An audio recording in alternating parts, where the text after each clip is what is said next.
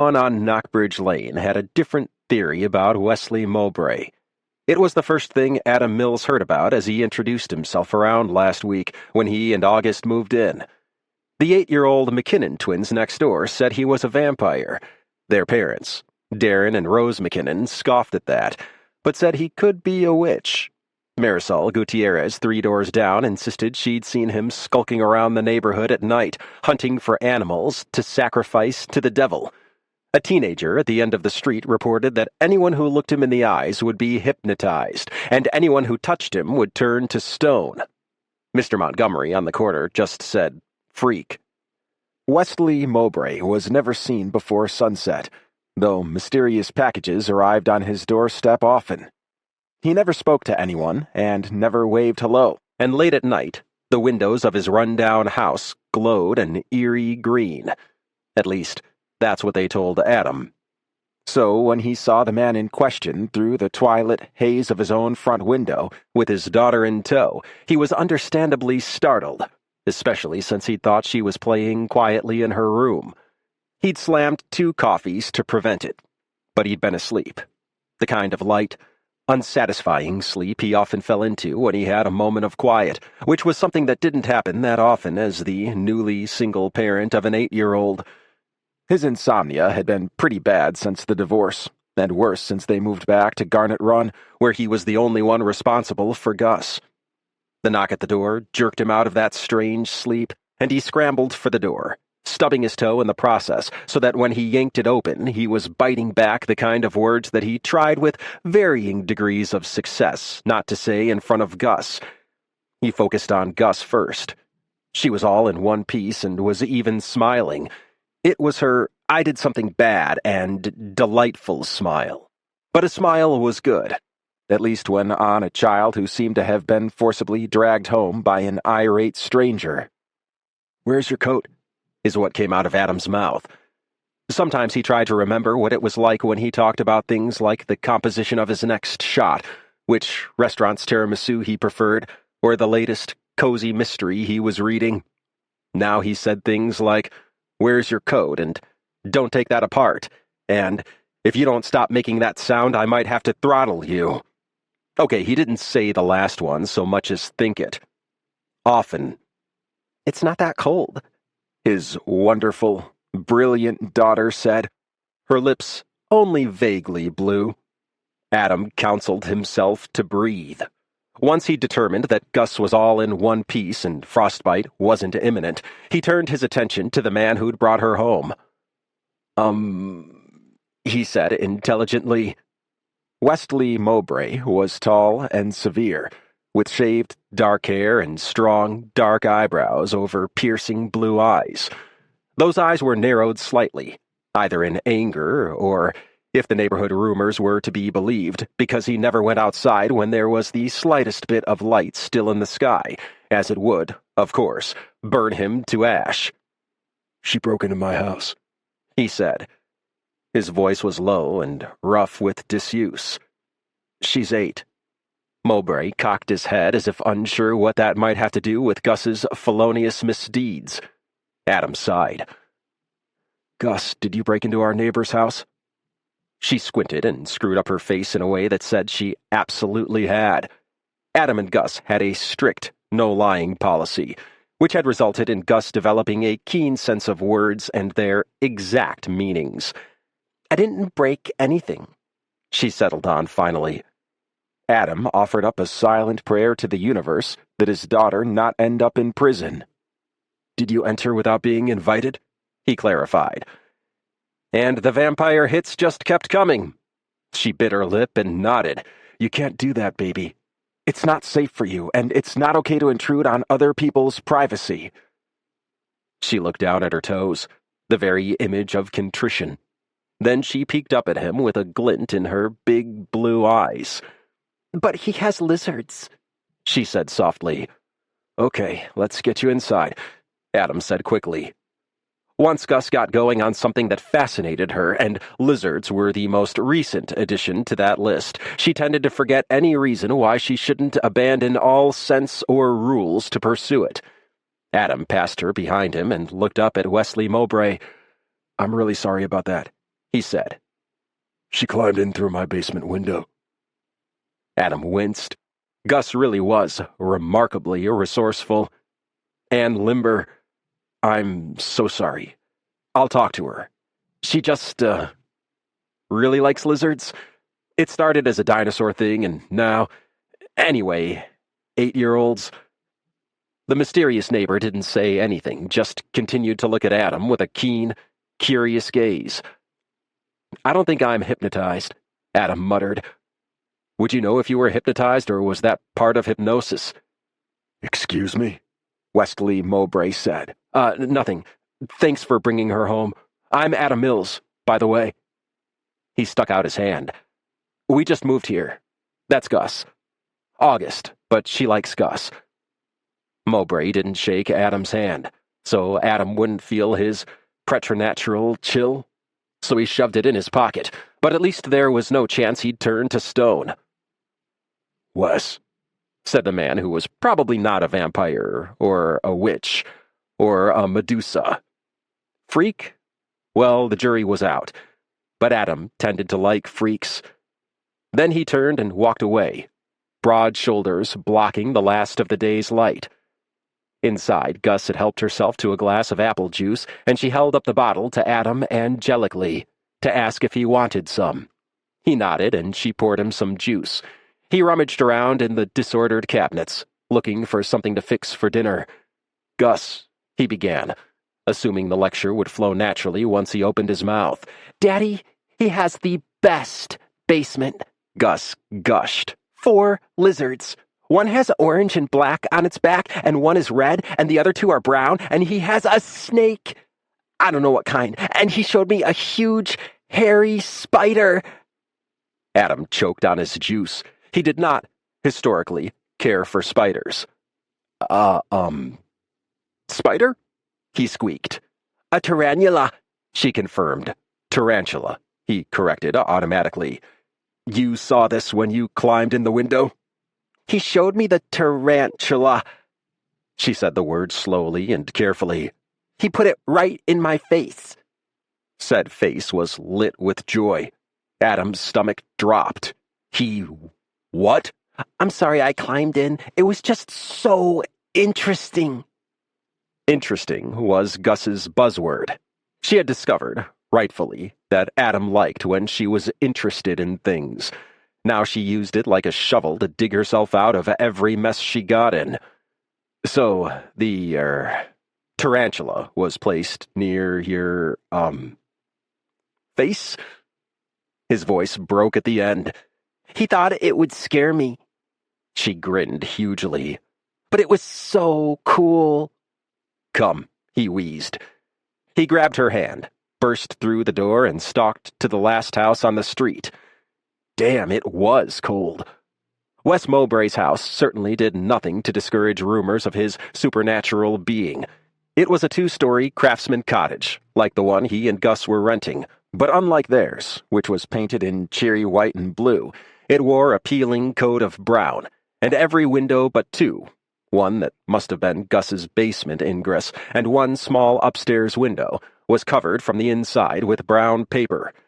The whole thing gave the house the look of a crumpled paper bag. A crumpled, gothic paper bag. Adam felt a momentary pang of pity for Wes Mowbray, maligned and gossiped about by neighbors, living in this depressing paper bag of a house. But then he remembered what had brought him over here, and he steeled himself to ring the doorbell. It took ages, but after several more rings and some angry knocking, the door creaked open, and Wes Mowbray peered out, looking very confused. You, Adam accused with a practiced pointer finger to Wes's face. A tarantula in my daughter's face? She broke into my house, he said simply. I don't care. You do not shove poisonous, terrifying, Adam shuddered, creepy spiders in children's faces. You're scared of spiders?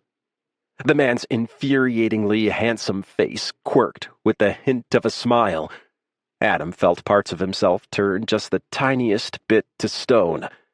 He squared his shoulders and drew himself up to his full, admittedly not terribly imposing height.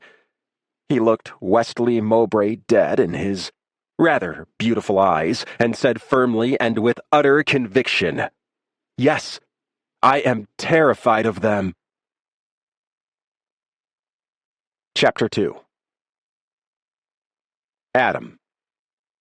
Adam's younger sibling, River, was a literal angel. You, Adam told them, are a literal angel. They rolled their eyes, but looked pleased.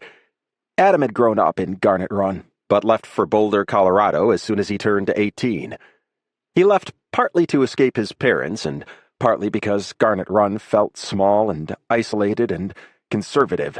And yeah, okay, partly because he met the new boy in town and followed him, thinking they'd be together forever, like in the swoony old Hollywood romances that his grandmother favored. And they were together. For a while.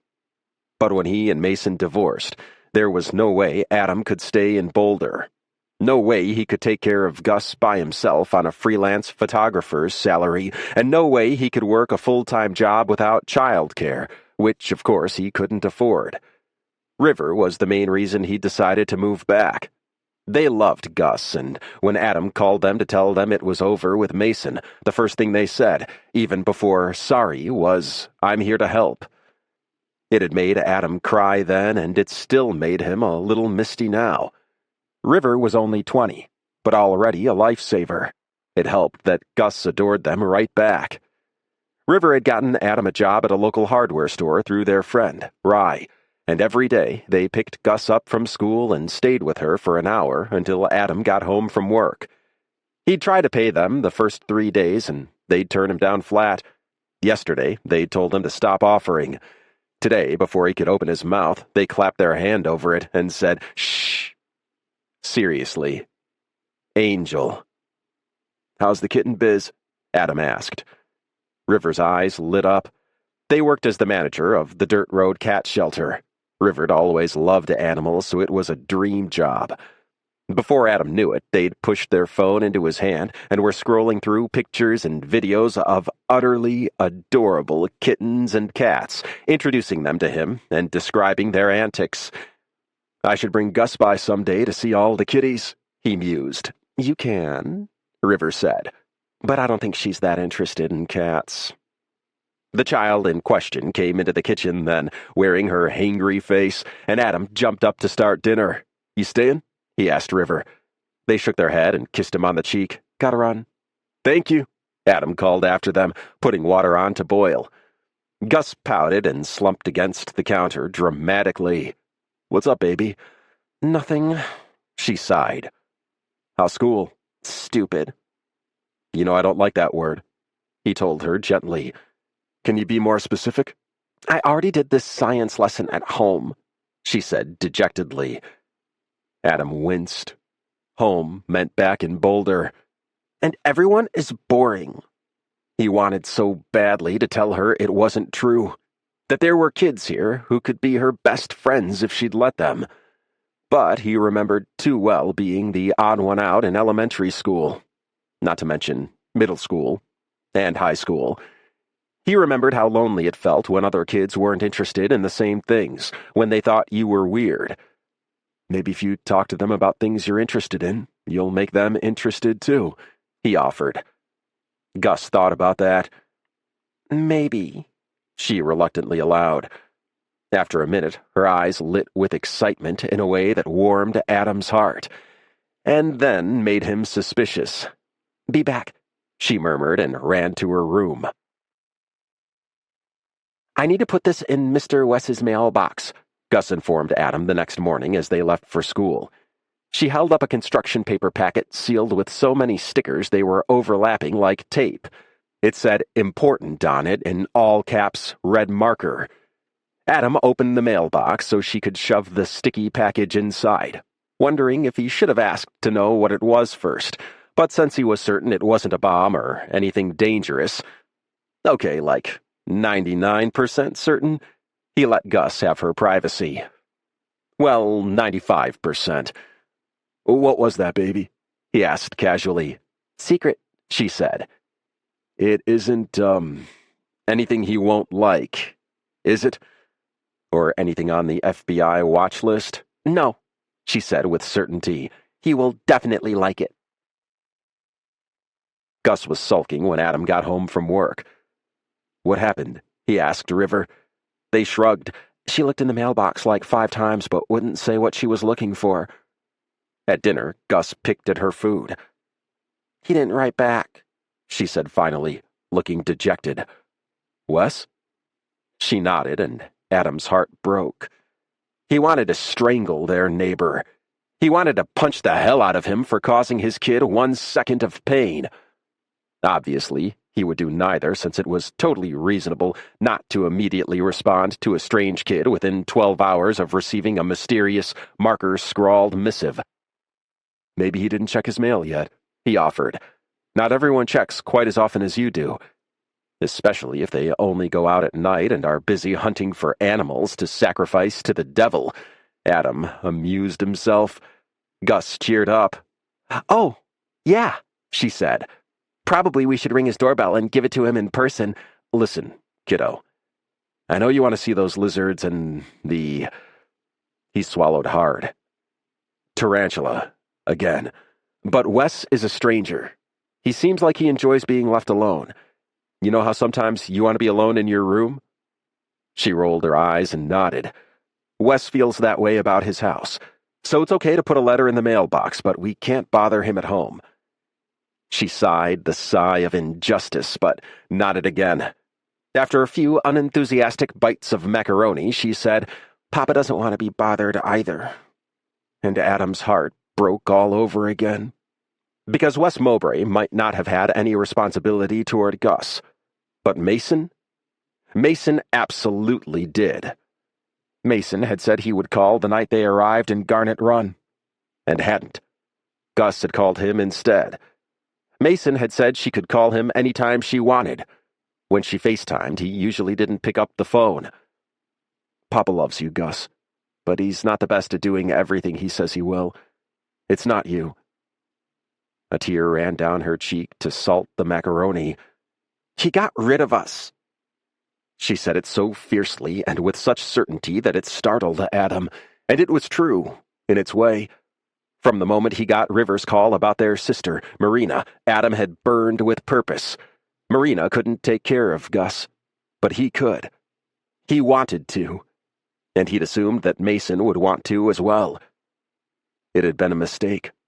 A genuine one, but a mistake nonetheless, and as much as he wished he could blame Mason for that, it was undeniably reasonable for a young man who'd never thought about kids to be less than enthusiastic about suddenly having one.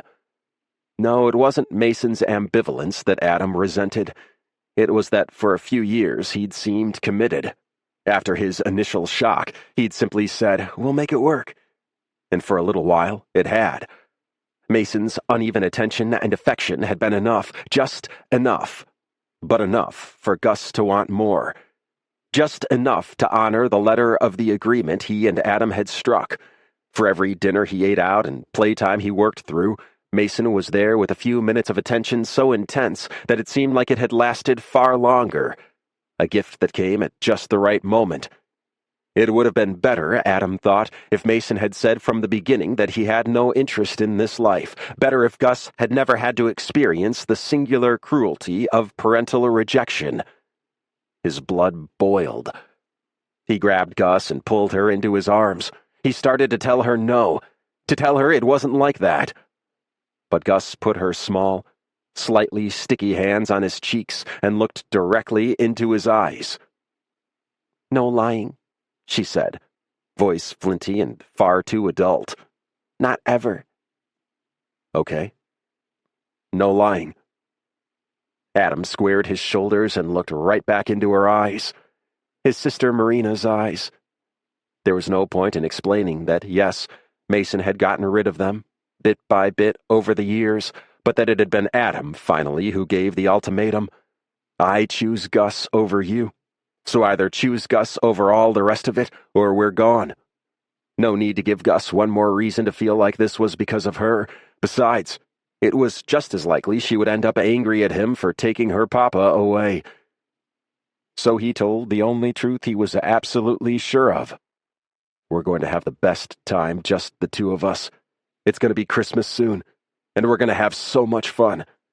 I love you to the moon and back, and nothing will ever change that."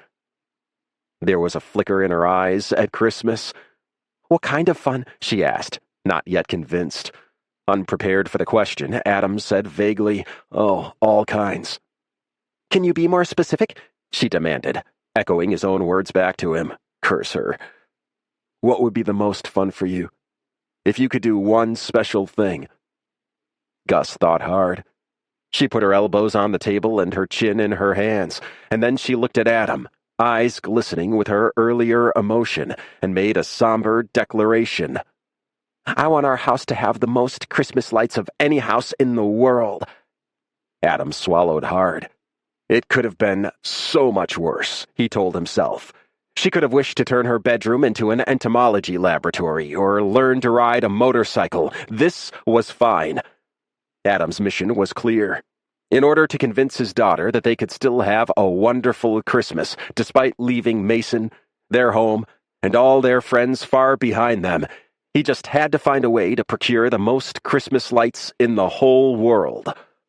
What could possibly go wrong?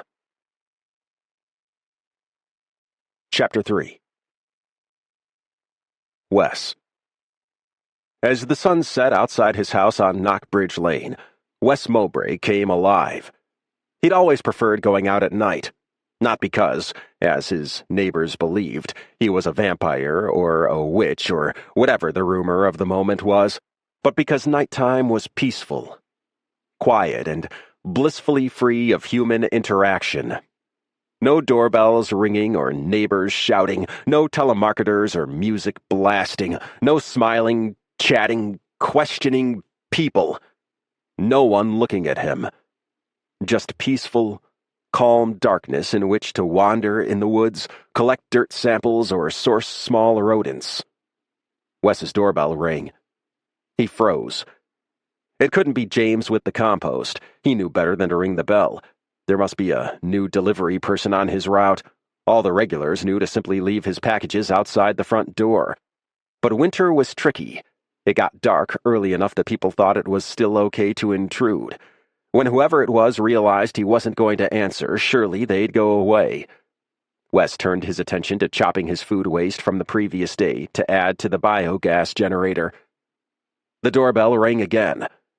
Wes stalked to the front door and threw it open, ready to inform the new FedEx employee of the agreement he had that his packages simply be left outside without disturbing him. But it wasn't a delivery person. It was the new kid from across the street who'd crawled through his basement window. She stood on his front stoop, arms crossed and face twisted in a scowl. "You didn't write me back," she said, and her voice was softer than her posture, like perhaps anger was a cover for disappointment. Sadness. Wes was familiar. "What?" "Didn't you get my letter?" Wes glanced at the mailbox he never checked. Anything he cared about came through via email. "No." "Oh, that's what Daddy said." As if conjured by his title, the father in question came running across the street. Wes had watched Adam Mills move in the week before through the periscope mounted on the side of his house. He might not have wanted anyone to look at him, but he certainly watched them. Adam and his daughter had arrived in a medium moving van, and Adam had unloaded his belongings himself, with the help of one other person. He had introduced himself to every single neighbor that happened past. Only, of course, they hadn't happened past. They had coordinated trips to the mailbox and the grocery store with times when Adam was outside, so they could scope out the new addition to Knockbridge Lane. Wes had lived here for 4 years. He knew the routine. They'd tried it on him, too. And they'd failed. But Adam was friendly. Talkative. Normal. "Gus, Jesus, you scared me," he said.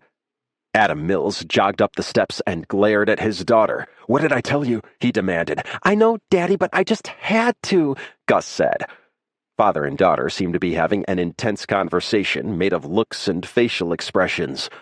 Wes cleared his throat. "I'm really sorry," Adam told him, and slid a hand around Gus's small shoulder. "It's in your mailbox," Gus said, Write me back, okay? She looked so intent that for a moment, Wes considered that perhaps this was a cry for help. But then she pouted at him and spoke sweetly. Couldn't we please see your tarantula again, just for a second? Tarantula, Wes corrected. He shot a glance at Adam, who had gone pale and shrunk backward, hand that had been on Gus's shoulder hanging in the empty air. No, no, Adam said desperately. We can't bother Mr. Mowbray.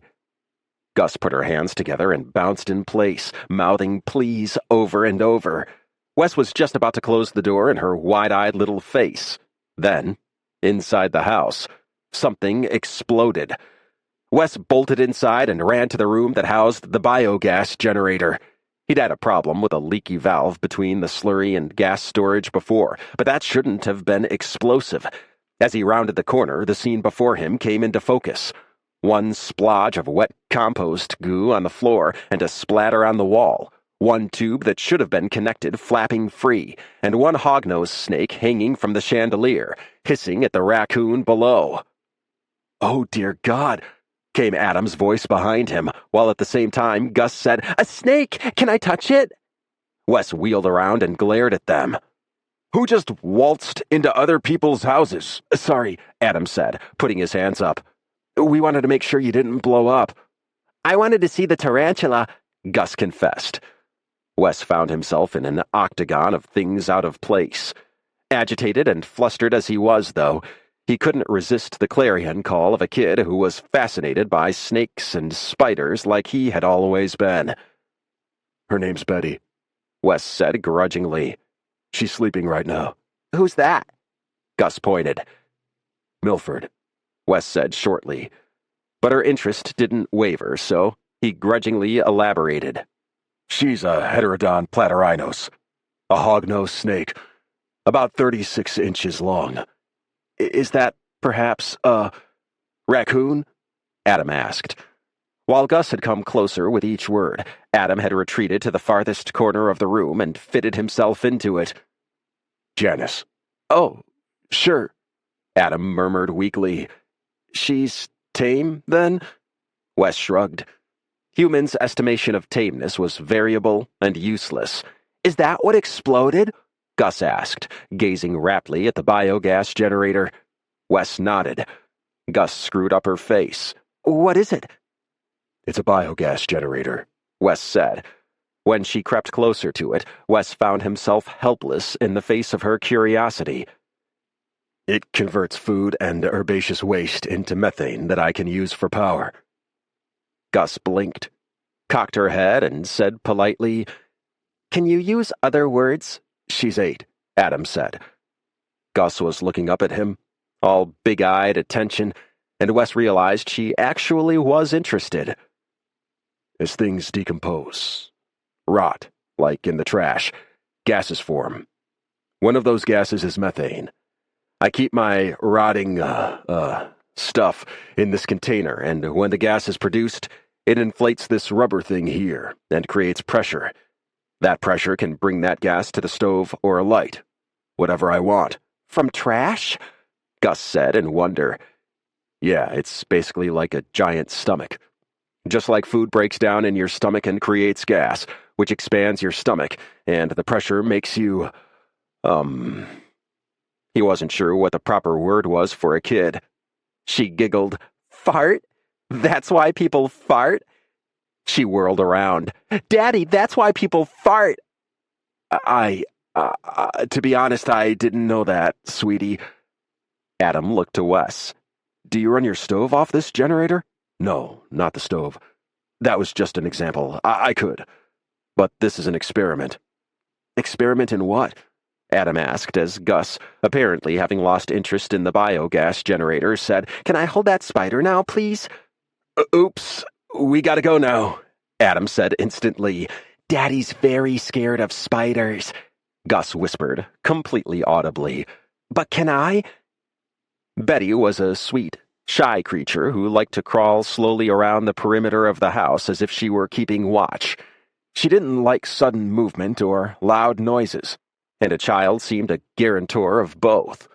Wes didn't want to let Gus hold her, but most children, most people, thought of tarantulas as terrifying, dangerous threats.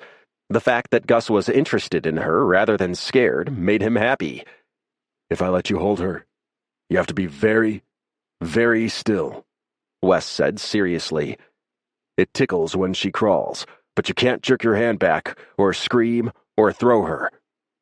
His heart began to pound at the idea of his sweet baby being squished or thrown by a careless hand. Maybe it's not a good idea, he said, reconsidering. I won't, Gus said solemnly. I promise. Wes took a moment to plan precisely how he would swoop in and rescue Betty at the first sign of trouble. Gosh, Adam said weakly from the corner. I'll just... He began to edge toward the front door, shoulder blades glued to the wall. That was the typical response. Wes went into the kitchen where he'd last seen Betty. She was on the windowsill, looking regal in repose. Hi, baby, he said softly, running a finger down her back. You okay? Betty crawled onto his hand, her body a velvet weight in his palm. In the other room, Adam was almost to the front door. Even though Wes thought tarantulas were amazing and beautiful creatures, he did understand the fear of them was significant, and he didn't want to upset Adam. He seemed like a sweet man, a caring, kind man, even if he had pushed his way into Wes's house. So instead of holding his hand palm up so Adam couldn't help but see Betty crawl, Wes angled his body between Adam and his lightly cupped hand. Oh, God, Adam wheezed. I'm so sorry. I just... Oh, Daddy, Gus said absently. Then, oh, she's so cool. The sound of a slamming door echoed through the house. Put your hand down on the table, Wes said. Gus put her hand down, palm up, and Wes deposited Betty a few inches away. Betty crept close, then felt Gus's finger with her front legs. Gus's eyes got wide. How old is she? I'm not exactly sure. I've had her for about 10 years. Females can live to be 30 or so, though. Why's her name Betty? Why's your name Gus? It's short for August. It's short for Elizabeth, he retorted, which wasn't true. But why? Wes stared, and Gus stared right back. But she still didn't move her hand, which Betty was crawling onto. Wes scrubbed a hand over his shorn hair. He didn't care to untangle the serpentine path his brain had taken to associate the tarantula with Betty Page, especially since an 8-year-old would surely have no idea who she was. She just... he said slowly. She looked like a Betty. Gus nodded, accepting that answer. For a while, she observed Betty closely, not seeming to see anything else. My mom named me August, she said finally, stroking Betty with a gentle finger. 'Cause I was born in August. Your mom doesn't live with you guys? Wes heard himself ask. He made it a habit not to initiate conversations, but the kid was already in his house, and he found himself oddly curious about Gus and Adam Mills. Gus shook her head. I never lived with her. Daddy took me right after I was born. My mom is Daddy's sister, but we're not friends. She lives in Cheyenne, but I don't see her. I'm friends with River, though. River's Daddy's other sibling. Daddy says River's a literal angel. They watch me after school now that we don't live at home anymore. Wes smiled at literal angel. Where's home? Where we used to live in Colorado, with Daddy and Papa. She frowned and got quiet. Wes didn't know what made him ask the next question. As a rule, he didn't ask personal questions of strangers. People tended to take them as an invitation to ask questions of their own. Your dad's gay? Gus's eyes shot to his, her expression utterly fierce, though the hand holding Betty remained completely still. Yeah. You got a problem with that? If looks could maim, he'd have been on the floor right now. Wes admired her protectiveness. No. In fact, his heart was beating faster for quite the opposite reason. You better not be mean to my daddy, Gus said, still vivisecting him with her stare. And Wes found himself in the strange position of wishing he had someone as fierce as this tiny 8-year-old to have his back. I won't, Wes said. I promise. That seemed to placate Gus. Speaking of which, You should probably go make sure he's okay. She sighed. Yeah, poor Daddy. He was so scared. She grinned at him conspiratorially. Wes was surprised to find himself smiling back at her. He really was. Very slowly and carefully, Gus stood up and deposited Betty in Wes's outstretched hand. Thanks for letting me hold her, Gus said, and headed for the front door. With her hand on the knob, she turned back to look at him. Can I come back sometime? Hold her again? Wes saw the hope in her eyes, and even though it went against every instinct of privacy and self-preservation he'd cultivated in the 4 years since leaving L.A. for Garnet Run, Wyoming, he said, Yeah. Okay. Chapter 4. Adam. It was absolutely essential that Adam distract Gus from her burgeoning obsession with Wes Mowbray, and, by extension, her obsession with— Adam gulped at the thought— tarantulas. And honoring her Christmas wish was just the way to do it. Hey, Charlie? Adam asked his new boss. Do we have more Christmas lights? More than the ones on display? He asked patiently, gesturing to the charmingly lumberjack-esque holiday display at the front of the store. It was only the beginning of November, but people were already decorating. Matheson's Hardware had been around for as long as Adam could remember, but he'd never set foot inside it until River got him an interview with owner Charlie Matheson last week. Charlie was a big bear of a guy who was helpful and kind to every customer and then turned around and was equally helpful and kind to everyone else.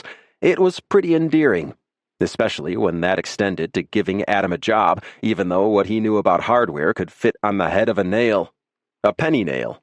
See, he learned that lingo on his first day at work. Charlie's partner, Rye, had started the Dirt Road Cat Shelter, which River managed, and River spoke of him in reverent tones. It seemed it was Rye Adam was replacing, as he didn't have time to work at Matheson's anymore, given how well the shelter was doing. Rye was heavily tattooed, with long, messy dark hair and eyes the uncanny gray of a morning storm.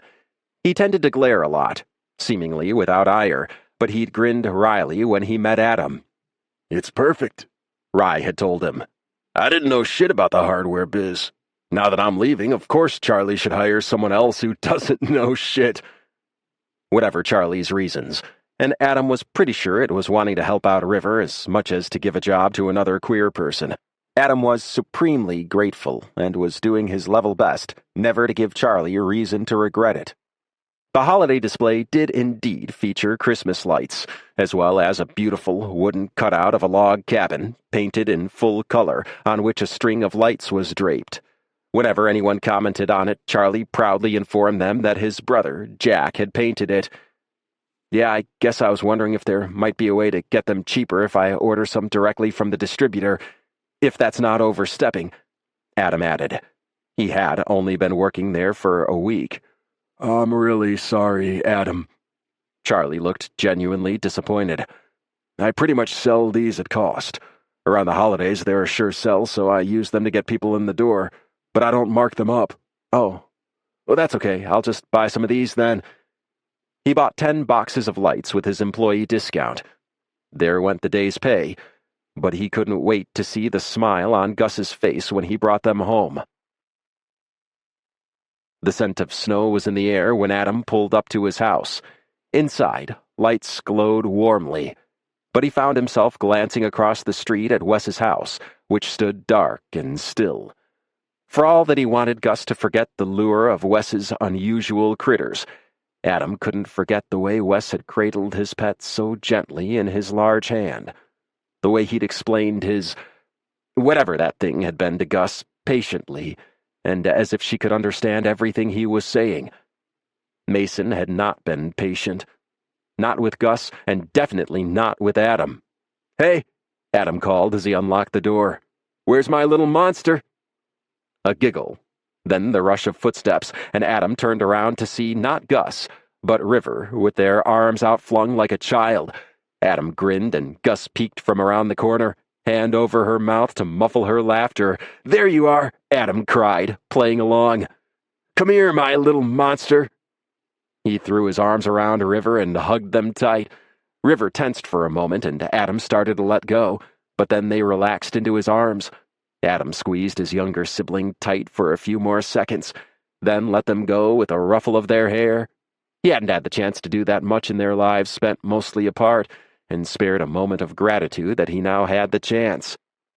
No, me! Gus yelled, running straight at Adam and plastering herself to him. Here's my other little monster. She nodded, and he swung her around until they were both dizzy. What's that? Gus asked, recovering quickly, pointing at the large brown paper bag with Matheson's hardware stamped on it. Look inside. She poked her nose inside and grinned. Lights for me? Lights for us, Adam said. Lights for us, Gus echoed politely. Then to River she said, I'm gonna make our house have the most Christmas lights in history. Whoa, River said. That sounds beautiful. They turned to Adam and added under their breath, and expensive. Adam grimaced. He hadn't quite realized the expense when he'd agreed to this project. Can we put them up? Gus was already tearing open the boxes. Sure. You want to help? Adam asked River. Nah, I'm gonna take off. Gotta check on Hydra. I hope that's a cat. River flushed. Yeah. Bye. Bye, River, Gus yelled without looking up from her task. Lights freed from their boxes, they went outside. Immediately, Adam realized their first problem. He didn't have a ladder. Shoot, sorry, sweetheart. I'll get one from work tomorrow. Adam quickly budgeted for that and wondered if Charlie would lend him one, just for the weekend. Maybe Wes has one, Gus suggested slyly. Or maybe one of our other neighbors. I'll ask. And with that, she ran off. Adam knew he should stop her, but he couldn't deny that mysterious, reclusive, frankly weird Wes Mowbray had gotten under his skin. Instead, Adam followed his daughter to Wes's front door. It opened faster this time, and Wes looked less confused to find them there. Hi, he said, his frown only at 25% this time. One of the neighbors Adam hadn't met yet, a woman who lived with her daughter at the end of Knockbridge Lane, drove past and craned her neck to look at them. Adam raised a hand in greeting, and she snapped her eyes front. Wes took a step back into the shadows of the house. We're hanging Christmas lights, Gus announced. Want to help? Oh, honey, that's not... We don't... I thought... we were wondering if you had a ladder we could borrow. You don't have to... That is, you can if you want, but... Adam physically forced his lips together to prevent more gibberish from leaking out. Wes was looking at him intently. Then he glanced at Gus. She was vibrating in place like a whippet in a snowstorm, eyes huge and hopeful. Okay, Wes said. Adam gaped. Yay! Yes! Yay! Gus cried and darted inside. Can I see Betty? Adam and Wes looked at each other, and Adam felt like Wes could see right through him. You don't have to, Adam said. I accidentally promised Gus the biggest Christmas light display in the world, and, Every time he said it out loud, it sounded more unrealistic than the last. Wes raised an eyebrow, but said nothing. He kept looking at Adam like there was a mystery he was trying to solve. Wes? Gus's voice sounded more distant. Can I touch this snake? Oh, God, I'm sorry, Adam said. Then the words registered and panic ripped through him. Wait, snake? She's not poisonous. Don't worry. That was actually not what Adam's reaction had been in response to, but he made himself nod calmly. Good. Good. Are you coming in, or... Oh, nah, I'll just wait here, Adam said extremely casually. Don't mind me. Yep, fresh air. I'll just... Here's great. Wes smiled for the first time, and it was like nothing Adam had ever seen. His face lit with tender humor, eyes crinkling at the corners and full lips parting to reveal charmingly crooked teeth. Damn, he was beautiful. Wes! Wes! Gus ran up behind him and skidded to a halt inches before she would have slammed into him. Can I? You can touch her while I get the ladder, Wes said. Gus turned to Adam. Daddy, do you want to touch the snake? She's so cool. Adam's skin crawled. Nope, you go ahead. Adam sank down to sit at the top step and wait. The sun was setting, and it painted the expanse of Knockbridge Lane in muted pinks and purples.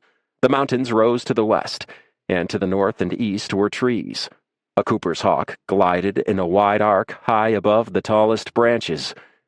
It was beautiful here. There was no denying. Adam hadn't left all those years ago because it wasn't a beautiful place to live, but no amount of natural beauty could make up for living with parents like his. The door opened and Gus barreled out. "Oh my God, Daddy, she set her on my neck like a scarf." Gus's eyes were bright as stars, so Adam swallowed down his nausea and smiled right back. "That's so cool," he said weakly. "So cool." Gus shivered with delight. "You know how everyone said Wes was a vampire and a witch and stuff?" "You know better than to believe everything people say, don't you?" Adam admonished.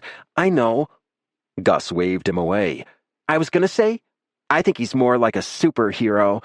He has all these sidekicks, and he knows how to do everything." Gus pulled the door shut and skipped toward the garage. Adam trailed along in her wake. He was embarrassed to admit it, but he was just the tiniest bit jealous of his daughter's worship of Wes. Wes came out carrying a ladder, a hammer, and some nails. "Penny nails," Adam said absently. When they'd lugged the ladder across the street and stood in front of their house, Adam said, "Okay, Gus, your call. Where are they going?" "Can I go on the ladder?" she asked excitedly, eyes wide. No, baby. Sorry, it's too dangerous." She pouted, but shrugged. "Because I might have a heart attack," he muttered. "Let me guess," Wes said. "You don't like heights?" Adam rounded on him, instantly defensive. "Why would you say that?" His whole life, people had looked at his small stature and his sexual orientation and his sensitivity and assumed he was weak and scared. And yeah, okay, he was afraid of some things, but it was natural to be afraid. There was nothing wrong with it. Tarantulas and snakes could be poisonous. It was self-preservation to fear them. He wasn't upset that he was afraid of things. He was upset that people thought being afraid meant being weak. And Adam Mills was definitely not weak. Wes looked taken aback. "You just seemed really worried about Gus going up, so I thought, I don't know. Sorry?" Adam internally cringed at himself for being so defensive. "Oh, right, no problem. That's just because she's, a very small child." Wes nodded. "I don't really know much about children." "Surely you at least were one," Adam said, trying to lighten the mood he'd cast in darkness. Wes just blinked. "Not this kind." "What kind?" He shrugged and walked onto the porch, then around the side of the house. "Here's your outlet," he said. Gus pointed to the front of the house. "Let's put them there, like an outline of light." Adam nodded and gathered the lights under his arm. Then he began to ascend the ladder. The truth was that Adam was afraid of heights, but he would be goddamned if he was going to admit that in front of Wes now. "Are you okay, Daddy?" Gus sounded concerned, and Adam realized he'd stopped 4 rungs up the ladder. "Uh-huh. Fine." His voice broke, but he made himself keep climbing. From the top of the ladder, Adam surveyed the neighborhood below him. This, it turned out, was a huge mistake. "Oh God, oh God, oh God, oh God, oh God, oh God! It's tall, this is tall, high, up here, this is dangerous. How many people die each year in routine Christmas decorating accidents?" "Careful, Daddy," Gus said. Wes said, 300 ladder-related fatalities annually in the U.S. I would have thought it'd be higher." Adam squeezed his eyes shut and forced himself to unclench the claw of his fist from around the lights enough to find the end of the strand. "Here's 10 years of Christmas-related injuries." Wes scrolled on his phone. "Wow. 134,281 people were sent to the ER with holiday decoration-related injuries from 2008 to 2017. God, who knew?" Adam's whole body was rigid, and he heard himself make a tiny whimpering sound that he hoped didn't reach the ground. "They're not straight, Daddy." Gus called helpfully from the ground. Adam, who was at the moment trying to figure out how on earth it was humanly possible to lift a string of lights, unpocket a nail, hammer in said nail, string the lights on the nail, and move the ladder to another position without falling to his death, just said, "Thank you, baby." After a great deal of ladder moving, because no thank you, Wes, Adam did not want to simply climb onto the roof, thumb hammering and light adjusting, Adam got all 10 strands of lights hung. He climbed down the ladder slowly, feeling extremely pleased with himself, triumphant, even. He let out a pleased sigh, slung his arm around Gus's shoulders, and looked up at what he'd just accomplished. And looked, and tilted his head and looked some more. "Huh," he said. Wes echoed. The 10 strands of lights barely outlined the front triangle of the roof, and even though they twinkled merrily in the darkness, the lights looked sparse against the clear sky full of stars. "That," Gus declared, "is not the most lights in the world." Which, frankly, was what they were all thinking. "We'll get more, sweetie," Adam said, wanting to cling to the sense of triumph he'd felt only seconds before. "This is just a start." Gus nodded seriously. "Okay," she said. The okay got him. Gus trusted that if he said something would happen, it would happen. He treasured her trust more even than her love. It was something he would never betray, which just meant he needed to figure out a way to acquire more lights. Lots more. So many more that whenever Gus looked at them, she would stop thinking about Boulder and their house there. She would stop thinking about the friends she'd left behind. And most of all, she'd stop thinking about Mason, her papa, who, when Adam's ultimatum came, be a part of their family or have no say in it, chose a life of freedom over being a father. So many more that Gus would gaze at them and think only about how beautiful it was here, and how cozy their little house was. What a great holiday they would have together, and how very, very much Adam loved her. Now, if he could just figure out how to do that without bankrupting them, or becoming the 301st ladder-related fatality of the year in the process. Chapter 5. Adam. Adam hadn't posted anything on his Instagram account for a month. He hadn't thought much about it, since he hadn't done a photo shoot since before they'd left Boulder. No, that was a lie. He had thought about it. In the wee hours of the night, when he couldn't sleep, when he put on the glamorous films from the 40s and 50s that his grandmother had loved and watched the way the light flickered on the living room wall more than he watched the films themselves. He thought about it. He thought about what it felt like to see the world through the lens of his camera, how he could write or rewrite the story of any scene just by what he focused on and where he cropped the image, how he could document the way a feeling or a certain fall of light changed a person's face entirely. He missed it so much it made his chest tight and his stomach hurt. But he couldn't let himself think about it in the light of day, because if he did, he'd question every choice he had made. Now he opened his account, ignored the notifications of friends and followers asking where he was, considered looking at Mason's account, and instantly rejected the idea, then uploaded a picture of the tangle of Christmas lights he'd taken before ascending the ladder and posted a call for help. "Hello, friends. I've been busy moving house with my daughter, but here I am, and I'd love your help. If anyone is in the Garnet Run, Wyoming area and has fairy lights to spare, any type, I could really use them. My daughter and I are working on a Christmas project. I'll post pics when it's done." 4 days later, life having driven the post completely from his mind, he arrived home from work to what appeared to be a bag of trash in his driveway. Irritated at whatever neighbor had decided to dump their garbage here, he got out of the car, muttering loudly, picked up the trash bag between 2 fingers, and moved to deposit it on the curb. Then he saw the note taped to the side of the bag. "Hi, Adam. Big fan of your work. My mom had these in her garage and hasn't used them for years, but they still work. Good luck with your Christmas project, and welcome to Wyoming. Matt." Tears filled Adam's eyes. The bag had 4 neatly coiled strands of lights that, to be fair, did look as though they'd spent more than a few years in a garage. Still, they were lights, and Gus wanted lights, and Adam couldn't believe that someone he'd never met had taken the time to drop them off for him. Are you okay? Adam started. Wes stood in the shadows to his left, hands shoved in his pockets.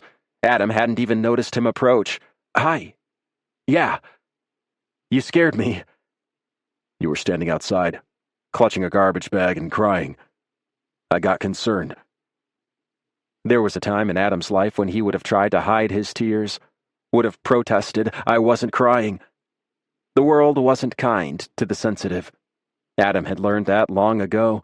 For years he'd believed that his feelings were too big, too deep, too tripwire reactive.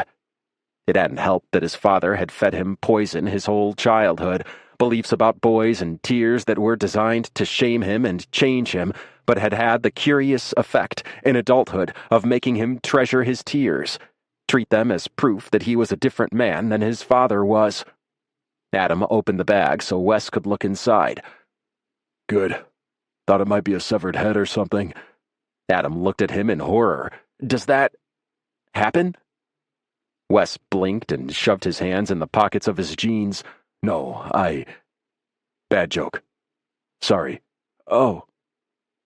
They stood in silence for a moment, and Adam realized it was the first time he'd seen Wes outside in the daylight, well, twilight, and he was lurking in the shadows. Adam said, "Do you want to help me put them up?" At the same time as Wes said, "Guess I better get home." Then they both said, "Oh," in unison. Before Wes could turn away, though, Gus burst out the front door, River close on her heels. "Wes! Wes!" she shouted, and threw herself at him. "Oof!" Wes said, but caught her handily. He didn't seem to know what to do with her, though, so he held her in the air for a moment, then set her down on the ground and patted the top of her head, like a friendly monster in an animated film. "What's that?" she asked, and dove into the trash bag. Good thing it wasn't a severed head, Adam said under his breath. Wes snorted. "Oh, this is my sibling, River," Adam said. River had a way of standing so still and quiet that you could forget they were there. Adam had no doubt it was a survival tool, but he felt guilty every time it worked on him. "River, this is Wes. He lives over there." Wes and River shook hands and nodded at each other, two quiet, self-contained people reaching out of their containment to make reluctant contact. Gus pulled lights out of the bag and tugged on Wes's jacket. "Can we please go borrow your ladder to hang the lights?" "Ladder's still here from last time." Wes pointed at it, leaning against the side of the house. "Oh."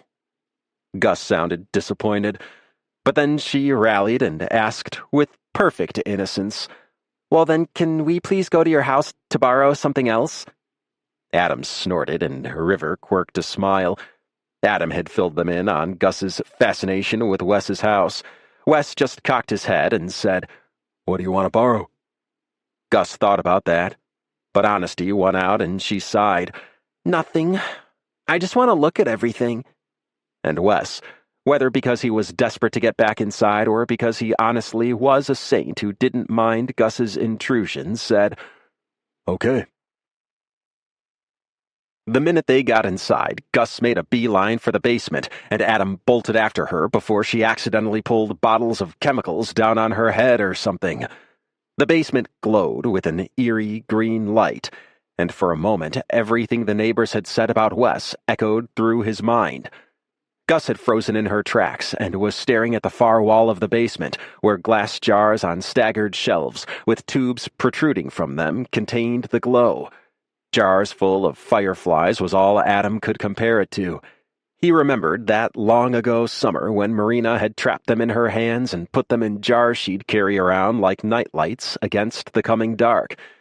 Adam had thought it was the most beautiful thing he'd ever seen, like stars brought down to earth, until he realized that with the lid on, the fireflies died. Their beautiful glow darkened forever. He'd cried when he found the first jar. Marina had been flippant. There would be more that night, and they could just collect another jar. His father had been scornful, but Adam had never intentionally killed another thing again. What is it? Gus asked, awed. I don't know. They're bacteria with luciferase enzyme and luciferin substrate, Wes said from behind them. Fed on methane. It mimics naturally occurring bioluminescence. Whoa, Gus said worshipfully. She got quite close, then turned to Wes. Can I touch it? You can touch the jar. She put her hand on it, then held her hand behind it so the glow traveled up her arm. Can you make anything glow? She asked. Theoretically, yes, Wes said. The basement was set up like a laboratory, and Adam peered at Wes in the dim, virid light, imagining him as a Victor Frankenstein type, all moody eyes, sharp cheekbones, and ill-fated passion for creating life. Ill-fated or no, Wes looked much more at ease in his house than he had outside. His hands were out of his pockets. His anxious, darting glance had been replaced by an intent focus, and his words seemed to come easier. What are these? Gus moved to pick up a non-glowing jar on the table, and Wes and Adam both lurched toward her. Honey, don't touch things without asking, Adam said, taking the jar from her before she could drop it by accident. However, when something inside it moved, Adam very nearly dropped it himself. Oh, God! What are they? Wes took the jar from him and cradled it to his chest protectively. Leeches. Adam's stomach lurched. Like, blood-sucking bugs? Leeches? Leeches aren't bugs. They're in the worm family, Wes said matter-of-factly. Do they really suck blood? Gus asked with fascinated glee. Like vampires? Well, not like vampires, Wes said mildly. Because vampires aren't real. Gus considered him. You know, everyone says you're a vampire. I know. And a werewolf. He winked at her, then howled. Adam started, but Gus laughed and then joined in the howls. Darren and Rose McKinnon said witch, Adam added. Wes nodded sagely. Yeah, that too. I'm a vampire-werewolf hybrid who practices witchcraft and worships Satan. I'm extremely busy. Adam laughed. Okay, but seriously, what's up with the snakes and spiders and leeches? Wes carefully set the jar of leeches down with a little pat, like the one he'd given Gus earlier. I like them, he said simply. I've always liked them. They're fascinating. He trailed a finger over an aquarium that Adam now saw contained several lizards. Everyone likes fuzzy things like dogs and cats. No one asks them why. But tarantulas are fuzzy and people find them terrifying. They love butterflies, but they think leeches are disgusting. People kill totally harmless snakes all the time because they're scared of them. He reached into the aquarium, and one of the lizards, a small black one with an orange back, scampered up on his hand. But if people spent as much time with lizards and snakes as they did with dogs and cats, they'd realize how amazing they are. They have personalities, too. All animals do. Adam edged closer to Wes. The lizard was very beautiful. It flicked its tiny tongue out like it was tasting Wes's thumb. He could acknowledge the beauty of the lizards, but the thought of that tarantula still filled him with utter horror. I don't mean to be scared of them, Adam said softly. But isn't it like human nature? No, Wes said. Wolves are a threat to humans too, and anyone confronted with them would be afraid of them. But we don't naturally jump back from dogs because of it. We learn to fear snakes and spiders because we only encounter them in threatening contexts. By surprise in nature or as villains in kids' movies. The way they move is unfamiliar, so we find it creepy. He was watching the lizard fondly. But if we grew up in a culture where everyone had snakes and tarantulas as pets, we would be much less afraid of them. It's considered strange to have a pet rat, but normal to have a pet hamster. They're both in the Chryseididae family, but we think one is cute and one is horrible. Let me guess, Adam said. You think rats are cute? Not especially. But I acknowledge that it's merely convention that makes people think they're less cute than hamsters. He looked at the jar on the table. Leeches are much cuter than hamsters, he said. Adam laughed, until it was clear Wes wasn't kidding. Can I hold a leech? Gus asked. Wes said, if you do, it'll bite you and suck your blood a little. Are you okay with that? Adam gaped. Gus asked, will it hurt? Not really. Gus shrugged. Okay, sorry, not okay. I would really prefer my daughter doesn't hold anything guaranteed to suck her blood. Well, I suppose it's not guaranteed, Wes began. Nope.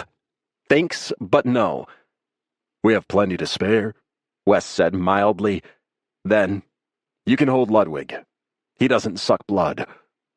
Wes held up the lizard that had scampered up his arm and onto his shoulder. Gus nodded and held out her hand. She stroked the small lizard's back and giggled with delight when it ran onto her wrist. Gus isn't scared of them, Adam said. No. Wes cast a fond, respectful look at Gus. Wes, what do you do? Adam asked.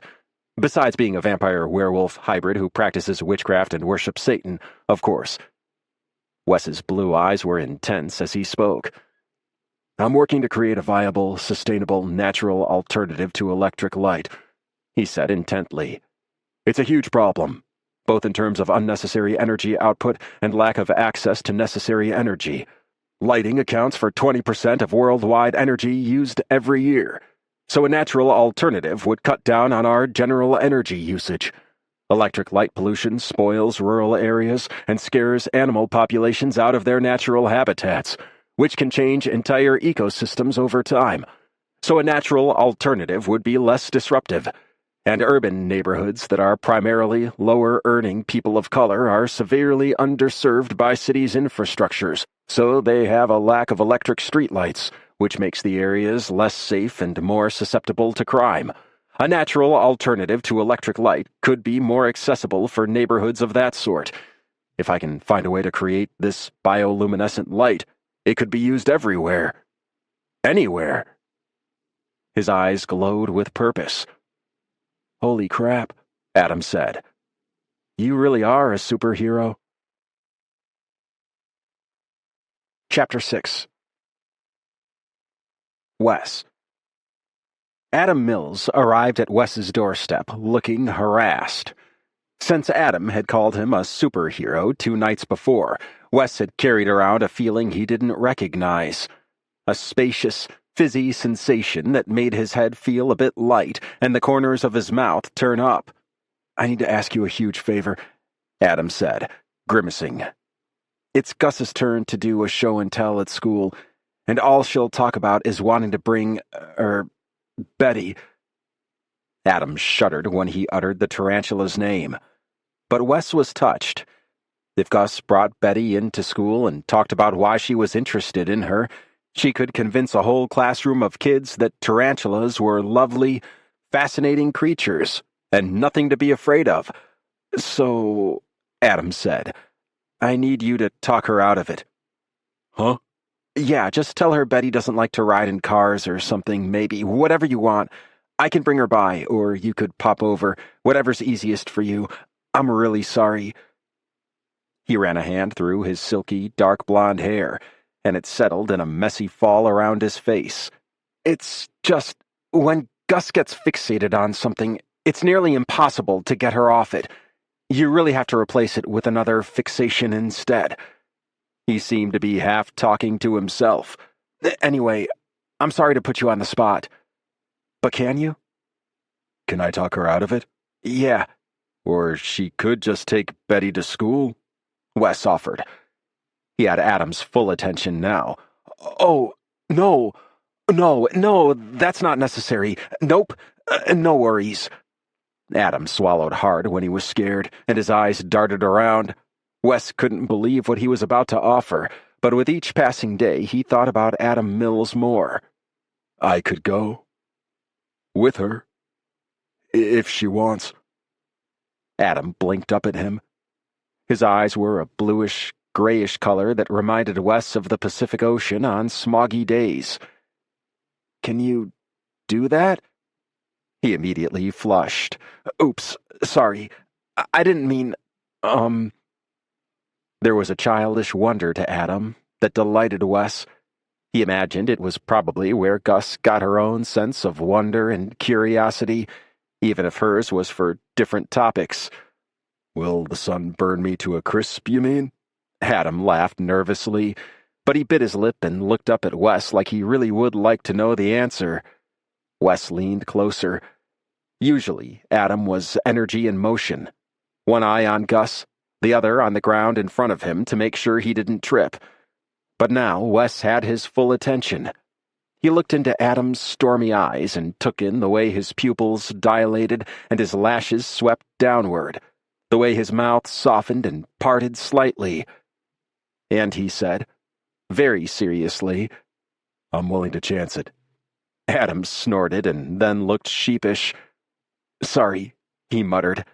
"I'm not a vampire," Wes said mildly. Then, in his best Bela Lugosi voice, "I am a day walker." Adam's eyes got wide, and Wes relented. "Do you believe in vampires?" he asked. "No," Adam said very quickly. Too quickly. "Not really." He scuffed the stoop with the toe of his worn sneaker. "I don't know. It's just as possible as anything else, isn't it? No, never mind. Forget I said that." He rolled his eyes at himself. Wes thought about it. Adam's statement seemed absurd on the face of it, yes, but Wes hadn't gotten where he was today by dismissing ideas without thinking about them just because they sounded impossible.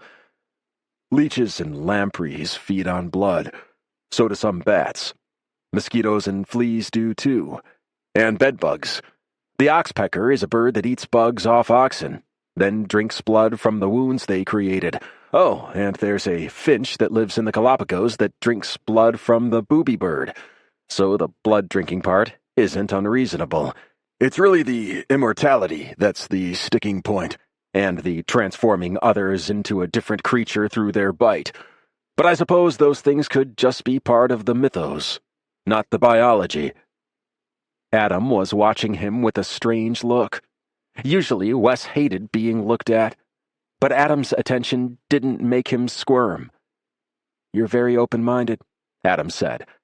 Wes shrugged. "It's just science." Adam regarded him in silence, like he'd forgotten why he'd come. "So, show and tell?" Wes prompted. "When is it?" "Huh? Friday. We leave at 8:30. "In the morning?" Wes said. "Yeah." Adam just looked at him. Wes had been trying to make a joke, but it had fallen flat. "Okay," he said, and moved to shut the door, embarrassed. "Thank you," Adam called.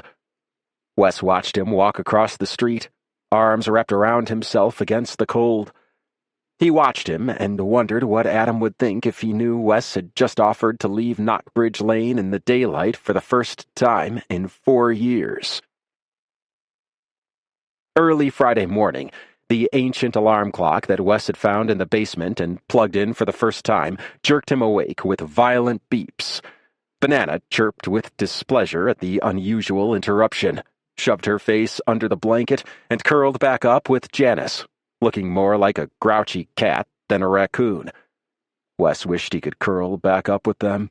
His nocturnal schedule was usually aligned with the raccoons, but today Wes dragged himself out of bed and into the shower.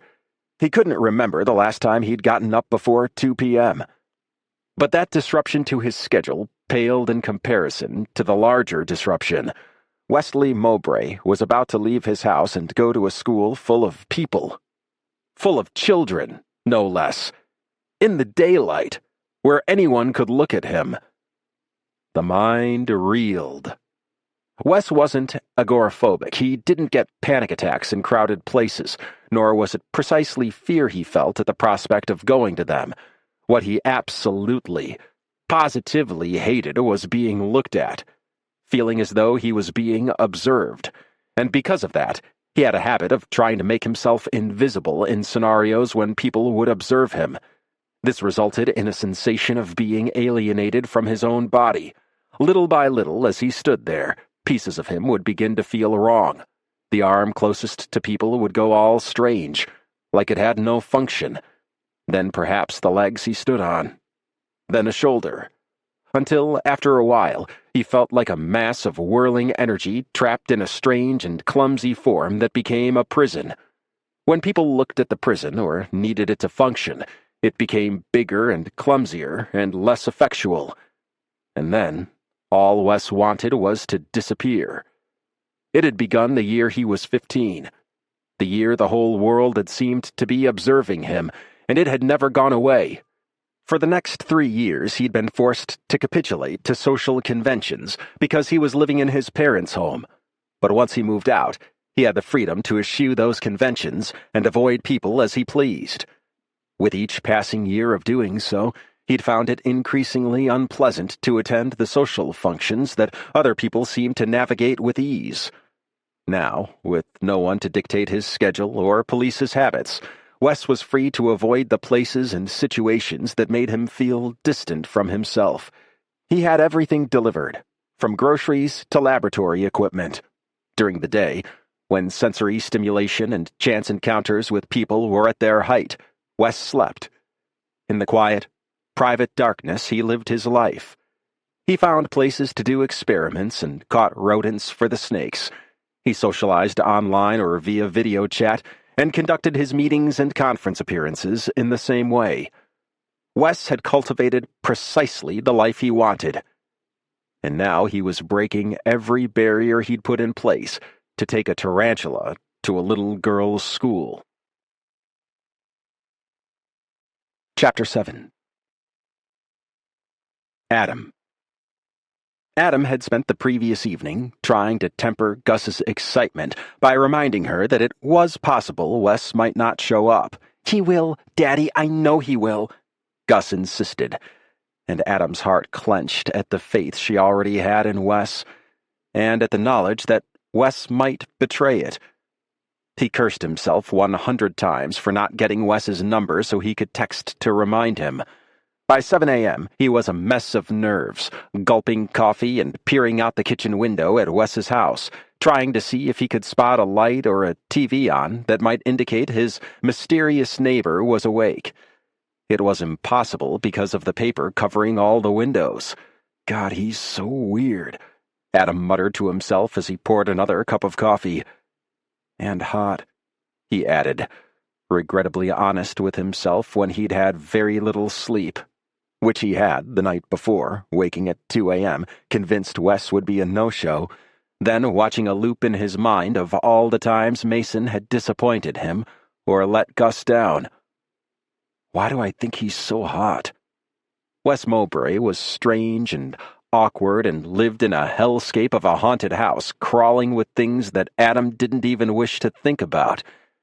He was also kind and generous, and obviously brilliant. He took Gus's interest seriously and didn't treat her like a kid. He loved animals that most people thought were creepy and was gentle with them. His blue eyes were warm and honest, and when he smiled, it made Adam want to smile. Well, I guess that's why. "Why what, Daddy?" Gus wandered into the kitchen, rubbing her eyes, wearing jeans, one sock, and her pajama top. Why, you're the greatest kid in the world. Gus rolled her eyes, but smiled a little, and Adam brushed her soft blonde hair back from her face. She had a spot at the back of her head that was always knotted from sleeping on it, and his heart swelled with tenderness whenever he saw it. "Can I have waffles?" she asked, leaning into his touch. Yeah, I'll make them while you go put on a shirt and another sock. She trudged out of the kitchen, and Adam popped a frozen waffle into the toaster. Absently, he added, learn how to cook, to his ever-expanding list of things to do. When the waffle popped up and Gus wasn't back yet, Adam nibbled on it absently and put another one in for her. Adam was combing Gus's hair as she ate her waffle when the doorbell rang. He's here! He's here!" she shouted and jumped up, knocking over the syrup jug. Adam dove for it and got a handful of syrup for his trouble, but did save the jug from rolling to the floor. He heard Gus open the door and Wes's quiet voice, but couldn't make out what he said. "Hi," Adam called from the kitchen. "Be right there." He washed his hands, cast a glance at the table, and decided to leave the dishes for later, and went to greet Wes. He had forgotten that for the duration of this outing, Wes equaled Wes and Betty. He caught one glance of the tarantula in her carrier and decided that actually the dishes absolutely needed to be cleared from the table this very instant. Adam deposited sticky dishes into the sink one at a time, taking deep breaths and saying to himself over and over again, "It's in a box, it can't hurt you." When he couldn't stall a moment longer, he steeled himself and went into the foyer. Wes stood there by himself, staring into space. "Gus went to get something," he said when Adam approached. "I put a covering on her." He held up the carrier that held Betty, now draped with a pillowcase. "Oh, God, thank you," Adam said. "I'm so sorry. I know she's just a spider being a spider, but I'm terrified of her." "I understand," Wes said simply. He was wearing brown corduroy pants and a rust-colored wool sweater under a navy wool peacoat. He looked warm and touchable, tarantula aside, and Adam found himself wondering what it would feel like to run his hand up Wes's back. Feel his warmth through the softness of the fabric. Gus skidded into the hallway, holding her favorite accessories, a khaki explorer-style jacket that was 1,000,000 times too big for her, and a beekeeping hat with a veil of netting that covered her face. She stuffed them in her backpack and announced, "Ready?" Adam smiled. "My little naturalist." Gus rolled her eyes because she thought naturalist sounded tame, but it was Adam's joke with himself, as when Gus was younger she'd refused to wear any clothing, running around the house naked, and he'd called her his little naturist. Adam buckled his seatbelt, and Wes slid in beside him, Betty on his lap. Adam gulped. Any chance Betty can sit in the back seat? Because if she gets out in the car, I will crash and kill us all." Gus giggled, but Wes must have heard the mounting tension in his voice because he solemnly placed Betty on the back seat, and then rested his elbow on the armrest between their seats, blocking any potential spider entry point. Adam silently melted. They got to school without incident, spider or vehicular, and Gus ran over to Abel, whom she described as having friend potential. Adam turned to Wes to thank him again for going to all the trouble of coming here today, but Wes wasn't walking with him. He was standing, pressed to the side of the car, eyes wild. "Hey, you okay?" Adam said softly, approaching on the non-tarantula side. "Yes," Wes said, though he clearly was not. Then, "I don't go many places." Adam almost made a flippant, unthinking comment like, "Me neither, since I had a kid," or "Not many places to go around here anyway." But he quashed the knee-jerk impulse to diffuse the awkwardness he felt and really looked at Wes. Wes wasn't being flippant. Wes didn't seem to ever be anything but completely genuine, in fact, except on the rare occasions he attempted a joke. He was holding himself completely still, and his eyes looked like he was elsewhere. Adam touched him very lightly on the shoulder. When he didn't recoil, Adam let his hand rest there. "How come?" he asked. Wes looked down at him, his blue eyes unsure. "I don't like people looking at me. It makes me feel very strange." Adam waited for more, but no more was forthcoming, and there wasn't really time now to ask all the questions he wanted to. Instead, he squeezed Wes's shoulder and said, "Well, there are at least 2 people here who think your brand of strange is pretty awesome." Wes blinked at him. Me and Gus, I meant," Adam clarified, feeling very corny. "I knew who you meant," Wes said softly. "Thanks." Gus ran over to them and bounced in place. Adam wondered, for the 4,000th time, if he had ever in his life possessed that much energy. "Come on! Come on!" Gus grabbed Adam's left hand and Wes's right hand and tugged them toward the school. Wes looked startled, but let himself be led. Adam caught his eye as they were dragged, like a V of geese, into the flock of children entering the building. He raised his eyebrows in question, and Wes gave him a slight nod. As they made their way down the hallway to Gus's second-grade classroom, Adam was struck with the memory of walking Gus into her first day of kindergarten. She'd held his and Mason's hands just this way, but had been so tiny she practically dangled between them. Mason had been flustered, wanting to find the right room and wondering aloud about the school, while Adam had worked hard to hold back tears at the thought of his baby going to school like such a big kid. Gus had looked up at Mason and smiled, and he'd been too distracted to notice. Then she'd looked at Adam, and he'd smiled at her big enough for both her parents. She had grinned, showing the gap where one of her front teeth had fallen out the week before, and Adam had felt a physical jolt of love so strong he couldn't believe he could function after. How was a parent to survive feelings of such enormity? How could he go about his daily life when another person held his heart in her tiny hand? It had never gone away. That feeling, though Adam now fancied himself a bit better at functioning despite it. Now, as if she shared his memory, Gus looked up at him and grinned just as she had that day more than 2 years ago. Adam smiled back at her and winked. Then Gus turned her head and looked up at Wes. As if he felt her eyes on him, Wes looked down at her and smiled. Adam's eyes filled with tears. He quickly blinked away. Wes was practically a stranger, at most, a neighbor. Adam had no business expecting anything from him, no matter how damn wonderful he was being. Expecting things from people was how you ended up disappointed, foolish, and heartbroken. Gus pulled them into her classroom and over to her teacher. Miss Washington, this is my dad, and this is Wes, and that's Betty. She's my show and tell. She pointed to the covered cage Wes held. That's great, August, she said brightly, bending down. Is Betty a hamster? A guinea pig? Gus reached out, and before she could unceremoniously whip the pillowcase off, surprising Miss Washington with a tarantula in the face, Adam grabbed Gus and threw an affectionate arm around her. He gestured Miss Washington away slightly and made a crawling spider with his fingers.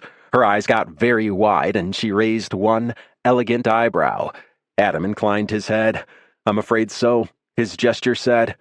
Without missing a beat, Miss Washington said, Why don't you sit down, August, and your dads can wait in the back with, Betty. Gus skipped off to her desk without correcting Miss Washington. From the back of the room, Adam could see how small Gus was compared to the other kids. He'd been small for his age, too. She was nearly bouncing in her seat, and she kept looking over her shoulder at them. She waved at Wes, and he waved back, a tiny movement of his hand at his side. Wes leaned in. They're so little, he mused. Yeah, isn't it weird? You don't feel little as a kid. You're always the biggest you've ever been. Adam wanted to ask Wes what he'd been like as a child. Had he been an amateur scientist, fascinated by dinosaurs and insects, as Adam imagined him? Had he always been so quiet, so self-contained? Or had that happened later, the result of his interactions with the world rather than the cause of them? When it was time for Gus's show and tell, she ran to the front of the room, pulling on her explorer jacket and beekeeping hat as she went. My show and tell is named Betty. She's a tarantula. Gus was grinning, her eyes wide with excitement. This was the moment Adam had been dreading. Not all of her classmates were going to be pleased with this addition to their number, and he didn't want to see the light in Gus's eyes dim with their rejection. A few of the kids exchanged scared looks, but many leaned forward, interested. Should I go up? Wes murmured. I think so. Wes strode through the aisles of desks, looking like a giant in a land of Lilliputians. He stood next to Gus, awaiting her command. Gus told the class a few tarantula facts that she'd read about in the insect compendium Adam had brought home from the thrift store, and more that Wes had clearly told her. Wes softly corrected her pronunciation of arthropod, and then it was time. Adam pinched his arm, telling himself that Betty was all the way across the room. She'd have to get past 20 second graders to make it to him. Still, he let his eyes unfocus as the pillowcase came off Betty's cage. It did help a little to think of her as Betty, rather than a spider. Betty lived with Wes. Wes held her in his hand. That meant it was all okay. Adam was concerned that his brain had begun to equate Wes with everything is okay. Wes held Betty's cage up so everyone could see. Then he told them he would take her out, but they had to be very quiet and very still. His voice was low and soft, and not a child moved or made a sound as he opened the plexiglass door and gently picked up Betty. He cooed to her, and she stayed in his cupped palm. Adam focused on Wes's face, pretending his hand didn't even exist. From across the room, as if he could feel Adam's gaze on his face, Wes's eyes snapped to his. Wes's expression was subtler than Gus's, but Adam saw in his clean, rough features the same joy, the same excitement, and the same desire to share that fascination with others. It was beautiful. He was beautiful. The children asked questions, and Wes answered every one. He told them what Betty ate, when she slept, and if she spun webs. When he told them that tarantulas shot silk from their feet, one of the boys called, "She's like Spider-Man," and Wes said, "Spider-Man's like her." The boy looked like his mind had been blown. For all their fascination with Betty, the kids were clearly nervous when Wes asked if anyone wanted to touch or hold Betty. No one raised their hand. Gus held out her cupped palms, and Wes placed Betty into them. Once they'd seen Gus touch Betty and lived to tell the tale, another girl's hand went up, and Gus put the tarantula into her palm very carefully. "Don't move, even when she moves," Gus told her seriously, as Wes had once told her. Once everyone who wanted to had held or touched Betty under Gus's watchful eye, Miss Washington called an end to show and tell. The class applauded, and Gus stood, grinning from ear to ear. As Wes and Adam walked out of the classroom and through the empty hallways, Adam touched Wes's arm, the wool of his sweater as soft as he'd imagined. "Thank you," Adam said. "Thank you so much for doing this. It meant the world to Gus, and to me." Wes looked down at Adam and seemed at a loss for words. Clearly, the experience in the classroom had meant something to him. "They weren't scared of her," he said. "Kids are brave. They mostly haven't learned to be afraid of things yet. The lucky ones, anyway. The ones who didn't have fear fed to them at home, where fear should never be. Like you said, I think we learn to be scared. And then once we're scared, we hate the things we fear because it's easier than working on our fear." Wes glanced at Betty's cage, once more covered with the pillowcase. Adam reached over and, very slowly, breathing deeply to ground himself, pulled the fabric away. He felt his heart start to beat faster, Betty's movements triggering a long-held disgust deep within him. He let his eyes go a bit unfocused so he could see her through a haze. This was Betty, Wes's beloved pet. She was an animal, like a cat or a squirrel. He watched her for a few moments and thought neutral thoughts about her. He didn't even notice he'd stepped back until Wes moved to put the pillowcase back over the cage. Wes's blue eyes were warm and soft, and he stepped toward Adam. Adam's heart was beating fast now for an entirely un-spider-related reason. Wes's mouth looked lush and soft, and his shaved hair looked like velvet. Wes pressed one broad shoulder into Adam's and said solemnly, "Thank you." Chapter 8. Wes. "You did what?" His friend's voice was at least an octave higher than usual. Wes had just told Zachary about Gus's show and tell. "But you mean an actual human child?" "Yes, a Homo sapiens child," Zachary snorted. His friend was one of the only people who could tell when he was joking. Zachary only lived 4 miles away, but they mostly spoke on the phone or via chat. Once in a while, Zachary would FaceTime him to show him something, but he didn't seem to mind that Wes preferred they never meet in person. How did the Halloween decorating go? Wes asked, realizing Halloween had come and gone without his notice. Excellent. I won. Obviously. Zachary lived on Casper Road, and every year the residents competed in a neighborhood Halloween decorating contest. Kids from all around the county went there and trick-or-treated. Zachary took it extremely seriously, not caring about the children or the neighborhood, only about the trophy that was bestowed on the house with the best decorations. He'd won every year he had lived on Casper Road, and approached the Halloween season with all the planning and dedication with which he approached his architectural blueprints, if a bit more of a competitive spirit. Congratulations. I'm sure you terrified the human children. Oh, to be sure. Wes could hear the smile in his voice. And I'm already planning for next year. It's going to be truly epic.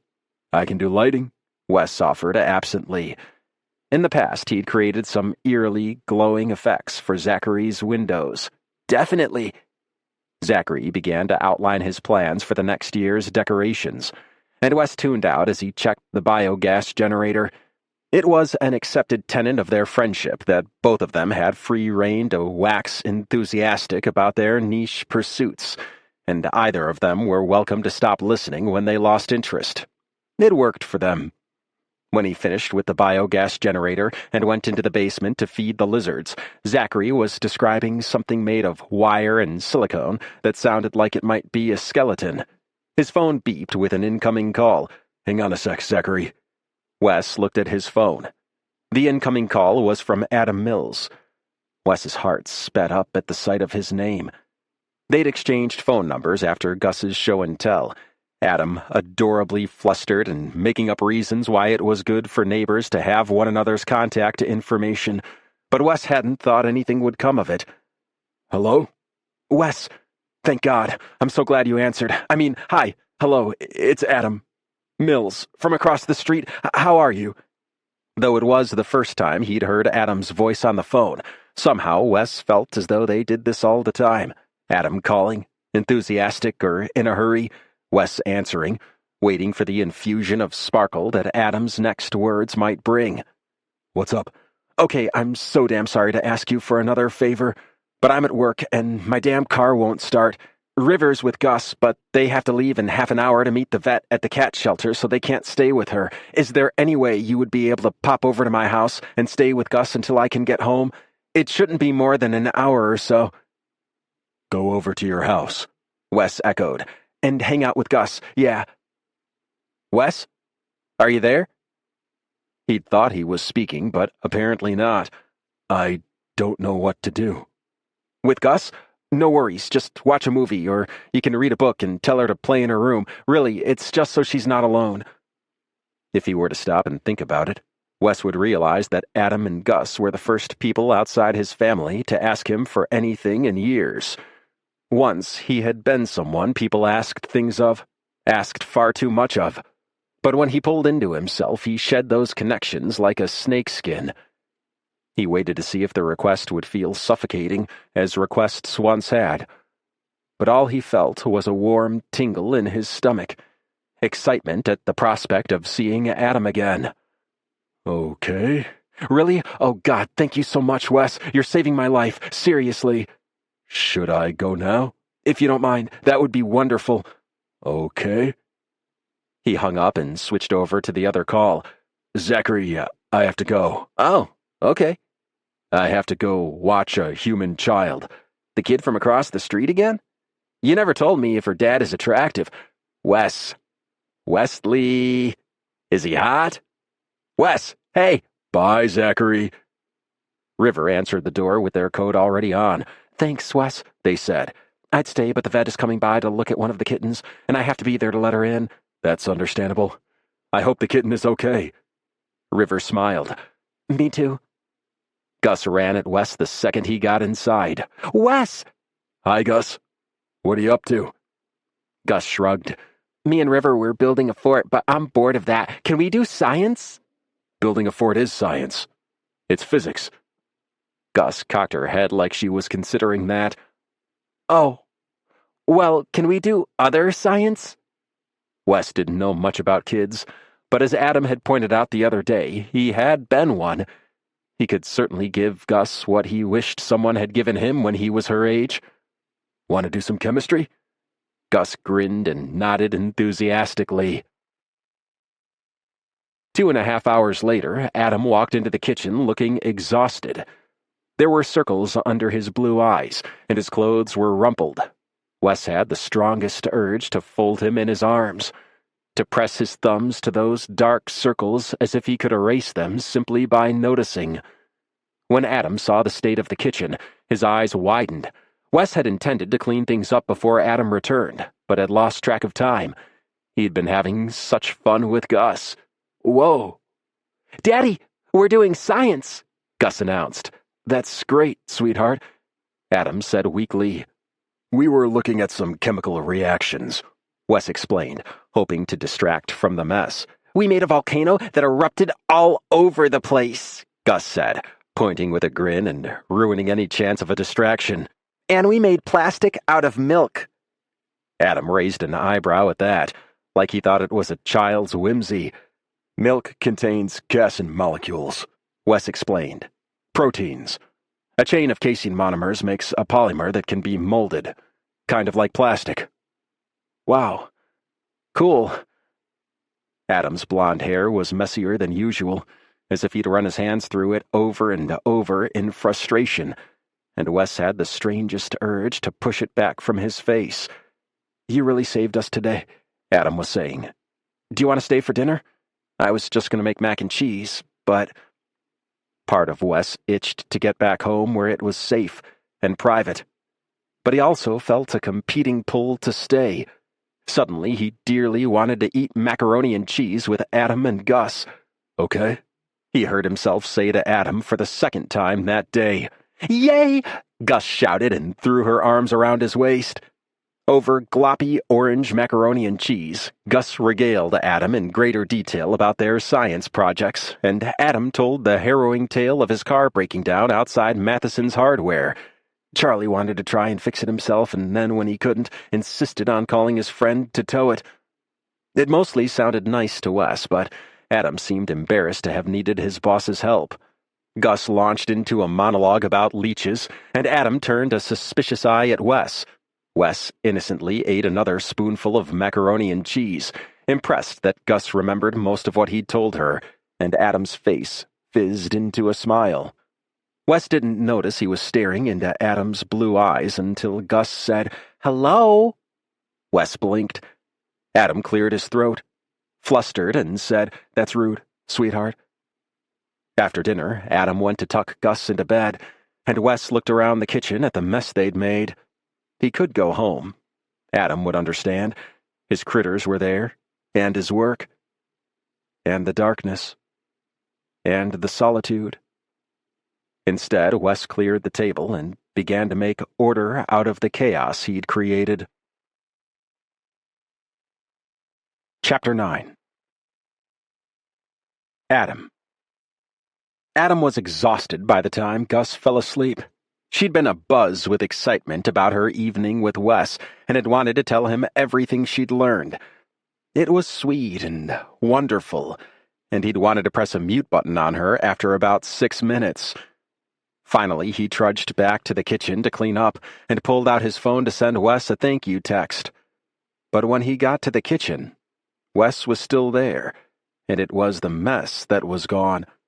The floor and countertops sparkled, and the dishwasher was humming. Relief and gratitude consumed him. They never told you about this. The part where sometimes after a day of work and car trouble and kid wrangling, not having to do the dishes could bring you to tears. Wes looked startled and held out a large hand quellingly. Hey. Hey. He stumbled. You cleaned up, Adam said, voice shaking. Well, yeah. I made the mess. Adam nodded because that was logical, and also miraculous. Listen, I did something, Wes said, shoving a hand in his pocket and looking guilty. Please don't be anything creepy, Adam begged the universe. He's so great, please don't make me have to hate him. I organized your dry goods, Wes said. My dry goods? Wes opened 3 cabinets, revealing perfectly ordered foodstuffs where once there had been a riot. I was cleaning up and it just kinda leaked into the cabinets, he went on. I guess I lost track of time. I can put them back to the way they were if you want. Heat bloomed in Adam's chest. Wes was so damned adorable. This large, strong recluse of a science genius had organized his pantry storage by... He stared at the cabinets, trying to parse the logic. How did you arrange it? Wes blinked at him as if it were obvious. Alphabetically. Adam didn't let himself laugh. Of course, he murmured. And so it was. Almonds to ziti. I'm gonna make a wild guess that you don't cook, Adam said. I cook. Quite a bit, actually. They stared at each other. Adam pictured Wes in his own kitchen, reaching for ingredients filed alphabetically as he cooked a meal for himself and his coterie of critters. Thank you for cleaning up, and for, rearranging my dry goods. They stood in awkward silence for a moment. Wes was gorgeous and kind and smart and incredibly weird, but in great ways. Once Adam would have kissed him. He would have said, "Thanks for cleaning up. I want to kiss you. What do you say?" But Adam's days of risking his heart were behind him. These days he didn't go around falling for gorgeous, kind, smart, weird in great ways men, especially ones who lived right across the street. Did he? Wes reached out a hand, and his fingers hovered near Adam's shoulder. Your hair looks so soft, he murmured. You can touch it, Adam said, breath catching. If you want. He expected tentative fingertips or the gentle hush of his hair being swept back. But at his invitation, Wes slid his large hands into Adam's hair, massaging his scalp with strong fingers. An involuntary groan escaped Adam's lips, and he let his head fall forward and rest against Wes's firm chest. He could hear the steady thump of Wes's heart and closed his eyes. Wes rubbed at his scalp and combed through his hair, stopping here and there to untangle. Adam? Mm-hmm. But he didn't say anything else. Adam tipped his head up to look at Wes. His eyes were burning hot, and he was looking down at Adam like he held something precious in his hands. Wes, Adam whispered. Can I kiss you? There went the neighborhood. Wes's hands moved from his hair to his face gently, so gently, cupping his jaw. He nodded. Adam stood on his tiptoes and brushed his lips against Wes's softly. Wes led him, so Adam kissed him again. Wes's hands remained gentle, but his breath caught. Suddenly, Adam wanted him with a hunger he hadn't felt in years. He pressed against Wes, leaning in to deepen the kiss.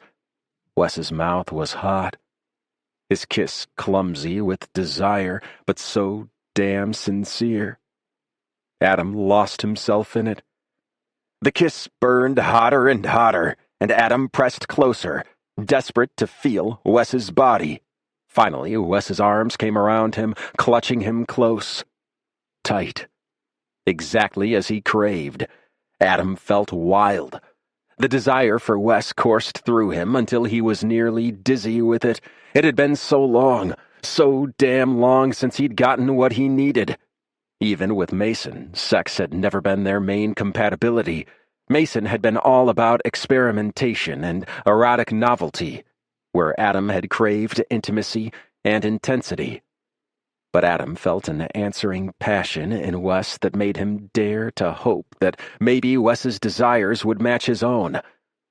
Flushed and so turned on he could hardly think, Adam wrapped his arms around Wes's neck and gave himself over to the kiss. Wes slid his hands to Adam's ass and gave it a rough squeeze that had Adam's eyes rolling back in his head. "Yes, yes, yes," he murmured into Wes's mouth. He pressed Wes against the freshly washed countertop, getting as close as he could.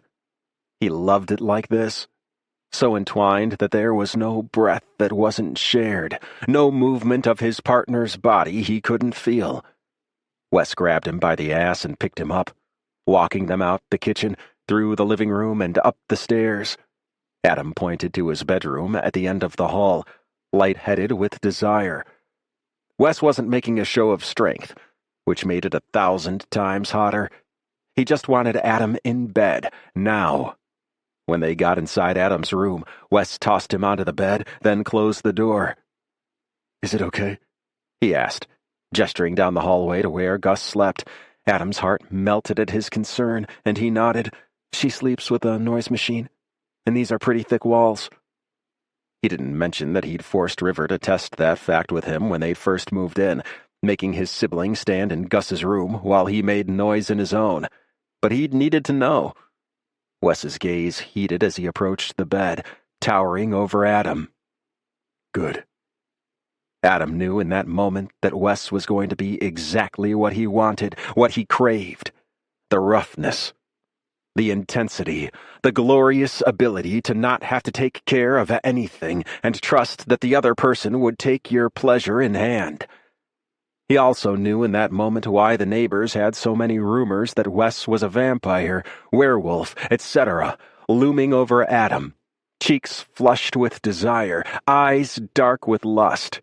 He looked intimidating, devastating, potent, and completely focused on Adam in a way that took his breath away. "Wes, I want you," Adam whispered, and he turned onto his stomach, looking back at Wes pointedly. "Yeah?" Wes sat on the edge of the bed and ran a hand up Adam's spine. The heat from his palm was searing. "Yes, I want—" But even though he was pretty sure his needs were echoed in Wes, it was hard to say them out loud. Wes leaned close and spoke in his ear. His voice was a velvet growl. "Tell me exactly what you want," Adam whimpered, shook his head.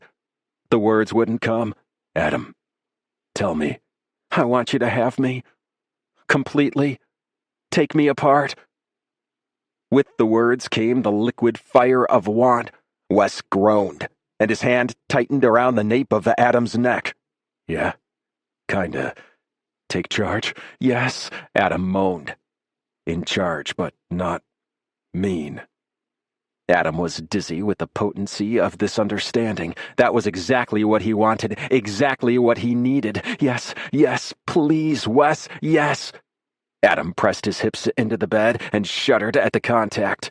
He was hard and swollen, exquisitely sensitive. But Wes caught his hip and flipped him onto his back. He straddled his hips and pressed a hand to his chest, keeping him in place. Adam trembled, loving the warm pressure. Wes kissed Adam's jaw, then moved to his neck. At the crook where his shoulder and neck met, he sucked, and Adam felt it in his bones. He shuddered and thrashed under Wes's touch. "Are you sure you aren't secretly a vampire?" he teased with the last of his wits. "Maybe I am," Wes murmured against his skin. Adam giggled and Wes smiled, an easy, warm smile that said, "We are in this together. I got you." Then he pinched Adam's nipple through his shirt and made him squirm. "Sensitive," Wes murmured, ghosting a kiss to his flushed cheekbone. Adam had heard that his whole life, and not only in this context. It was true either way. Wes pushed his shirt up slowly, kissing the skin he revealed until the shirt was around Adam's neck. Then he began to torment his nipples so exquisitely that Adam wondered if he could come from it. But each time he felt the pleasure begin to crest, Wes would switch sides. Adam was desperate for more, and he pulled Wes down on top of him. Wes devoured his mouth and settled into the space between Adam's legs. When their erections came into contact, they both gasped. Breathing each other's exhalations, they slowly began to move. Above him, Wes was fire and steel and laser-focused attention, and Adam threw his head back, overwhelmed by the magnitude of his want. He didn't even realize he was begging until Wes said, "Okay." Wes rolled Adam's hips up and ground them together, hard and slow. Adam shuddered as waves of pleasure tore at him. He cried out, and Wes swallowed his cry along with his kiss. Then it was a frenzy. Wes held him and thrust their hips together with perfect force. Adam tossed his head on the pillow helplessly.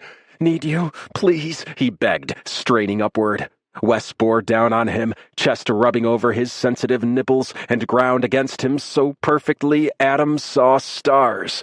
The seam of Wes's jeans was catching the spot just beneath the head of his cock that always made him cum ribbons, and he threw his head back and let Wes have him. Wes's thrusts got harder and faster. Then, just as Adam thought he'd lose it, Wes backed off, leaving Adam panting and desperate. When he thought he couldn't take it anymore, Wes cupped his cheek and said, "You're so beautiful." Then he swiveled his hips, twisting and grinding down in a movement that sent sparks shooting up Adam's spine. "Again," Adam begged.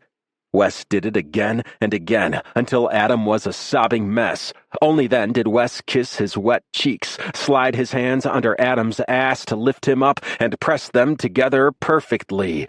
The pressure built and built until Adam thought he would scream. Then he was coming in racking waves of pleasure that tore sounds from his throat he didn't recognize.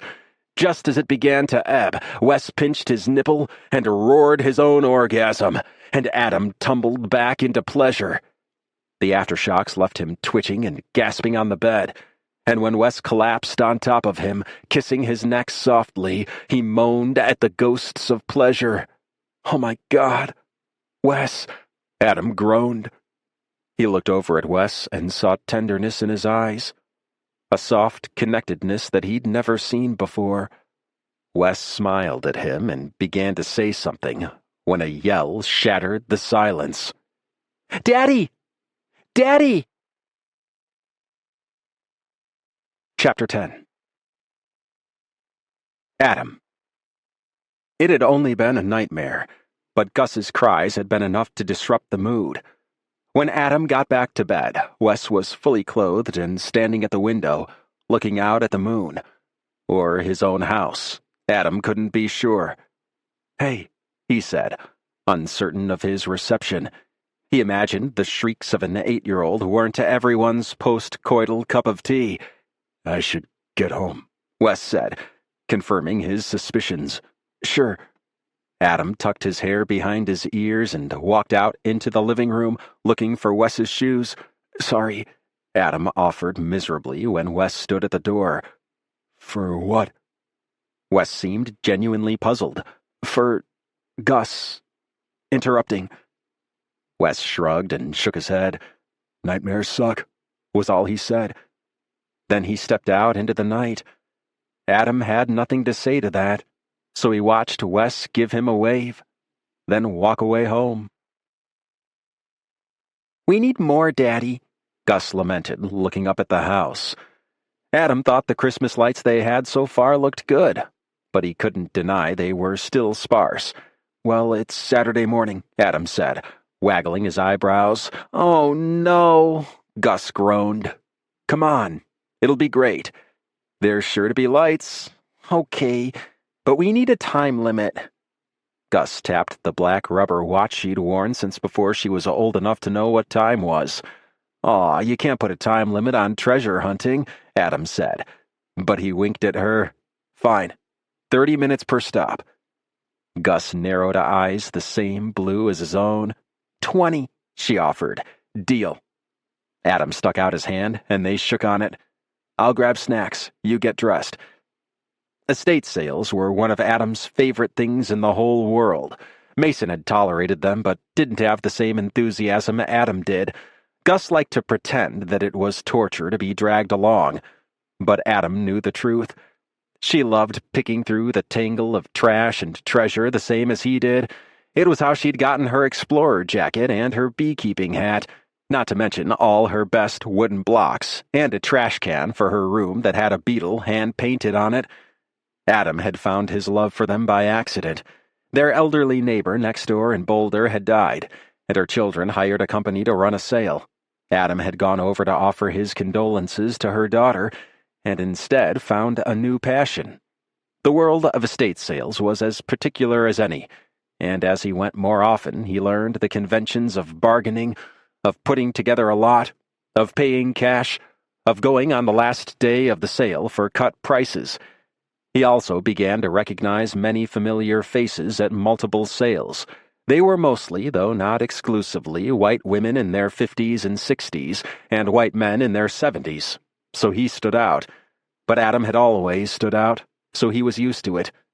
Gus came crashing downstairs with several reusable totes on her arm. "Ready," she said, forgetting that she'd been feigning a lack of enthusiasm.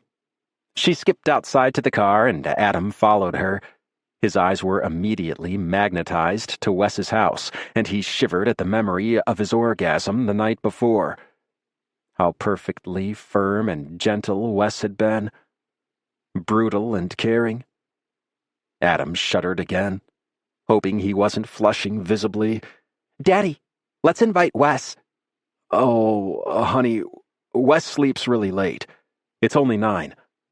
Gus pouted at Wes's house, and as if it saw her, the paper covering an upstairs window fluttered aside. "Look, he's awake," she pointed. "Unless that was one of the snakes," she mused. "Oh, God," Adam muttered. "Let's ask. Can we please just ask?" Adam really did want to see Wes. He wasn't proud of letting his kid do the dirty work for him, but he also wasn't above seizing the opportunities presented to him. Sometimes they were all you had. "Well," he began. "Yay!" Gus cried, sensing his imminent capitulation. Then off she ran across the street, after exaggeratedly looking both ways. Adam sighed and followed her, texting a warning to Wes as he went. "You didn't ring more than once, did you?" Adam asked as he caught Gus up on the porch. She blinked up at him. "Well, twice." "We've talked about this," Adam began, but before he could remind Gus, the door opened. Wes was dressed, and he was wearing sunglasses. He was holding a book and something that Adam, as a hardware store employee, really should have been able to identify, but could not. "Hi," Wes said. And even though Adam couldn't see his eyes behind the sunglasses, somehow he knew Wes was looking right at him. Gus bounced in place. "Want to come treasure hunting with us?" She held up the tote bags like they were a map where X marked the spot. Adam opened his mouth to explain, but Wes said, "Yes." "You do?" Gus sounded as surprised as Adam felt, and Wes looked. But unlike him, his daughter knew when not to question a good thing. "Yay! Come on!" And then she grabbed his arm to pull him outside. "Sweetie, he might need a minute."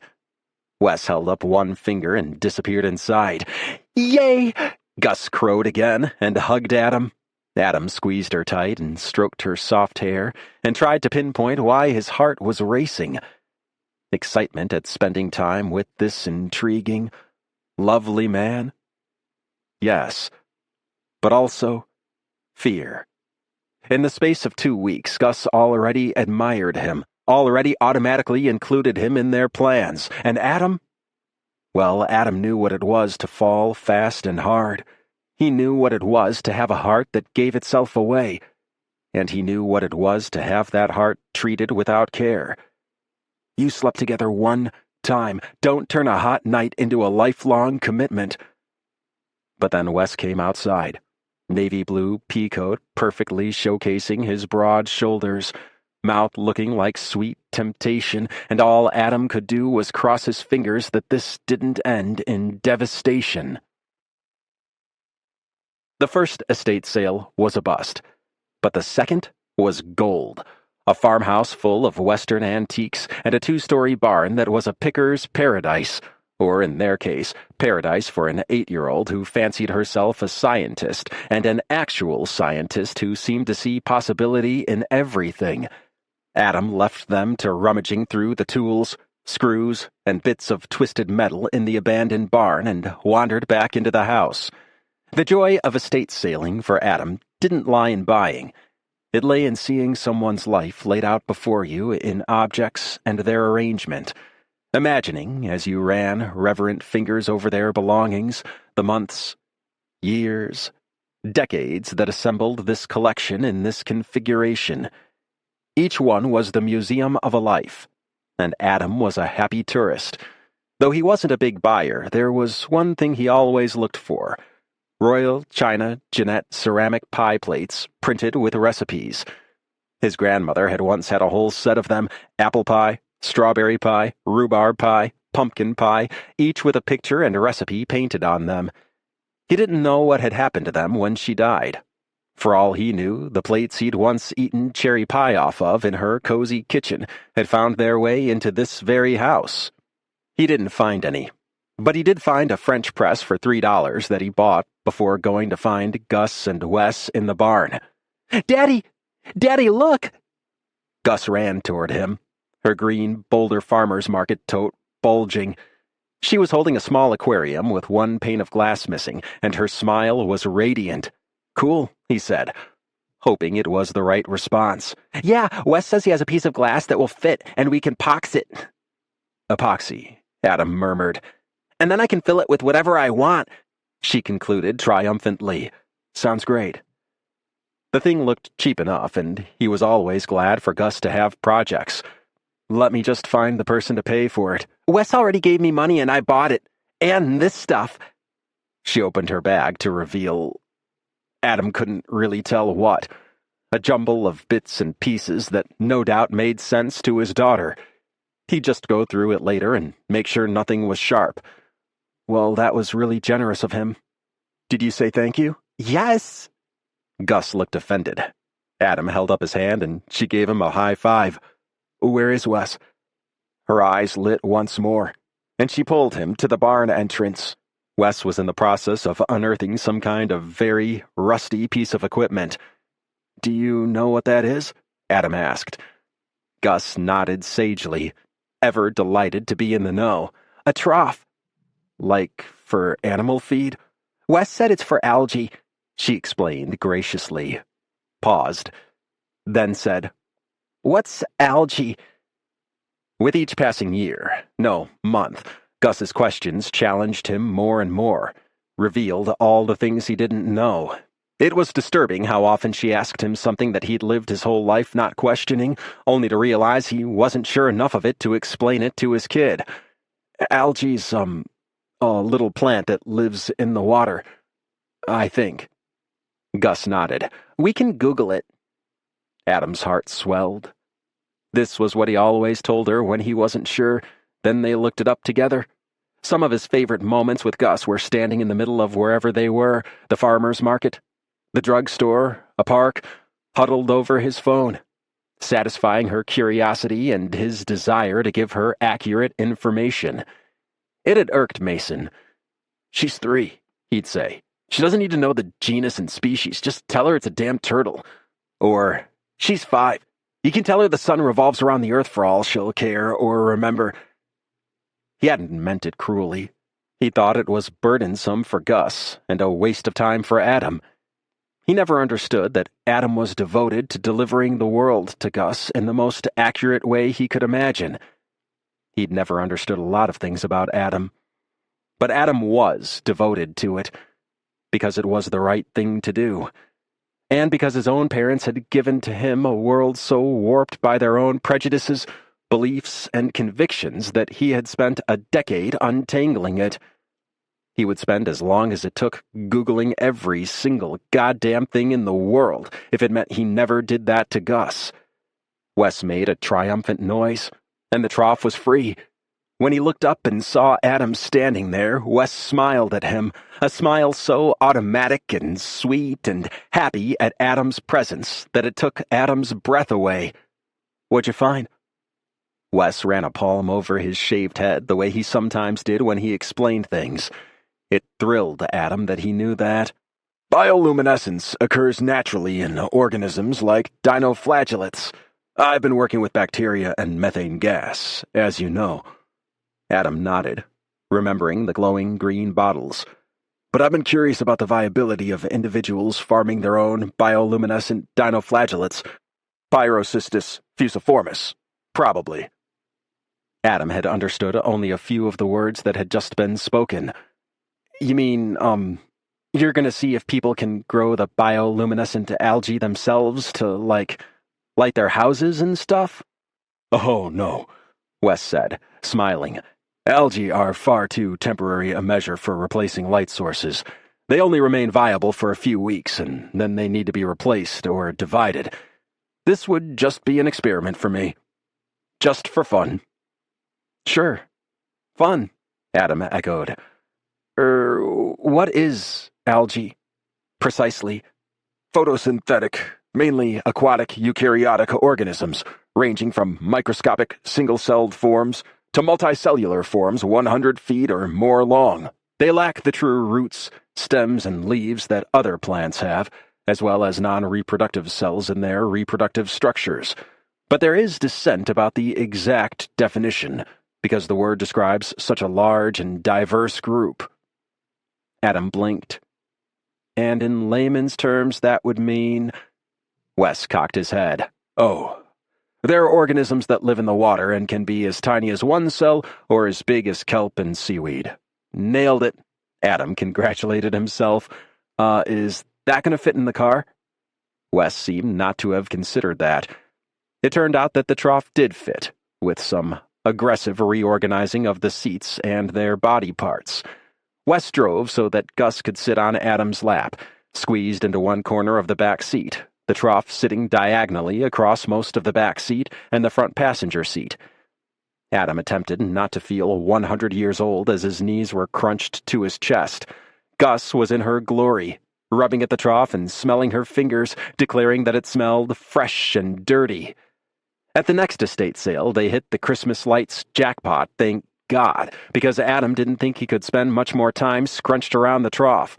The house was prim and unappealing, with chintzy drapes swaddling every window and pastel wallpapers in every room, but it had clearly belonged to a family that celebrated Christmas with serious ceremony, because an entire upstairs bedroom was packed with decorations, everything from a faux gingerbread dollhouse to boxes of carefully packed collectible glass ornaments lined the walls. Adam didn't care about any of that. He was perfectly happy with their ornaments made of pine cones and bits of ribbon and Gus's handprints in various sizes of salt dough over the years, but he snatched up the 2 paper bags of tangled lights and began plugging them in to see if any worked. A few didn't, but most did. Gus's face lit up, and Adam decided that actually he could remain crunched in the car forever if it meant they found more lights and could make her vision come to life. Wes had chosen to stay in the car, so while Gus poked at a train set, Adam quickly popped into the kitchen and opened the cabinets. There, at the bottom of a stack of courtingware, was a single Jeanette pie plate. It was pumpkin pie, which Adam didn't have, and he held it to his chest gleefully. "Found another one, Grandma?" he whispered, feeling instantly embarrassed but not really caring. His grandmother had been a source of warmth and caring in a childhood that severely lacked both, and Adam resolved once again that he would learn to make pie in her honor. Riding high on their success, they decided to hit one more sale, but there were no lights to be found, and they headed home. Back on Knockbridge Lane, they freed the trough from the car and wrestled it down the stairs to Wes's basement. Adam kept his eyes on Wes to ensure he didn't accidentally come face-to-face with Betty or one of the snakes or God knew what else that Wes had crawling around in there. "Can we please hang the lights now?" Gus asked, the required please doing little to temper her impatience. Adam smiled and nodded and tamped down the squirmy feeling in his stomach that signaled his impending separation from Wes. Chapter 11. Wes. Wes didn't want Adam to leave. It was a strange sensation for someone who generally craved solitude, but the evidence was right there, and Wes couldn't discount evidence. So when Gus said, "Do you want to help?" Wes said yes, with the same speed as he'd accepted her invitation this morning. Of course, he hadn't realized when she'd offered treasure hunting that it would involve going to people's houses, which contained, well, people. He'd assumed they would be going to the woods or something. Still, he'd made it work by sticking to outbuildings and waiting in the car. At this ascent, he saw Adam's eyes widen, but he thought it was simple surprise, not dislike. In fact, Adam moved a little closer to him. Of course, that could simply have been his fear of spiders. In Adam's driveway, they discovered that a few of the strands of lights they'd found at the estate sale were able to be linked together, so Gus decided those should run from one side of the house around the front door and over to the other side. It gave the impression of a gingerbread house, door outlined in light. Some of the other strands were so short that once plugged in, they barely reached the roof. Wes suspected this would be a persistent issue with older lights, and lights clearly designed for indoor use. There was a better way, a more organized way that would take advantage of the shape of the roof, and Wes began mapping out how they could balance out the splash of illumination on the side of the house where the outlet was. Then he stopped himself. This wasn't an experiment. This was a little kid's vision, and he didn't want to ruin it. Wes had never cared for Christmas. Growing up, it had been an excuse for his father to glad hand and show off, and Wes had been one of the things on offer. As an adult, it became just one more occasion for large gatherings, small talk, idleness, and non-consensual touching. But the joy on Gus's face as she watched the house become illuminated almost made Wes reconsider. He started to wonder if maybe, this Christmas, things might be different. "I want to go make inventions," Gus announced after they'd hung the final strand of lights and stood admiring their work. She had told him in the barn that she planned to use her findings to invent things. He had been impressed. It was how he had started himself, monkeying with bits and pieces of broken things, seeing how they might fit together, seeing what they might create. She reminded Wes of himself in a lot of ways, her intense interest in science and invention, her love of misunderstood creatures, her single-minded curiosity about the world. In other ways, though, she was everything he'd never gotten the chance to be as a child. Naive, trusting, friendly, carefree. He admired, more than he could say, the fact that Gus could have her intense curiosities and never lose touch with people she cared about. That was Adam's doing, he imagined. Adam, who seemed to care about everything. "Do you know how to make pie?" Adam asked him as they went inside. "I assume you don't mean of the 3.14159 variety?" Adam bumped him with his shoulder and smiled. "No, I don't." Adam began to wash the tall-sided plate he'd bought. "My grandma used to have a whole set of these, and she'd make pies in them. See?" He held it up to reveal a painted slice of pumpkin pie and a recipe painted on the plate. "I've never made a pie, but it kind of seems like I'm supposed to since I found this. Right?" Wes wasn't a fatalist, so he didn't believe the two were related, but he knew what Adam meant. Finding the plate was an encouragement to do something he wanted to do anyway. "I can help, if you want," he found himself offering. Adam's whole face lit up, just as Gus's had when she looked at the illuminated house. Wes placed this picture of Adam, sweet and excited and open, next to another picture in his head, one of Adam from the night before. Desperate and needy, and so turned on he could hardly breathe. Both were gorgeous. Both were appealing, and together they made Wes's heart pound. "What?" "I said, do you want to cut up this butter?" Adam was peering at his phone and holding out 2 sticks of butter. "This says it should stay very cold." Wes stood next to Adam and looked at the recipe. He could feel the heat of Adam's body. He knew how perfectly they fit together, and the temptation to pull Adam flush to his side was overwhelming. "Do you have a food processor?" he asked, scanning the recipe. "Huh? No." He squinted at the phone. "My grandma always did it with 2 forks. "What if I make the filling and you make the crust?" Wes offered, not wanting to tread on memories of Adam's grandmother. "Great." Adam grinned at him. "What kind of pie are we making?" "Oh, Right. Adam opened the refrigerator and the cabinets. Apple, looks like. I don't have anything else. Do you know what to do?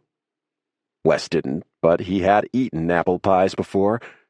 How hard could it be? Sure. He set about chunking the apples, mind drifting back to the night before. He'd floated home in a haze of pleasure, wonder, and, frankly, confusion. All these feelings for Adam were coming faster and more intensely than he'd ever experienced. He'd wanted to know what Adam was doing, what he was thinking. Make sure he was okay.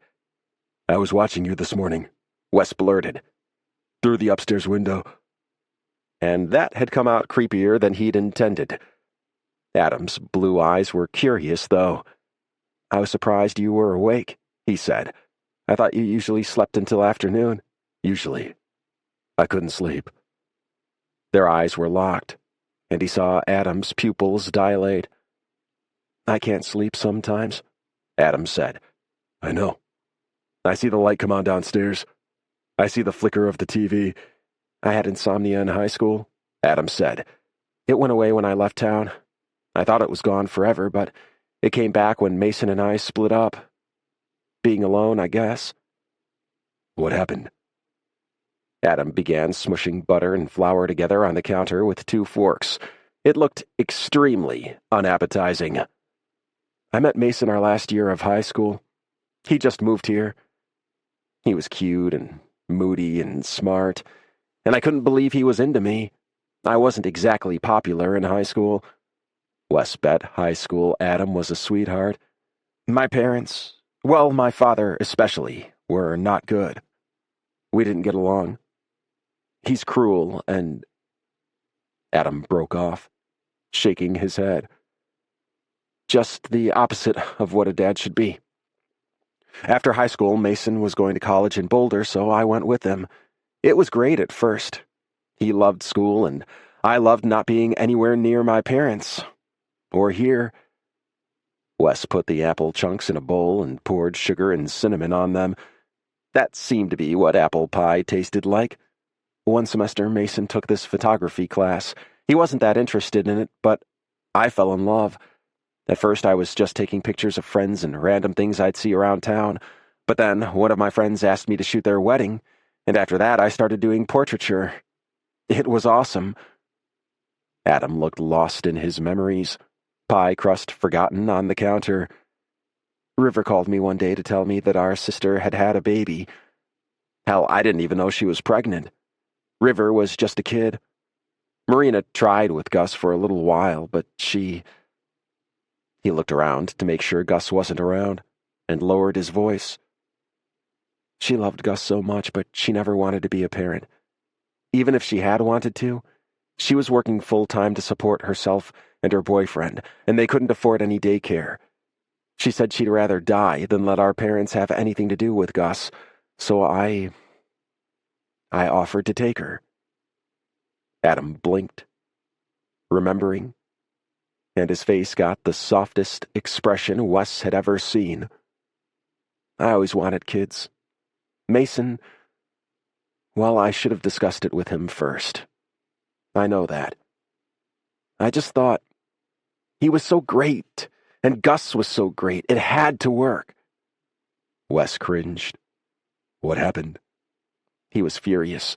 Said he was supposed to be focusing on finals, not on raising a kid. I told him I'd do all the work. I'd get up with her and feed her and change her diaper. I knew it was a lot to ask, but I thought maybe with a compromise. You wanted her more than you wanted him? Adam's eyes got wide. Had that been too harsh a phrasing? I guess. Yeah. She was non-negotiable. The thing is, when she started talking and walking around, Mason was more interested in her. He liked showing her off, liked playing with her sometimes. He wasn't a horrible father.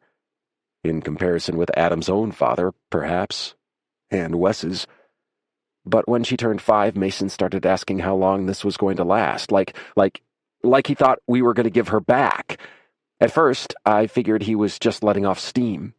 He'd started working at this tech company, and he had really long days.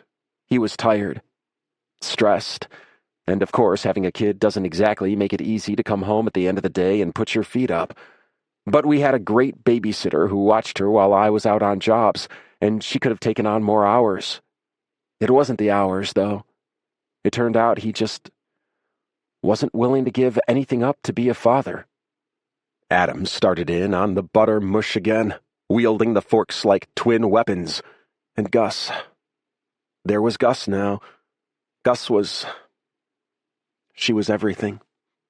And I just knew. I was a dad now, and that was the most important thing. Maybe we could have found some kind of compromise eventually. I don't know. But I didn't want to compromise. I wanted a life with Gus. For the last year and a half or so, we stayed living together, but we weren't a couple anymore. We dated other people sometimes. Well, Mason did. I went on like 3 dates, and all I could think the whole time was that I'd rather be hanging out with Gus or watching a movie or sitting quietly by myself, not dealing with another person's ego. So that didn't go great. Did you tell Gus? We didn't tell her while we were still living together. It was complicated enough without adding another variable, but it could only ever be a temporary situation. Eventually, something would change. And it did. Mason met someone he wanted to actually date. I thought it would be hard for Gus, but we'd work it out. People do this all the time. Adam trailed off and peered at the recipe on his phone again. He sprinkled more flour onto the mush and started making it into a ball. I started looking for an apartment, but there was nowhere near Mason's place that I could afford working as a photographer, not with any kind of money to pay for the help I'd need when Gus wasn't in school. Then it turned out Mason didn't care if we stayed near him, because he didn't want to be Gus's father anymore. Adam's voice broke, and Wes knew his grief was for Gus and not for himself. He took out a water glass and started rolling the ball of dough into a disc. When it tore, he smushed it together again. What he ended up with was a Frankenstein of ragged pieces of floury dough that he pressed into the pie plate. Should I put the filling in? Wes asked. I think so. Wes poured the mixture of apples, sugar, and cinnamon into the crust, and Adam put the other half of the pie crust on top of it, pinching the top and bottom together. My grandma used to do this cool, pinch and twist thing that made it look... Nope, not like that. Oh well. He shrugged, put the pie into the oven, turned it on, and set a timer. They sat at the kitchen table. So you came here? Yeah. Once it was clear Mason wasn't going to be part of our lives, it didn't make sense to stay. I just couldn't afford it. I was talking to River one day, about 6 months ago. They were telling me all about how great the cat shelter was doing and how they had this whole group of queer friends now, how things were changing here, and they said they wished they could be a part of Gus's life. They were only a kid when she was born, so they had hardly spent any time together. That clinched it. I felt horrible making Gus leave her friends, but coming here just made sense. Rent is affordable, and River was excited to watch her sometimes. It seemed like a good solution. Could I see your pictures? My photography? Adam looked surprised. Yeah, if you want. You said you loved it. Well, yeah. Wes wanted to see what it looked like for Adam Mills to love something. Hang on a sec. Adam returned with a beat-up laptop. This is some of my stuff. The website was called Adam Mills Photography, and its aesthetic was a combination of rustic mountain charm and elegance. Adam scrolled through his portfolio and talked about the shots. He used words like composition, balance, and focus. But all Wes saw was how every single one of Adam's photographs looked happy. Some were of people, and even those who weren't smiling had an air of lightness about them, of ease. The pictures of nature looked peaceful and joyous. Even a shot of a general store at sunset managed to convey a sense of cheer. They're lovely, Wes said, then amended, I don't know anything about photography, but they make me happy. Yeah? Adam's voice was soft, and he was smiling. Yup. Gus wandered into the kitchen then, hands and face smudged with gray streaks of grease. Wes snorted to hide a laugh and watched Adam's eyes go wide. "Daddy, can I have a snack?" "Your timing is perfect," Adam said excitedly. "I just made apple pie." "You did?" Gus did not sound optimistic. "Yeah. My grandmother used to make it in these special dishes, and I wanted to make it for you. That's your great-grandmother. You never met her." Adam kept talking while he scrubbed at Gus's hands and face. He asked her about what she invented, and she said it was a secret. Adam's eyes sparkled at Wes when she said that, and Wes got the idea that secret might be code for nothing much. "Okay, sit down and get ready to have your mind blown with deliciousness," Adam said. Wes worried Adam might be overselling this a bit. The timer went off just as Gus sat down, and Adam grinned as if this were another sign of the fated perfection of this pie. He opened the oven door and paused.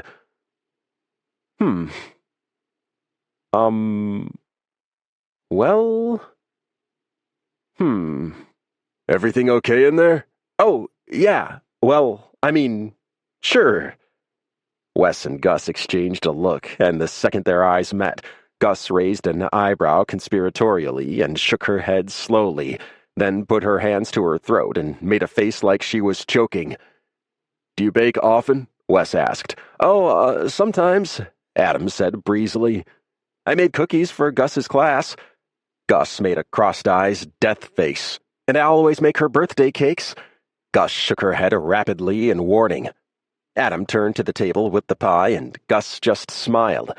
When he turned away to get silverware, though, she caught Wes's eye again and shook her head deliberately, eyes wide. A plate was placed before each of them, and Adam regarded the pie.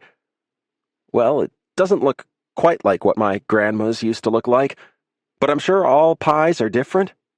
He cocked his head, like perhaps looking at it aslant would change it from hideously misshapen to appetizing. After all, he had just spent 10 minutes telling Wes about how changing perspective could change any photograph. Adam shrugged. "Let's dig in." He cut into the pie, and liquid bubbled up in the incision. With extensive wiggling, sawing, and scooping, he managed to excavate 3 pieces of watery pie. Pieces was perhaps an overstatement. Globs. Piles. Wes was not a picky eater. Food was just calories, and calories were just energy, and every human needed energy to get through the day. He took a bite of the pie. It turned out pie was rather an overstatement as well. Wes said, trying to swallow the bite very quickly to avoid tasting any more of it, and also not swallow it because the filling was very hot and felt like it might scorch a path directly through his esophagus. He blinked rapidly, his body's attempt to rid itself of this unholy abomination, or just a side effect of burning himself, he couldn't tell. Gus was watching him, wide-eyed with shock, and he realized that she had been right to warn him off. He gasped. "It's..." Adam was watching him eagerly, fork poised over his own sluice of pie. Gus was leaning back, arms crossed over her chest, looking at them like they were both fools.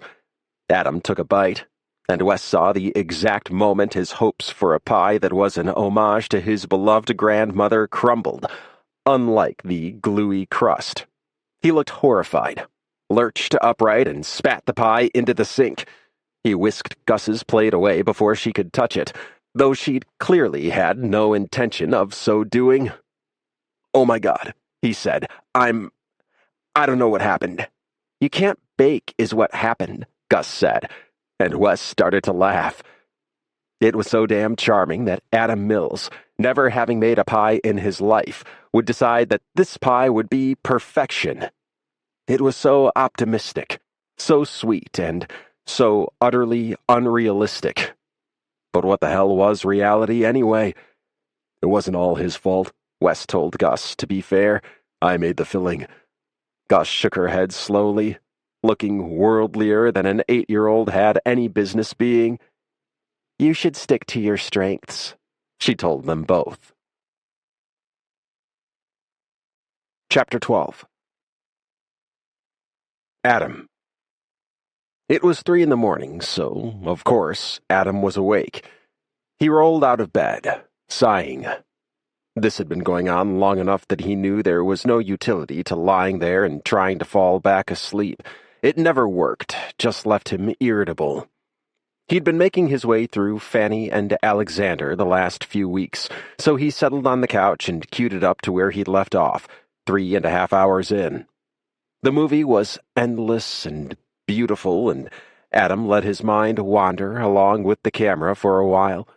The Christmas decorations in the 1907 Ekdal house in Fanny and Alexander were grand and gorgeous, the kind of breathtaking drama that Gus must have hoped for when she said she wanted them to have the most Christmas lights ever. eBay had provided a few more boxes of cheap lights, but Adam was quickly reaching the edge of the budget he could reasonably spend on this project, and still have money left to get Gus anything for Christmas. Biting his lip, he opened his Instagram again. There were a number of comments on his previous call to action. People saying they wished they could help, people offering to mail him lights, and people expressing how happy they were that he hadn't disappeared forever. It had always given Adam a thrill to see the response to his photographs. Maybe. He paused Bergman and pulled on wool socks and a heavy sweater over his pajamas. After a quick peek to check that Gus was sleeping peacefully, he went outside, camera in hand. He'd been minutes away from selling the camera before they moved. Gus was the one who stopped him, and now he was grateful she had. Adam plugged in the lights, and the house flared to life.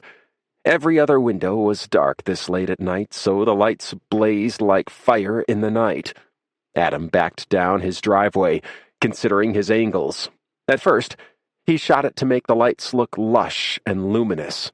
Shot that way, it looked like an ordinary house with cheery Christmas lights, a well-composed shot, but still ordinary. When he ditched the camera and shot with his phone from the other side, though, the image that emerged was of a bleak house and sparse lights that hardly stretched to cover it, all precariously plugged into an overburdened power strip. It looked sad and pathetic. It was unlike any other photo Adam had ever posted, but Adam wasn't a photographer anymore. He was just a single dad, working at a hardware store whose merchandise he knew nothing about, trying to make his daughter's Christmas wish come true. Adam posted the picture.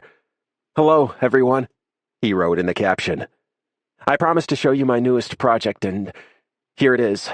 It's not my usual subject matter, but when your kid tells you that the one thing that would really make her happy for Christmas in a new town is to have the most Christmas lights ever, well, what's a dad to do except try and make it happen?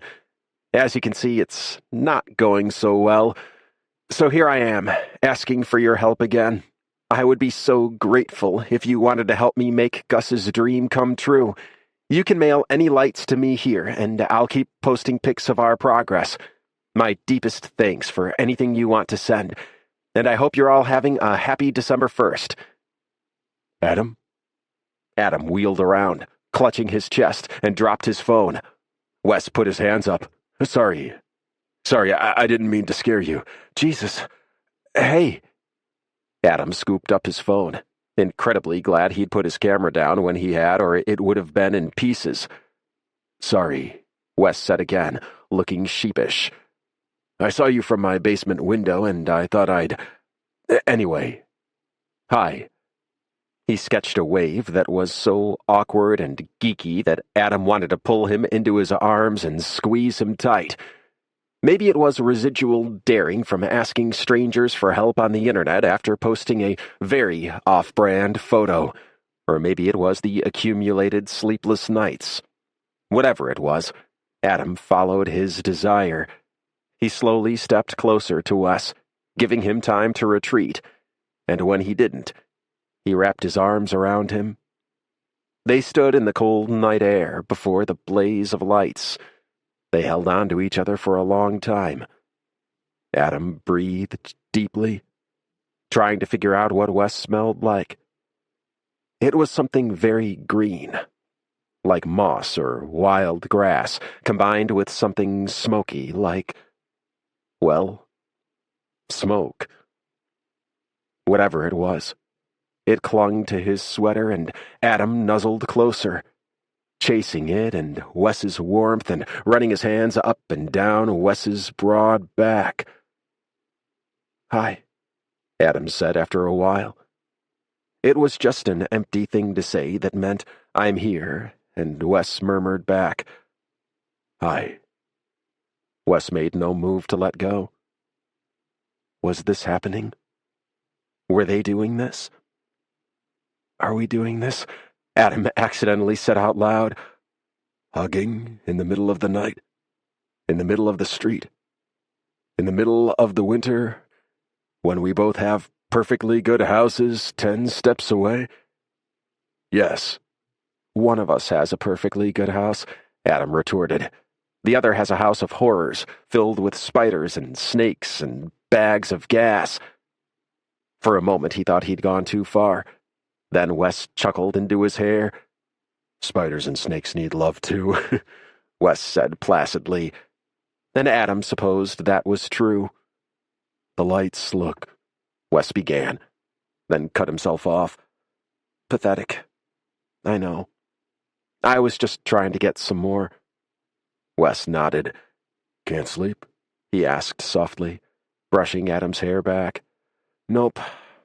I was watching Fanny and Alexander. I've been trying to get in the Christmas spirit for Gus's sake." "What's Fanny and Alexander?" "A really long movie by Ingmar Bergman about a Swedish family's Christmas in 1907. Wes just blinked at him. "I guess that would probably help put anyone to sleep." "I like it," Adam clarified. "It's beautiful." "Oh." Wes looked nonplussed. Really long movies by Ingmar Bergman about Swedish families' Christmases in 1907 need love too," Adam said. Wes grinned. "Fair. Do you want to come in?" Wes darted a look back at his house where Adam noticed for the first time the basement windows glowed green. "I was working," he said regretfully. "Do you want to take a break?" "A break?" Wes said it like it was as mysterious a thing as Fanny and Alexander. "Cup of tea and a cookie?" Adam offered. "I didn't make the cookies, I swear." Wes smiled. "Okay." Inside, Adam brought mint tea and ginger snaps into the living room. Wes was sitting on the couch, looking pensive. "When you said this, you did mean us, right?" Wes said, before Adam even sat down. "Huh? Oh, yeah, I meant—" Adam put the tea and cookies on the coffee table. "I mean, I like you. You're lovely. And hot. And smart. And my kid worships you," he added silently, but that was way too much pressure. Wes was watching and listening intently. Adam had never been the subject of such intense focus. He thought he could really get used to it. "I just like you," Adam concluded simply. "I like you too," Wes replied, still very intent. Adam's heart stuttered. "Cool," he said, mortifyingly. Wes smiled. "Cool." What Adam needed in his life was a best friend, someone he could talk to about his burgeoning relationship, someone to whom he could send texts like, "Made out with W in middle of street. Are we boyfriends now?" And "Dating your neighbor who might be a vampire. Yes, no?" Unfortunately, most of his friends had faded away when Gus entered the picture, and the rest had revealed themselves more Mason's friends than his when they split. He and River were close, but Adam wasn't sure if they were on romantic talk terms quite yet. So, lacking an actual best friend, Adam turned to what he did have. Coworkers. Bright and early Monday morning, Adam posed the question to Charlie and Marie. "What would you think about dating your neighbor?" He said it neutrally, casually, as if he didn't have his entire heart wrapped up in their answers. Marie didn't talk much, but her facial expressions spoke volumes, and this one said beyond a shadow of a doubt, "That is the worst idea I have ever heard, and if you do that, you will suffer." Or maybe he was just projecting. Charlie was one of the fairest people Adam had ever met. He thought things through from all sides, and he didn't jump to conclusions. So when even Charlie hesitated, Adam felt his stomach fall. Yeah. Okay, he said. Hot tears pricked his eyes, and he blinked them away and ducked behind the counter, pretending to pick up his pen. Charlie turned away and pulled out his phone, and Adam considered the conversation over. But a few minutes later, Rye, Charlie's partner, breezed through the door, dark hair flowing around his shoulders, kohl-rimmed gray eyes snapping. I received a bat signal, he said. Charlie cleared his throat. Oh, Rye said and grinned. Oh, look, I've shown up here completely coincidentally, and for no particular reason whatsoever. Adam laughed. Charlie shook his head and pulled Rye into his side with a fond expression. Rye patted his chest placatingly and smiled up at him. Tell us the whole story, Charlie said. Adam blinked at him, overwhelmed by the generosity he was offering, and at work no less. For a moment he couldn't speak for fear of crying again. Rye hummed absently and waved to an older man in the pain aisle. "Keep it out of trouble, son?" the man asked. Never, Rye said with a grin. You? Naturally, he said, but winked at Rye with a twinkle that made Adam wonder. Okay, hit me, Rye told Adam. Charlie swatted him playfully on the ass, and Rye turned a wolfish look up at him, raising one eyebrow. This was what Adam wanted. A partner, someone he had rapport with, someone he could joke around with, depend on, call, and know he would show up. I'm falling for my neighbor, and I'm scared it's going to be a total disaster, Adam blurted, then clapped his hand over his mouth. Falling for him. Oh shit, I am falling for him, Adam thought. Back up, Charlie said. Adam blew out a breath and told them the whole story. He's incredible, he said. And Gus already worships him, and that's what I'm afraid of. What if things don't work out and she gets attached, and then we're living right across from this man who she loved, and now he doesn't want anything to do with her? I can't do that to her again. Not after Mason, he added under his breath. Charlie and Rye were telegraphing over Adam's head, and even Marie's expression had softened. Less, your choices will wreak ruin and misery now, and more, oh, you poor fool of love, I pity you and your daughter. At the risk of overstepping, Charlie began, then seemed to reconsider and didn't finish his sentence. Rye rolled his eyes. You're not talking about Gus. You're talking about yourself, Rye asserted. Adam froze. Yeah, it's true about Gus, too, I get it. But this is definitely about you. Marie gave the tiniest nod, and it was like a judgment from on high. Adam looked to Charlie, who seemed like someone who'd never been afraid of anything. Charlie said, I know you're worried about your daughter. You'd never want to set her up to be hurt. But part of being a parent is trusting that you've raised a person who can handle negative emotions, not be drowned by them. And you'll be there to support her if she's upset. I agree. The real issue is you. The real issue is you. The Adam Mills story. Adam sighed. But wasn't Charlie right? Wasn't Gus already hurting from everything with Mason, and wasn't she dealing with it beautifully? He was helping her, and she was doing great. He was the one who couldn't sleep, had abandoned his passion, and was attempting to make pie. Rye chimed in. I don't know shit about kids, but I bet your daughter would want you to be happy, wouldn't she? Adam knew that was true. It was Gus, after all, who'd stopped him from selling his camera in Colorado. Gus who'd told him he loved taking pictures, so he had to keep it. It was Gus who, River had confided in Adam, had confided in River that she was worried Adam was sad because he'd left his friends behind. His daughter was a sweet, empathetic person. She would absolutely want him to be happy. Rye leaned in, expression mischievous. You're welcome. Also, have you Rye! Charlie barked. Rye grinned and shrugged, then winked at Adam. Okay. But how was it, though? Adam let a slow, appreciative smile spread across his face. Chapter 13. Adam. Daddy, don't be mad, but... Adam opened his eyes. Apparently, he'd managed to sleep through the night, which was wonderful. The beginning of that sentence, however, he was instantly awake. Are you okay? What's wrong? What happened? I'm fine, she said instantly. It's Betty. Panic struck Adam. The night before, in the spirit of facing his fears, being bold and living expansively, he had said yes when Gus asked him if Betty could have a sleepover with her, even though the idea of the tarantula in the house horrified him. He'd instructed Gus explicitly on being responsible with Wes's pet, and fine, had taken Wes aside to say, "Are you absolutely positively sure you want an 8-year-old in charge of Betty?" in the hopes that he would see reason and change his mind. He had not. Adam had spent the last several days worrying about starting a relationship with Wes.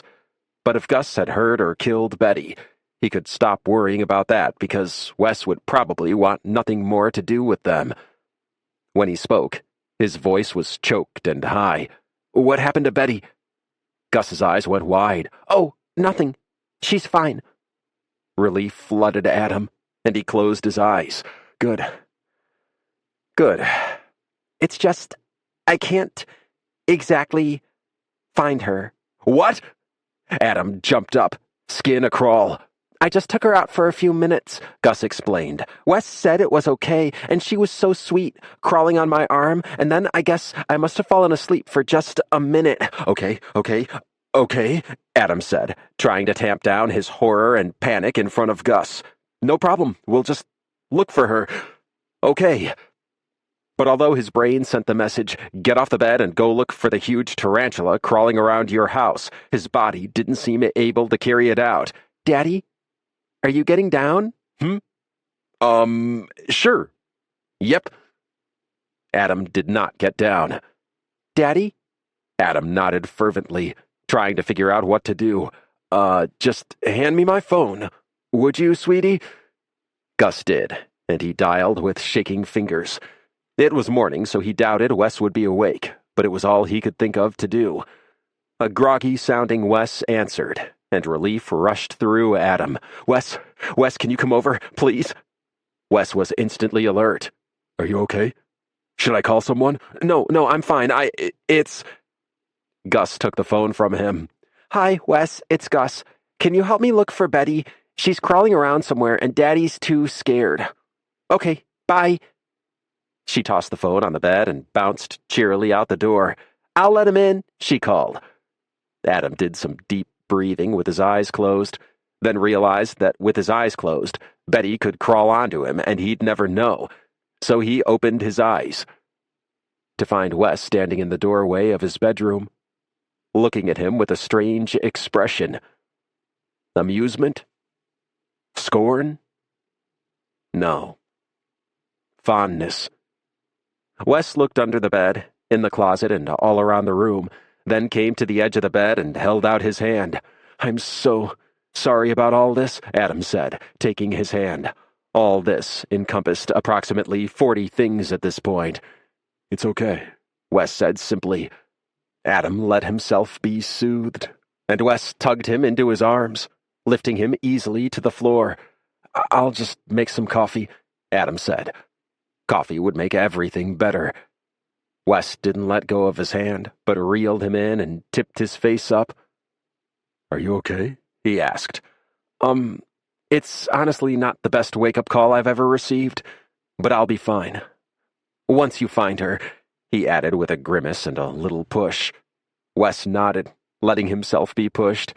Then he doubled back and caught Adam in a kiss. Adam didn't have time to think about how he hadn't brushed his teeth yet, or Gus could walk in at any moment. All he could do was be joyfully, gloriously kissed. Thoroughly melted and in much better spirits, Adam made his way down to the kitchen, put the kettle on, and collapsed into a chair. It was only 8 o'clock in the morning, and already he was exhausted.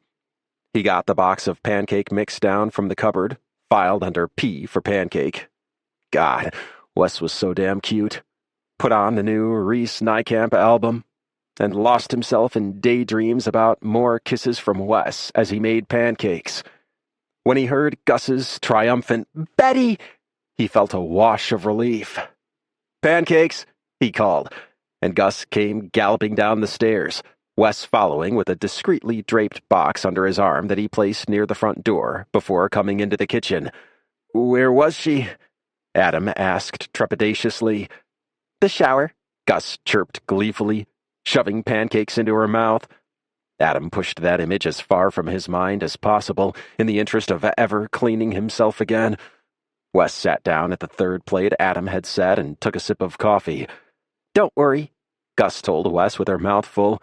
"They come from a mix." Adam snorted.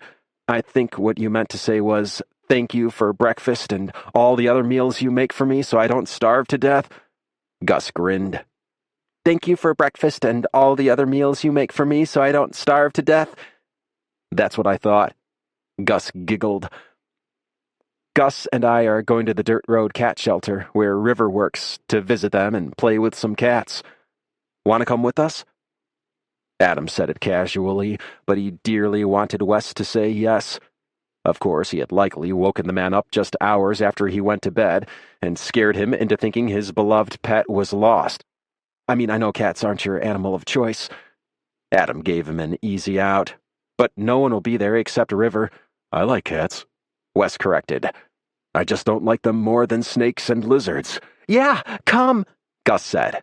"River showed me a video of this cat they have there who always walks backward." Wes and Adam's eyes met, and Adam raised an eyebrow, and after a moment, Wes nodded. "Okay." "Yay!"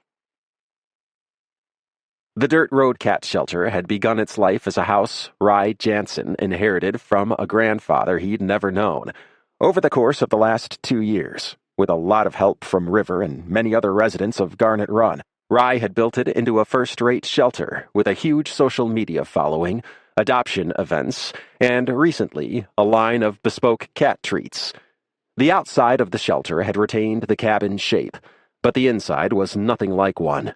The entrance was a set of 2 consecutive doors to keep cats from getting out, because inside, rather than being contained in pens, the cats had free rein of a complex network of cat ramps, tunnels, and obstacles that ran along the upper half of all the walls and led to a back room that was completely open-work metal mesh backed with plexiglass that looked outside, so the cats had a panoramic view of the trees behind the shelter.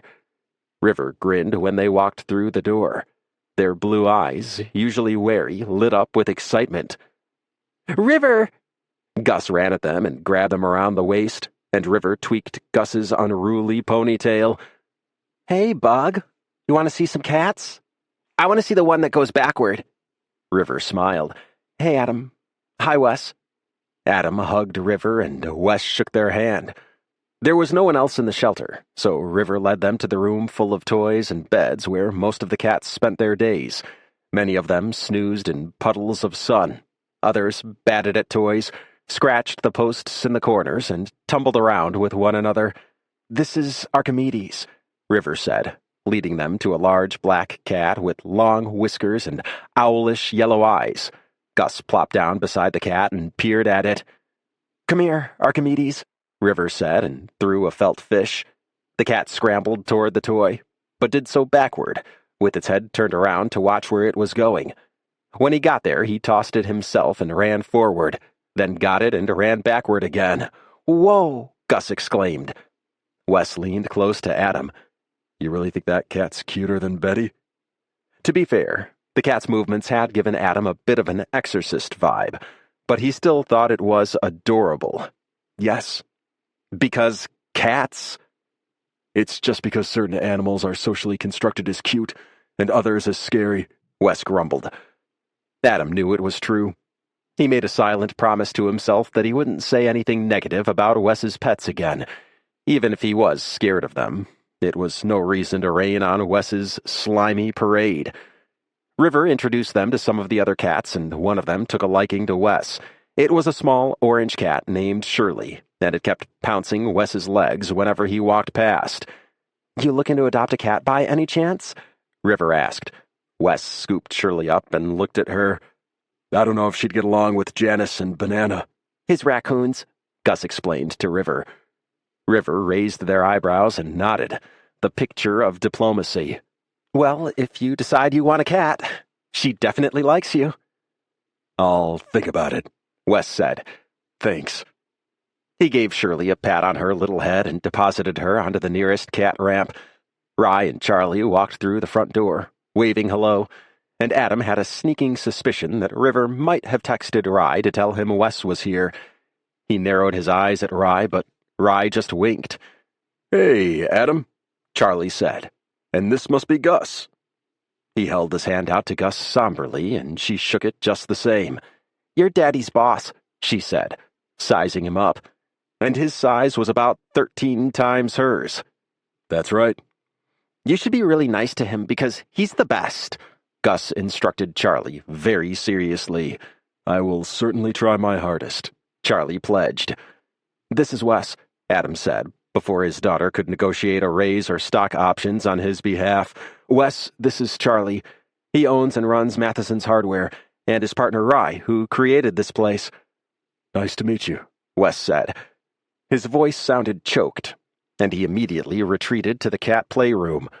Gus and River followed, leaving Rye to grin at Adam and bump his shoulder, and Charlie to look on benevolently. That's him, huh? Adam nodded. Rye opened his mouth to say something, but stopped and regarded Adam. At whatever he saw in Adam's face, he simply said, Good for you.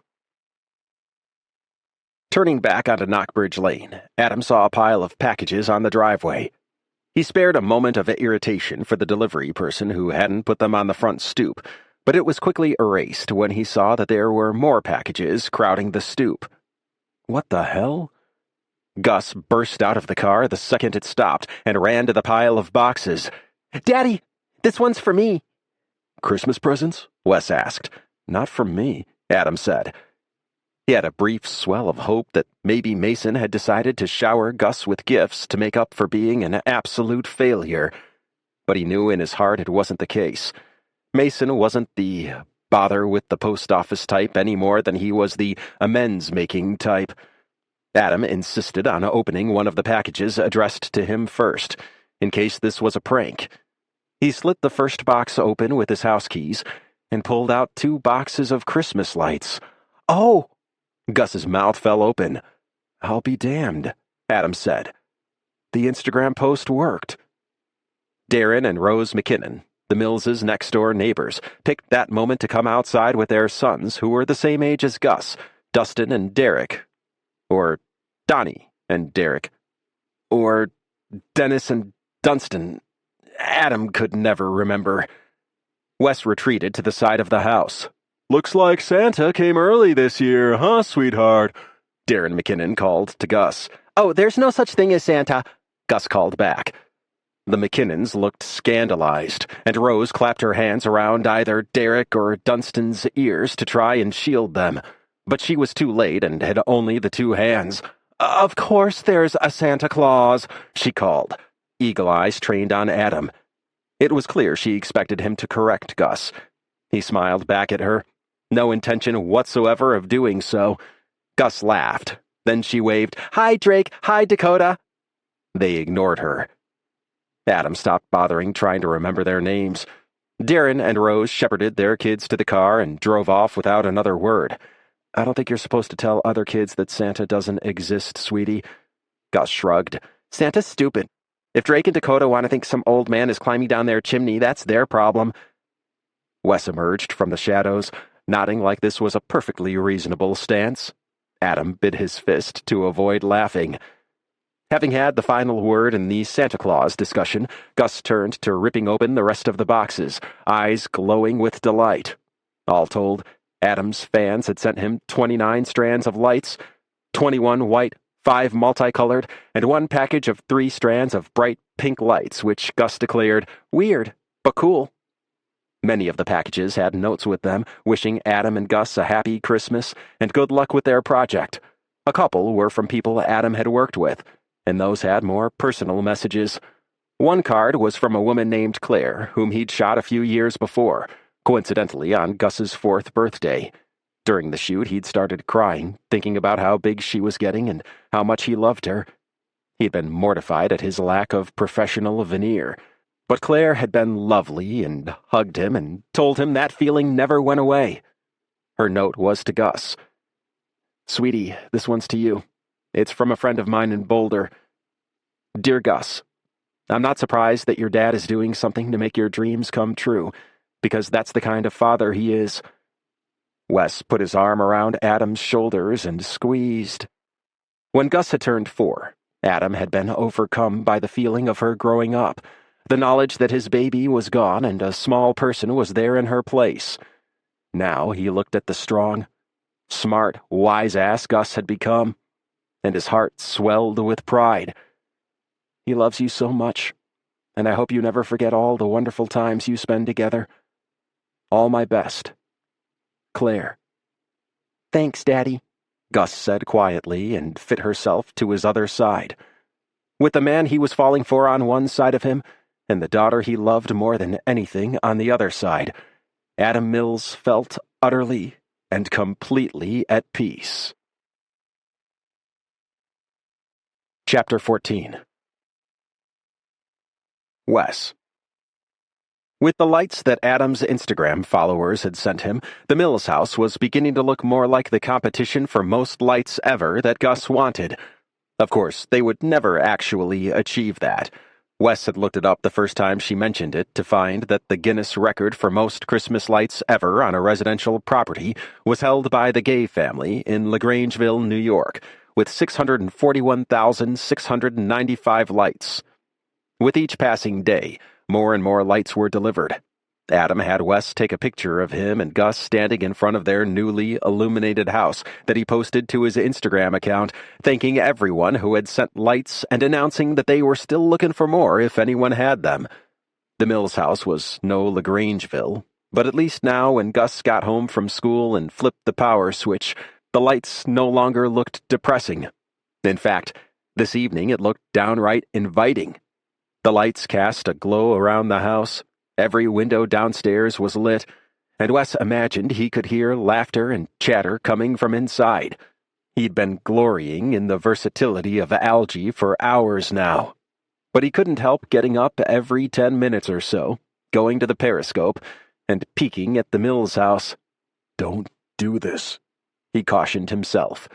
"Don't put yourself in this position. It won't end well." Sighing, Wes settled in front of his tub of algae once more, forced himself to stay seated, and tried to remember what his nice, private life was like before Adam and Gus had arrived on Knockbridge Lane, bringing with them the chaos that is a functioning heart. "It's his 60th birthday," his sister said. "I know." "I'll pay for your flight," she went on. "Just come for Christmas." "It's not about the money, Lana." It had never, ever been about money, though his mother and sister refused to believe that. Then what? Wes could hear her begin to move around her house, doing other things. As always, his sister wasn't interested in any explanations other than her own. "You know what? I can't spend time with Dad." "You won't spend time with him. It's not like it'd kill you." Also, as always, Lana managed to say the exact thing that sent rage sizzling through him. She was the only one who made him feel this way. Even with his father, it wasn't rage. It was a gut full of guilt, pity, and a slow-burning resentment that would reach rage if allowed to kindle.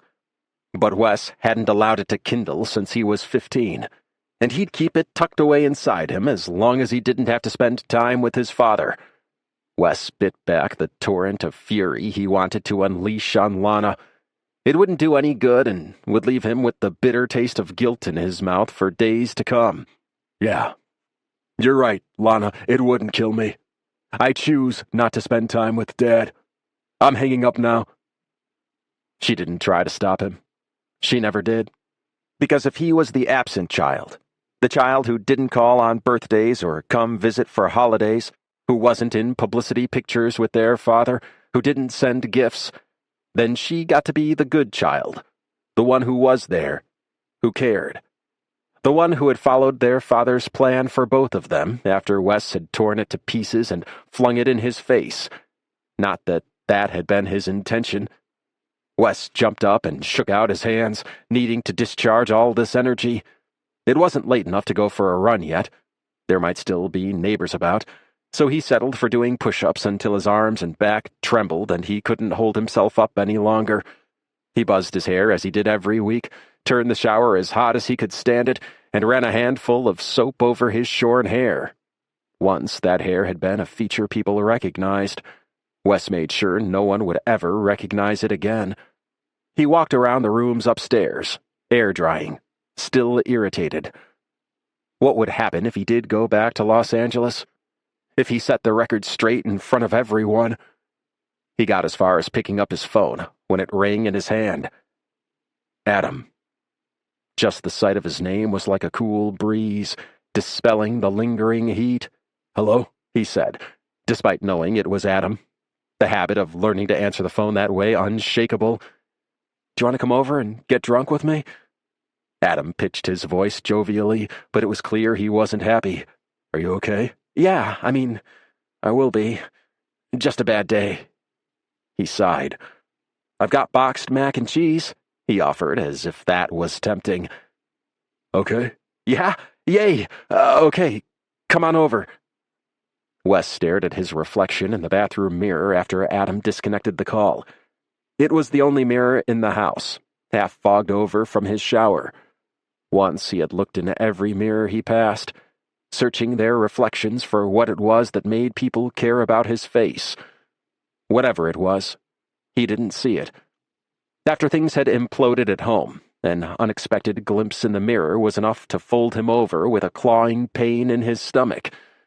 He'd started training himself to look straight ahead so he didn't see himself in shop windows, to look at the water swirling down the drain so he didn't see himself in bathroom mirrors, to unfocus his eyes when speaking to people wearing mirrored sunglasses so he didn't see his talking head in their reflection. Dark eyebrows, intense blue eyes, a rather large nose, a mouth, a chin, ears, cheekbones, stubble. They were neutral in his mind, clean of line, perhaps, and that seemed to be a thing people responded to aesthetically. But other than that, just features like any others. Now, though, he found himself wondering what Adam thought of them. Might they appeal to Adam the way they once had to people he didn't care about? Wes blinked, and the man in the mirror blinked. Wes imagined it was Adam. Beautiful, sweet Adam looking back at him, and he watched the man in the mirror's features become something hopeful, something tender, something yearning. "Adam," Wes whispered, and the man in the mirror whispered it too. Wes touched his lips to the lips in the mirror, wanting to see what Adam had seen when their lips met. But it was just a blur. Scoffing at himself, Wes swiped at the mirror with the heel of his hand and went to get dressed. Adam opened the door, brandishing a bottle of gin and already flushed cheeks. He smiled when he saw Wes, and Wes felt as if he were the man in the mirror, looking out at the living, breathing world as if through a pane of glass. Adam's expression dimmed at whatever he saw on Wes's face, and Wes saw exhaustion in the shadows beneath Adam's smiling eyes. "What's wrong?" they said simultaneously. "Jinx," Adam said, and gestured him inside. Wes kicked off his boots and followed Adam into the kitchen. "You like gin?" Adam asked. "It's okay." "You want some mac and cheese?" "Okay." "You want to sit?" "Okay." "Have you recently been stricken with a curse that only allows you to say the word okay?" Wes smiled. "Okay," he teased, and Adam grinned. "Oh, good. Then, do you want to help me hang approximately 1,000,000 strands of lights tomorrow that people have sent?"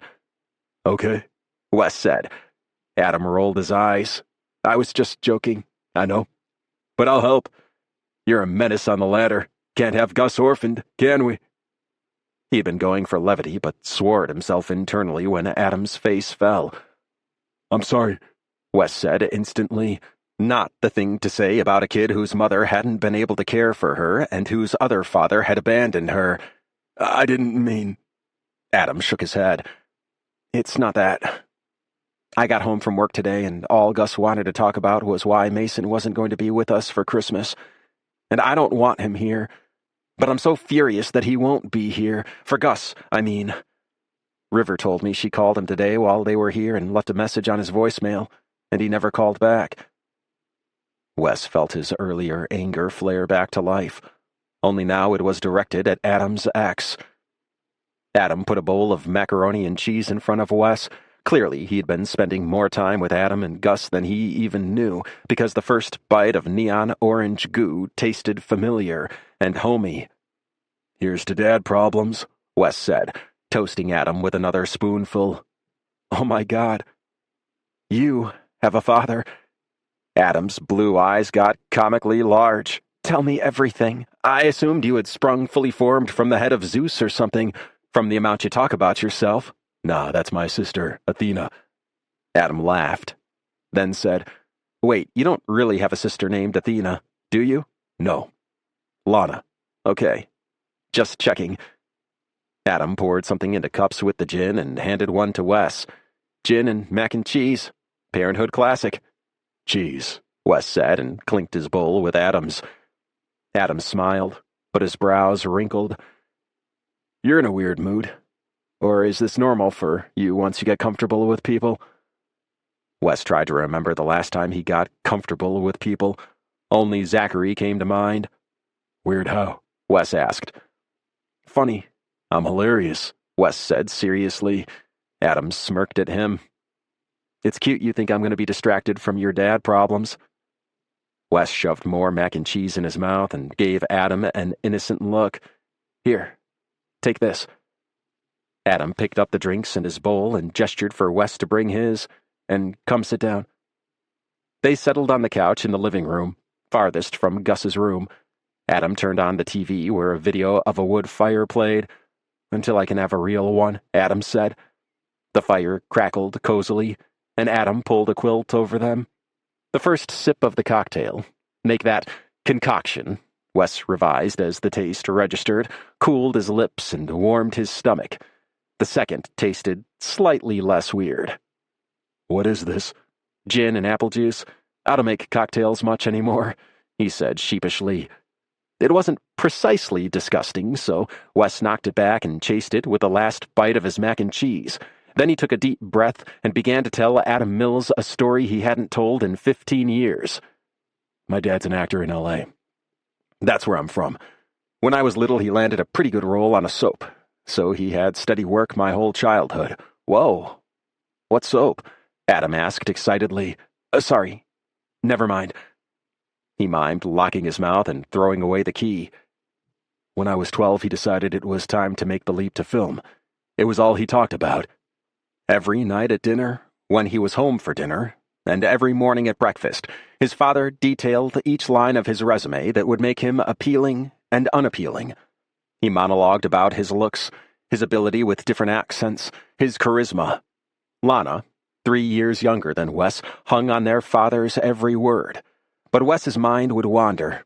He thought about the way the tree at the corner of their street grew at an odd angle. He thought about the lizard he'd seen snoozing in the sun on their deck. He thought about the way the air smelled electric before a storm. Was he good? Adam asked. He was okay, I think. Good enough for soaps, but nothing special. And that was the part that had really killed his father. He yearned for the kind of acclaim that came from uniqueness, never satisfied to be part of an ensemble. He wanted to be a star. I don't exactly know how it all went down, but around that time my dad started telling me there was a role for me on the soap. I wasn't interested, and I told him so.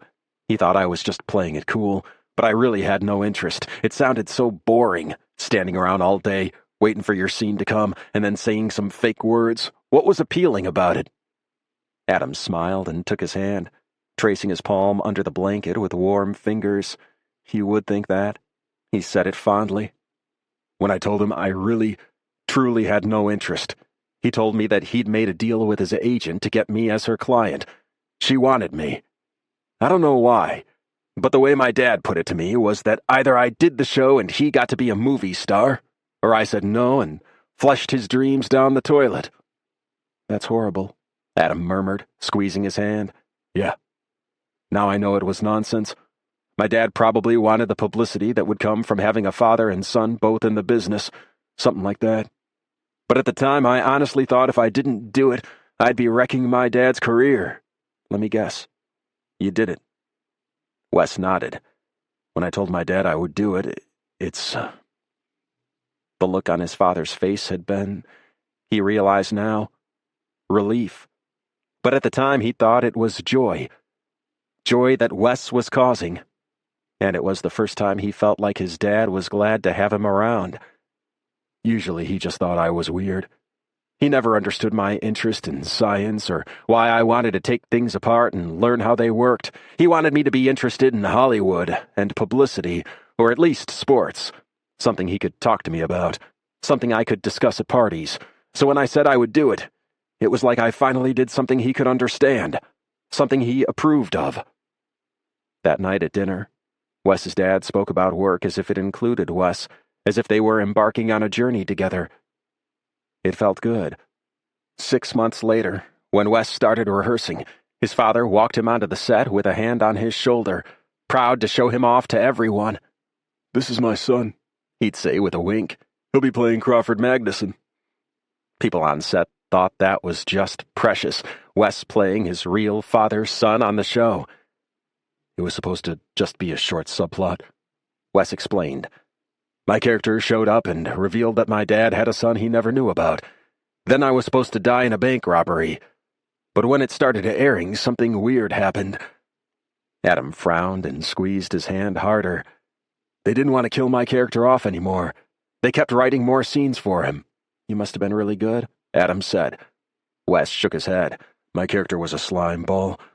I don't know. But my dad got weird. Weirder. He talked about how great it was, what a success to have a role expanded. But he was clearly upset. Jealous? Adam murmured. Maybe. Did you stay on the show?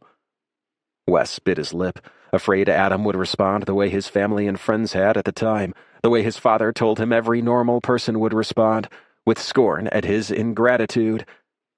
The thing is...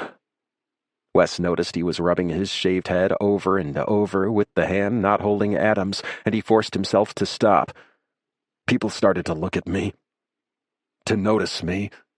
Nausea crept through Wes's stomach and burned in his throat. They would talk to me, yell at me from across the street, touch me. The first time it happened, I tried to do what I'd seen my dad do. I smiled and said hi, but I didn't know what they wanted. After a little while, I just needed to get away. I was with my dad, going into the studio, and a girl tried to cut a piece of my hair. The nausea swelled, and Wes regretted every bite of macaroni and cheese. I freaked out. Wes made himself say, "It wasn't about my hair. Not really, it was... I hated the attention. I hated people seeing me, people paying attention to what I ordered in a cafe or what shirt I chose to wear." Adam's eyes were wide. That sounds horrible. Wes nodded. Something had happened to him then, something confusing and insidious. The more visible he became on the outside, the more he became invisible to himself. Every worry about being seen, every thought spent on the perceptions of those who might see him, stripped away the part of himself that engaged with the world on his own terms, that wondered what would happen if he put the coffee machine together backward, or how a plant could grow through concrete. The inner peace he'd always possessed when tinkering, experimenting, observing, had been obliterated by the threat of constant observation. Wes couldn't stand it. Without his questions, without his experimentation, he didn't know who he was. And worse, he didn't care. I quit. I told my dad I wouldn't do it anymore. It didn't go over well. My dad told me I was making a huge mistake, that I was an idiot to throw away something that anyone would kill for. But you wouldn't, Adam said fiercely. You didn't want it. Wes shook his head. He would never forget the look in his father's eyes when he'd told him, A furious disgust that had burned as hot as his approval had when Wes agreed to do the show. "You'll change your mind," his father had said at first. "Sleep on it. I know, fame can be a lot of pressure." Wes had slept on it, knowing his mind was made up, and the next morning he'd tried again. The mild mentor was gone then, and his father's judgment had rained down, falling like acid rain on their tenuous connection, until it was eaten away to nothing but holes. "I was foolish to think I could just walk away and it would be over," Wes said. "The publicity machine runs on speculation, and my privacy was the chaff that got spit out in the process." "Where in the world is Crawford Magnuson?" Soap Digest had asked on its front cover as Wes tried to go to school, go to the store, hang out with his friends. People seemed to recognize him more than ever. They would bombard him with questions about when he was returning to the show. After a group of tourists surrounded him when he was coming out of a bookstore, Wes shut himself in his bedroom, staring at himself in the mirror. His hair had been shoulder-length then, a fall of shiny, tight curls that bounced as he walked. It was distinctive. Noticeable. Wes shaved his head with his father's electric razor and dumped his curls in the garbage can. He'd kept his head shaved ever since. It had worked. Mostly. Little by little, the longer he stayed out of the spotlight, the public lost interest. Eventually, they left him alone. And so, it turned out, did his father. For the year after Wes quit, his father hounded him, guilted him, berated him for his choice and his selfishness. But when it became clear Wes would not return, his father was simply done with him. Wes served no purpose for his career, so Wes was of no interest any longer. He only had one thing to say, and he'd said it with utter conviction. "You will regret this." Then Lana turned 13 and told their father that she wanted to be an actor, and a new alliance was made. "So what's the deal now?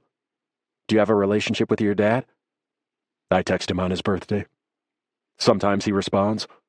"Thank you," with a period at the end, was usually the response, when there was one. Once, a few years ago, the text had come through late at night.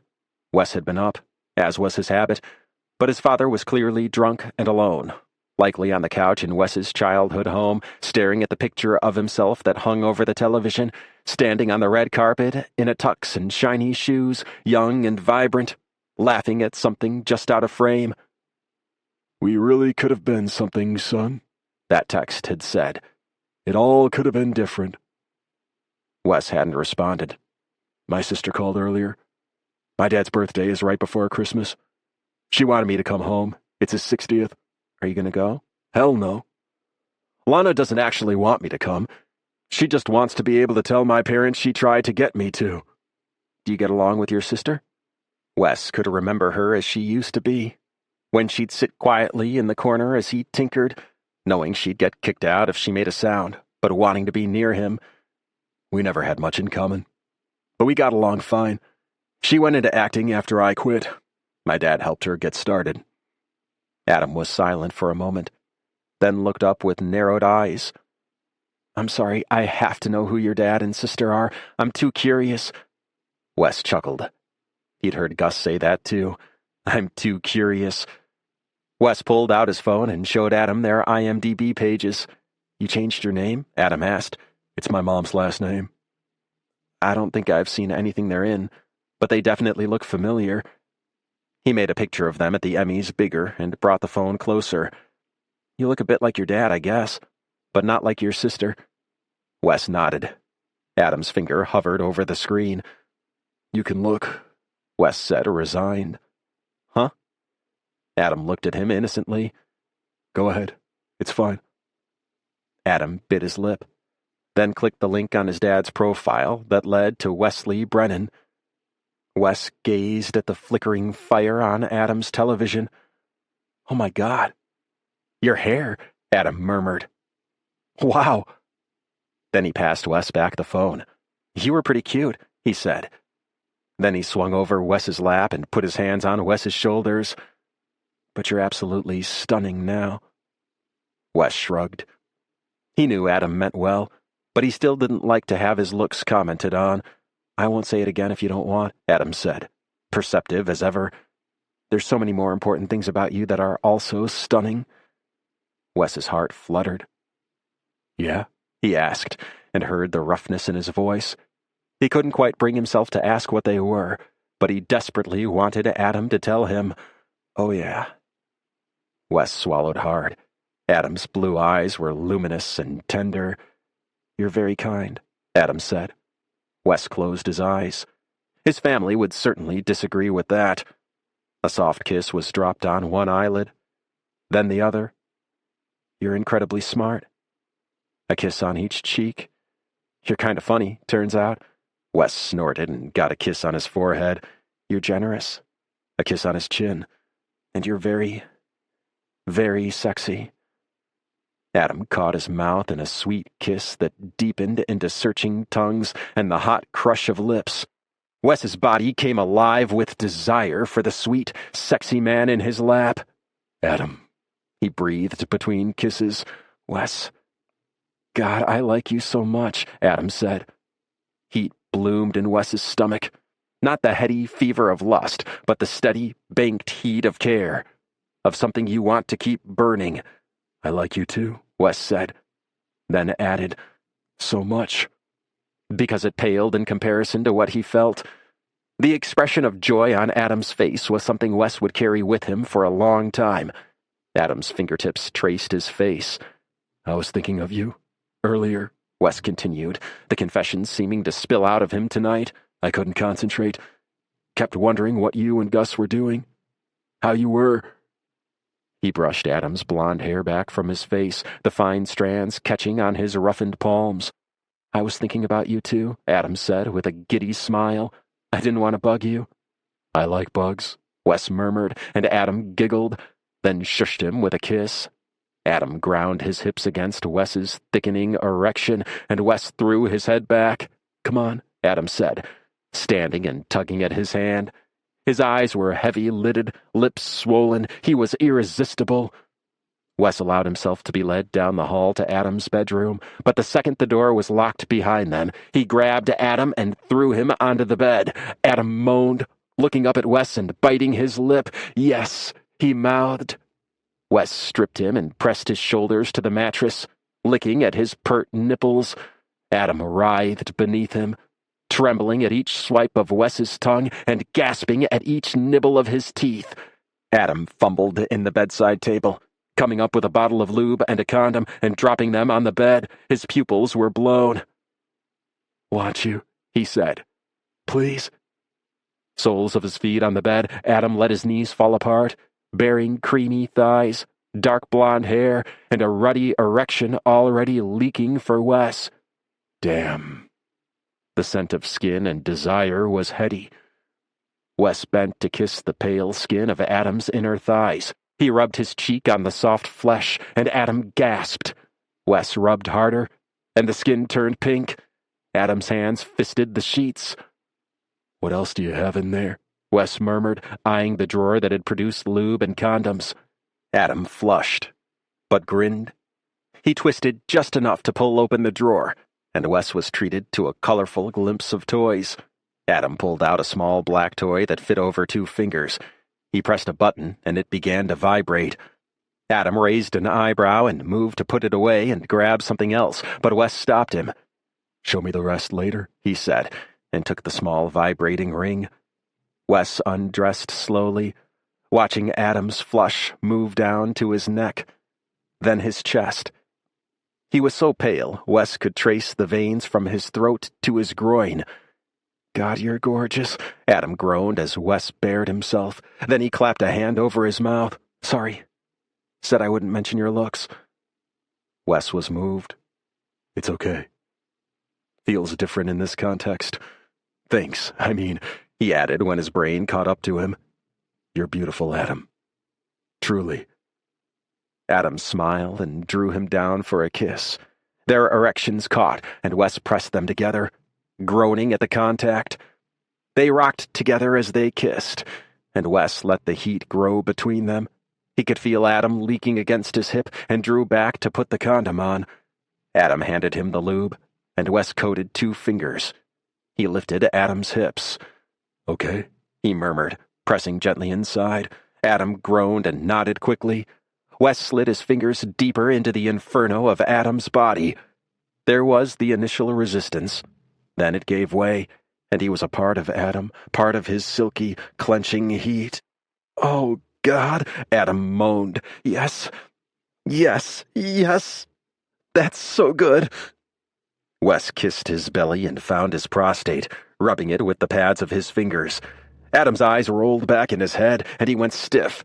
Then, when Wes rubbed harder, he let out a groan and melted around Wes's questing fingers. "Oh my God, that feels so good. Oh!" Wes fingered him slowly, made sure his body was relaxed, then slid his fingers out, treasuring Adam's disappointed gasp. He stroked lube onto his erection quickly, suddenly desperate to be buried deep inside his lover. "Adam," Wes whispered. "I want you." "Yes, please," Adam moaned.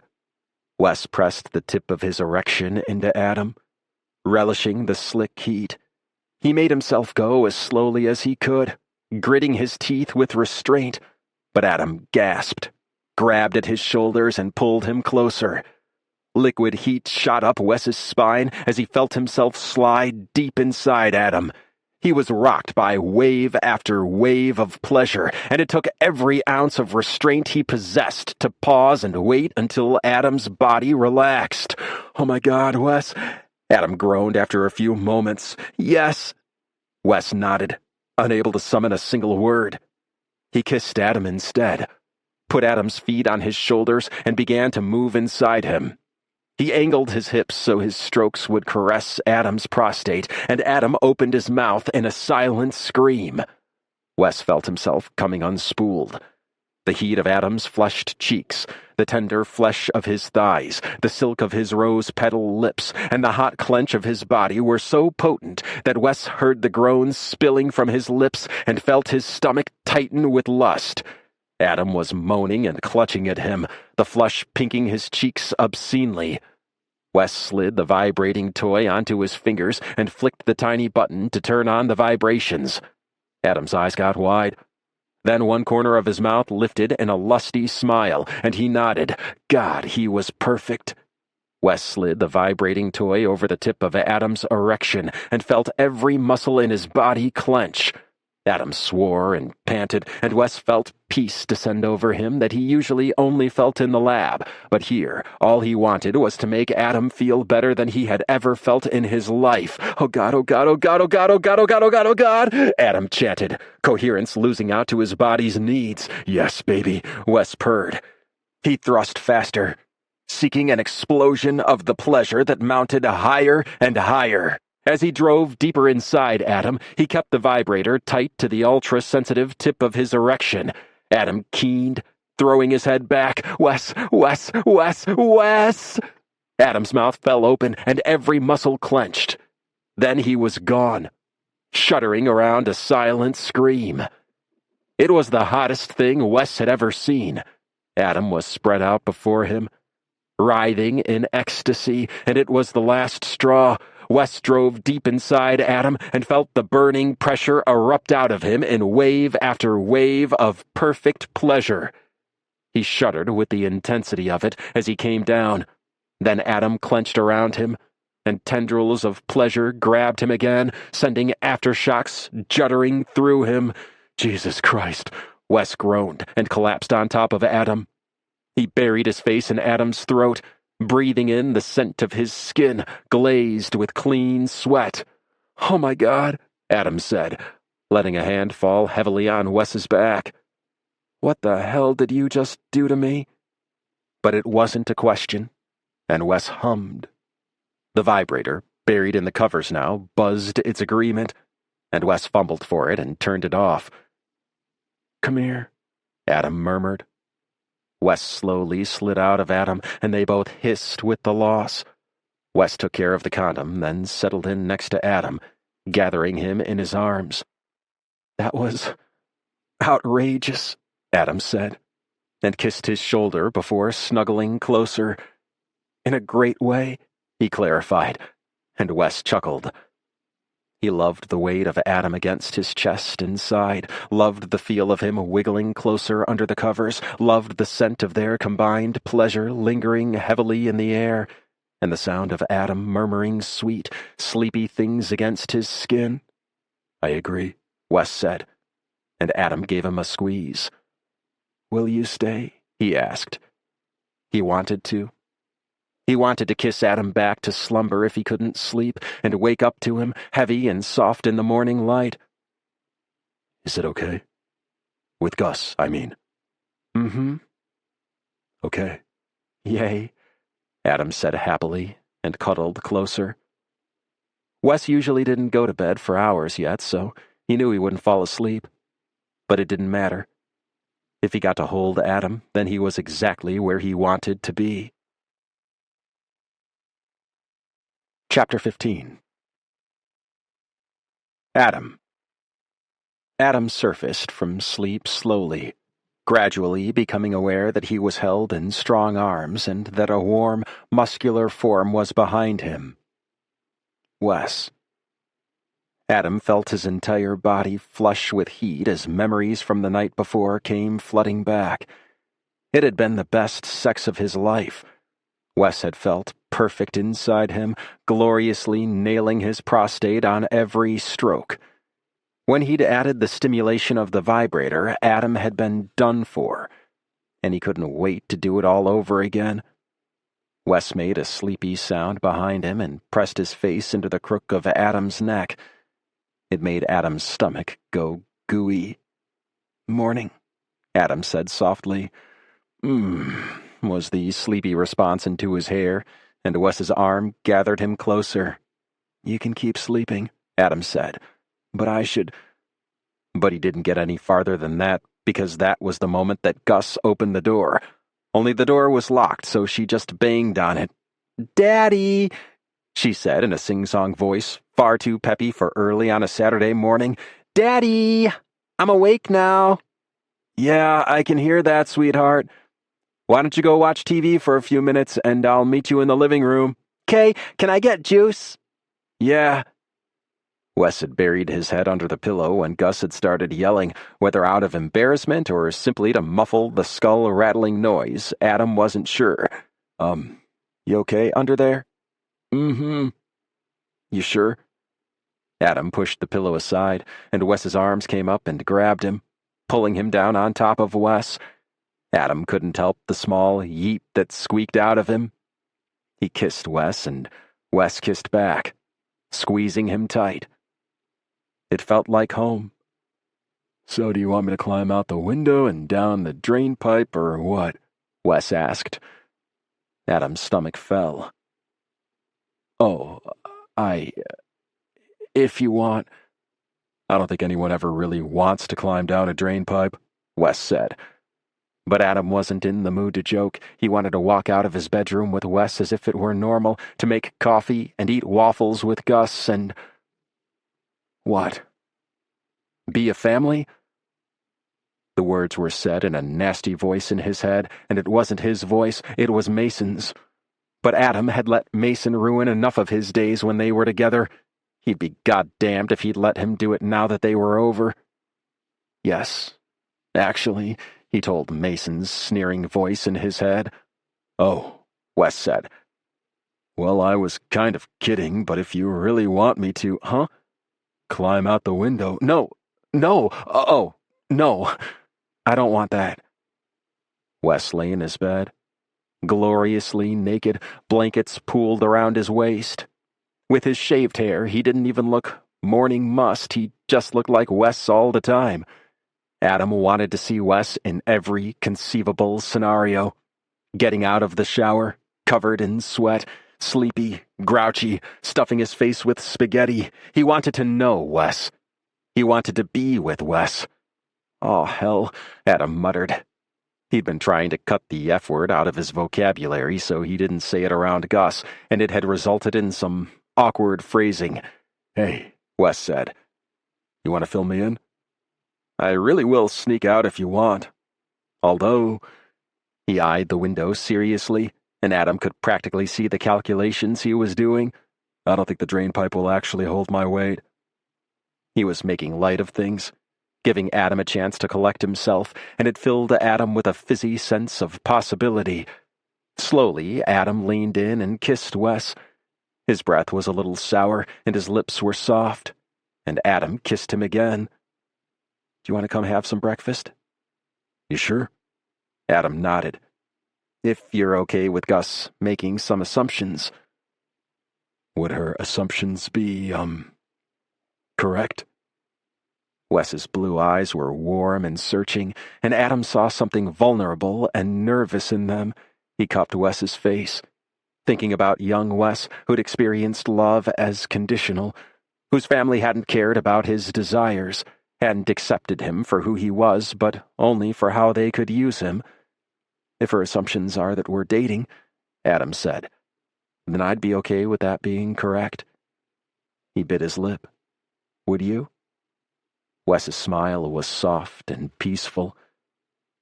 "Yeah, I could deal with that hypothesis panning out." "Such a nerd." Adam kissed him again. "Such a romantic," Wes said, returning the kiss. They dressed and went to find Gus. Just before they descended the final step into the living room, Adam grabbed Wes's hand.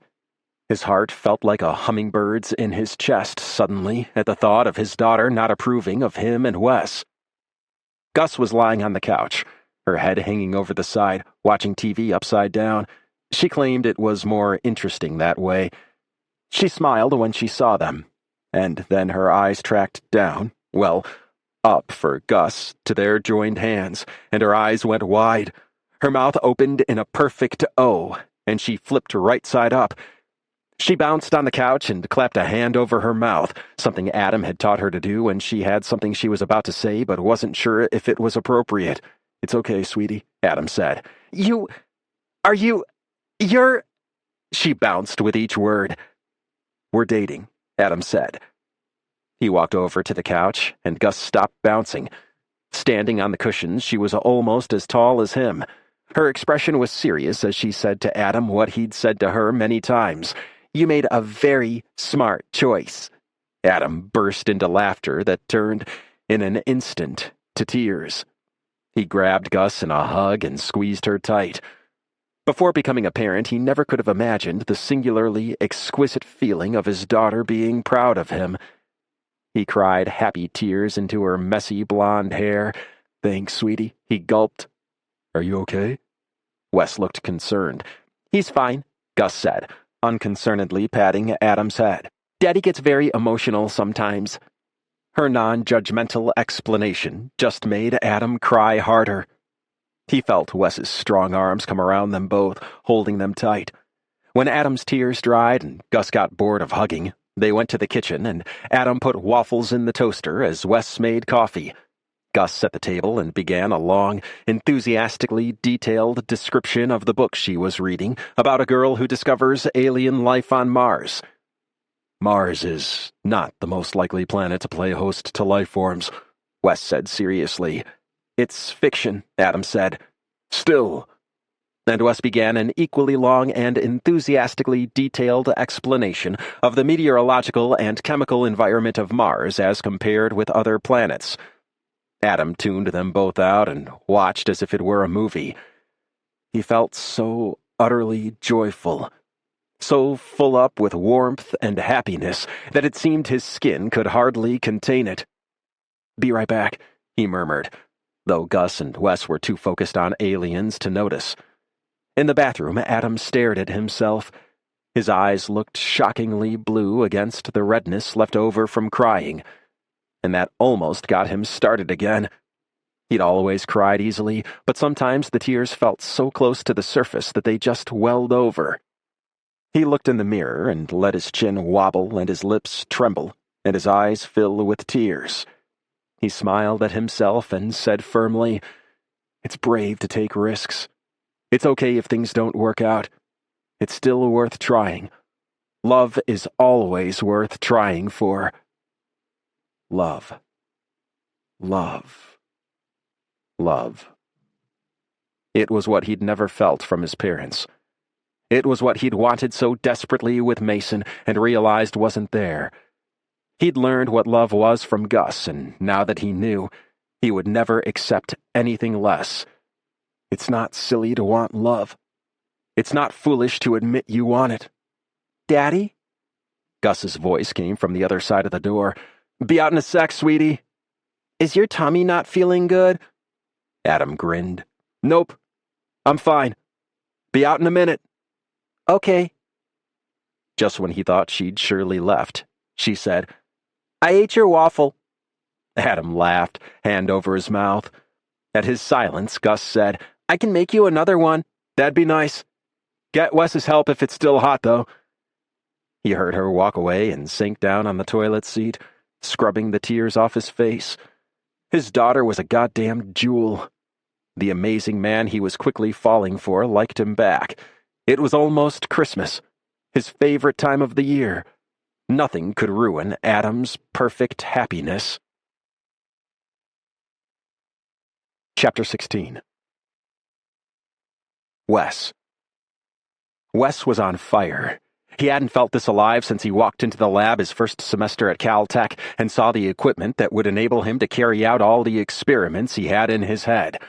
It was the buzz and pop of possibility, the tingle of potential. It was happiness. He just never had a name for it before. Telling Adam about his family, his past, putting it into words for the first time in years, had clarified it for him. His father had been wrong. Wes hadn't realized how muddy he'd allowed that to get in his mind after all this time, how much the guilt of choosing not to have a relationship with the man had complicated the story.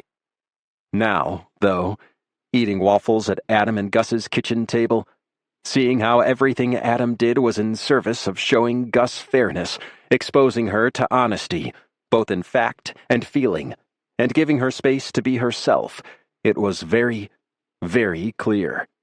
His parents hadn't been like that. They hadn't been like that at all. Hey, what's up? Adam asked. Huh? Nothing. Just thinking. Anything good? Adam said lightly, with a soft smile that said they could talk about it later if he wanted. You're an exceptional parent, Wes said. That's all. Adam's eyes went wide, then filled with tears. Gus patted Adam's hand, then shoved another bite of waffle in her mouth. Thank you, Adam said thickly. Wow. Thank you. What are we doing today? Gus asked. Well, I thought we could hang some more lights. Wes said he could help. Can I climb the ladder? Gus hedged. A little bit, Adam said. And I get to stand right underneath you in case you fall. Gus rolled her eyes, but agreed, and it gave Wes an idea. Do you like the woods? He asked Gus. She nodded excitedly. Maybe after we hang lights we could go on a little adventure. Gus immediately turned to Adam. Can we? What does little mean in this instance? Also, adventure. Wes laughed. Just a little hike. In the woods. To a clearing that I want to check out. That doesn't sound at all like you're going to murder us, Adam mumbled. Okay, sure. Lights, then being led to a mysterious spot in the woods. Yay, Gus said, then ran to get dressed. I'm gonna run home and change, Wes said. Feed the animals. Meet you back here in an hour or so? Okay. Adam was gazing at him. Can I have a kiss before you go? He asked tentatively. Wes didn't want him to ever feel tentative about asking for that. He stood and drew Adam into his arms. When their lips met, everything else melted away, and it was just them and this moment. Wes cupped Adam's cheek and kissed him again, light and sweet. Adam's eyelashes fluttered. Okay. Bye, Wes said. Adam smiled and gave a little wave. When Wes closed the front door behind him, he felt a little tug in the region of his heart, as if with each step he took away from Adam, he was leaving behind something essential. It had only been 12 hours, but his own house felt dark and oppressive after being in Adam's cozy, airy home. He made the rounds, feeding everyone, cleaning up, kissing lizard heads, scratching raccoon backs, and letting snakes slither their way around his neck. After a shower and a change of clothes, Wes texted Zachary, "I really like him." Then, as he pulled on his shoes, "I don't want to screw it up." "Good plan," Zachary texted back. "I wish I had some advice, but I've been told I screw up every relationship I have, so maybe just do the opposite of what I do?" "Well, what would you do?" "If I knew what I did wrong, I'd stop," Zachary wrote. Then, after a minute, "Probably." Another minute. "I mean, I'd try." Wes snorted. "'Kay, going over there now. Later." "During the day? It must be true love," Zachary wrote, then flooded Wes's screen with pink hearts. Wes had hiked out to this spot once a week for the last 6 months, but he'd always gone at night. After all, you could only tell if lights were bright enough in the dark, and it had the added bonus of never bringing him in contact with people. But seeing it in the daylight was a treat. They'd hung the fairy lights on Adam and Gus's house, and all agreed that it was almost to the point where they looked like they had the most lights in the whole world. Wes was glad he'd decided not to tell Gus about the gay family of LaGrangeville, New York. In fact, Mr. Martinelli from next door commented on how glaringly bright the lights were as he stepped out to get his mail. "Thank you," Gus had called back. Adam and Wes had snickered behind her back.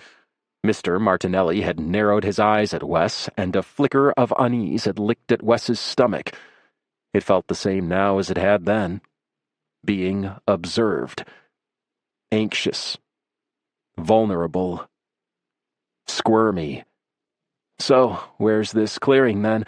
Adam asked after they'd walked for 20 minutes.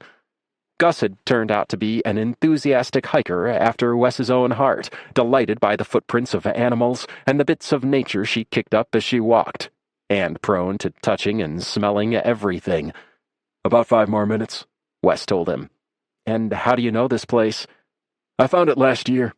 I was looking for a spot where I could test out various bioluminescent apparatuses, but I needed somewhere far enough off the path that things wouldn't get disturbed and someplace dark enough that there would be no light pollution.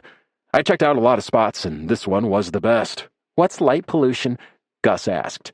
"It's when ambient light from the environment, reaches a spot, like light from people's houses or streetlights or buildings." "You're trying to see if your bioluminescence will work to light this clearing?" Adam asked. "Yes, basically. I'm trying to see how far each different illumination casts to understand how much of the biome would be required per square foot to light it." They reached the clearing, and Adam stopped short. Gus ran to examine things. "What is this?" she asked. With a gentle finger, she traced the needles of the largest of the saplings Wes had planted. "That's a sunburst pine. That one is a Douglas fir. Those are blue spruce." He pointed to the ground in front of them. "These are Spartan junipers." "They look weird," Gus said, screwing up her face and peering at them. "Well, it's hard to see in the daylight, but they glow. If you cup your hand around a part of the plant, you can see it." Wes used his larger hands to create enough darkness around Gus's eyes so she could see. "Whoa! Did you do that?" Wes nodded, and Adam put a hand on his back. "Can I see?" Wes shaded Adam's eyes too, and used the excuse to brush back his soft hair. "Oh my God!" Adam breathed. "You made trees glow? How?" Satisfaction coursed through Wes. This was a project he'd begun at home, but he could quickly see that the laboratory setting, though generally useful for iterative experiments, wouldn't tell him if the glowing plants could survive in nature as well as in a hothouse, so he'd moved them out here in the spring, hoping the summer months would let them establish themselves sturdily enough in the environment that they'd survive the winter. He'd mulched them aggressively against the cold, and so far they were doing well. "In lay terms, if you can," Adam said. Wes nodded. He was beginning to enjoy this new challenge of taking the complex processes he knew backward and forward and reimagining them in the simplest terms possible. "You know how fireflies and algae glow?" Adam and Gus nodded. "I took the chemical that makes them glow and injected it into plants to see if they could make it part of themselves." It had been 18 months of painstaking experimentation, but that truly was the crux of it. Adam was looking at him with a strange expression, and Wes wondered if he hadn't simplified things enough. "You're amazing." Adam shook his head. "That's amazing." Wes ducked his head, self-conscious. "Thanks." "Can I have a glowing tree?" Gus asked, eyes wide. "Sweetie, this is Wes's research." "I know," she said, "but maybe just a little one?" Wes smiled. He thought she would be intrigued by his strange glowing trees. "Maybe you can come over sometime, and we can make you a glowing indoor plant, since it's winter." "Really?" "Sure." "I'm gonna have a glowing plant," Gus sang to the trees around them. Then she plopped down beneath a non-glowing tree and began picking apart a pine cone. "That's very sweet of you," Adam said, sliding his arm through Wes's. "You don't have to." Wes knew he didn't have to. In fact, he'd spent the last 15 years of his life proving to himself over and over again that he didn't have to do a single goddamn thing he didn't want to do. Not anymore. But he wanted to. Since he'd met Adam and Gus, he wanted to do something for someone else, reach outside the world of his home and connect with people for the first time in a long time. "I want to," Wes said. "Maybe she'll get into plants because of it and give you a break with the spiders." "Oh, bless you," Adam said, looking up at him with those mesmerizing blue eyes. That would be a true Christmas miracle. Chapter 17. Adam had been forced to order several industrial power strips to accommodate all the lights they'd been sent for the house. Their electrical bill would be astronomical this month, but it didn't matter, because Gus's eyes lit up as bright as the house whenever she saw it. Several people on Instagram had reposted his pictures, and they'd gotten even more lights in the mail. Last night, when he put Gus to bed, instead of one of the stories he usually told her, she'd asked for the story of the magic lights. "What do you mean, sweetie?" "Why don't you tell me the story?" Gus snuggled into bed and told him the story. "I wanted the most lights in the world, so you got tons of people to send us lights. We needed help with hanging them, and Wes helped us. And now you and Wes are going to fall in love, and he's going to be with us all the time. So the lights have to be magic." She'd been half asleep by the time she got to the end of the story, but that had heightened its impact, rather than lessened it. Gus had never attributed anything to magic before. She'd always been exceedingly scientific. Weirdly scientific for a child, truth be told. To hear her attribute Wes's presence in their life to magic showed Adam how very much she wanted a family Christmas. And yes, Adam knew the two of them were a family, but clearly Gus wanted more. It was a week until Gus's winter break started, 10 days until Christmas, and Adam still had no present for her, and no idea if Mason would deign to even wish her a Merry Christmas.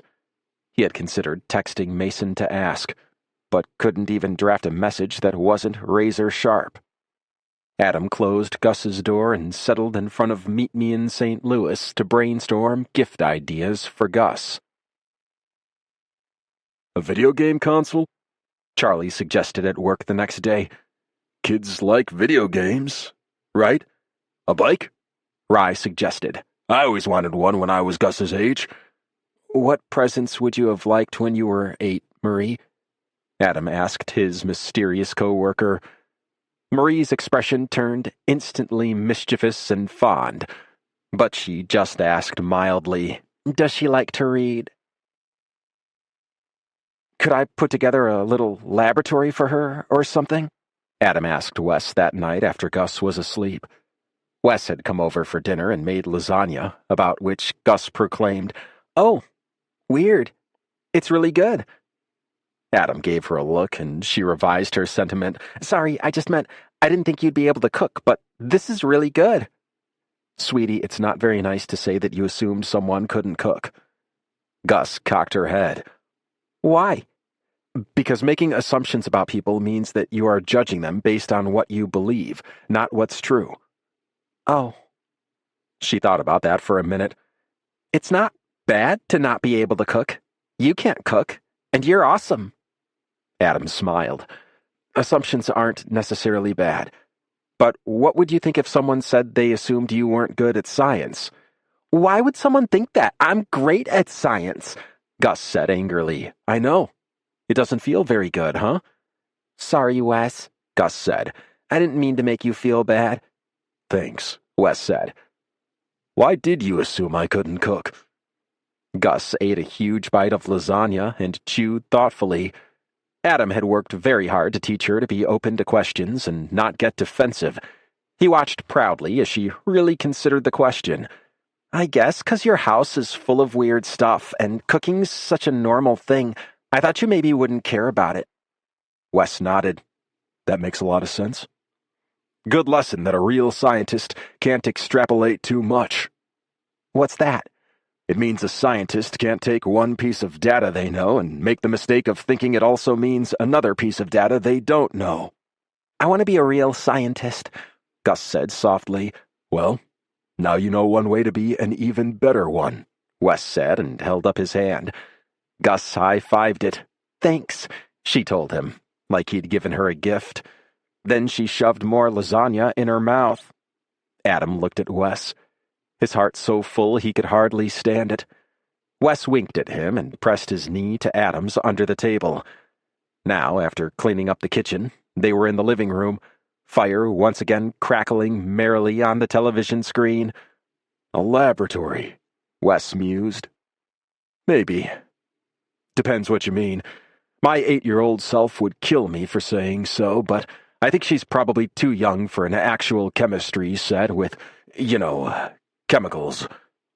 Adam's heart lurched, imagining his baby getting burned with acid or spattered in something else corrosive.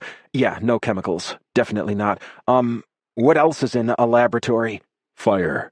Adam blanched. Just kidding, Wes said. I mean, there is fire, but... Yeah, I get it. A laboratory is basically a death trap. Never mind. Adam deflated. I know it's silly. I know the perfect holiday gift won't really make Gus forget stuff with Mason or leaving Boulder. I just want this Christmas to be great. I want Gus to be happy and see that this is a good move for us and that we're going to be okay and... He gestured broadly, like he could pluck the words out of the air. Wes caught his hands and brought them to his lips, kissing the knuckles of each. His eyes were warm and intense, and Adam wanted to let himself drown in them. You're already doing everything to help Gus feel that way, he said, soft and sure. You're thinking about what is best for her. You've practically buried your house alive in lights because she asked for it. And most important, you're here. You're spending time with her. That's what makes it feel like a holiday. That's what makes it special. Wes's eyes grew shadowed. At least, I assume so. Your family didn't spend time together at the holidays? Wes snorted. The holidays were just an excuse for my dad to throw huge, lavish cocktail parties for all the people he wanted to impress.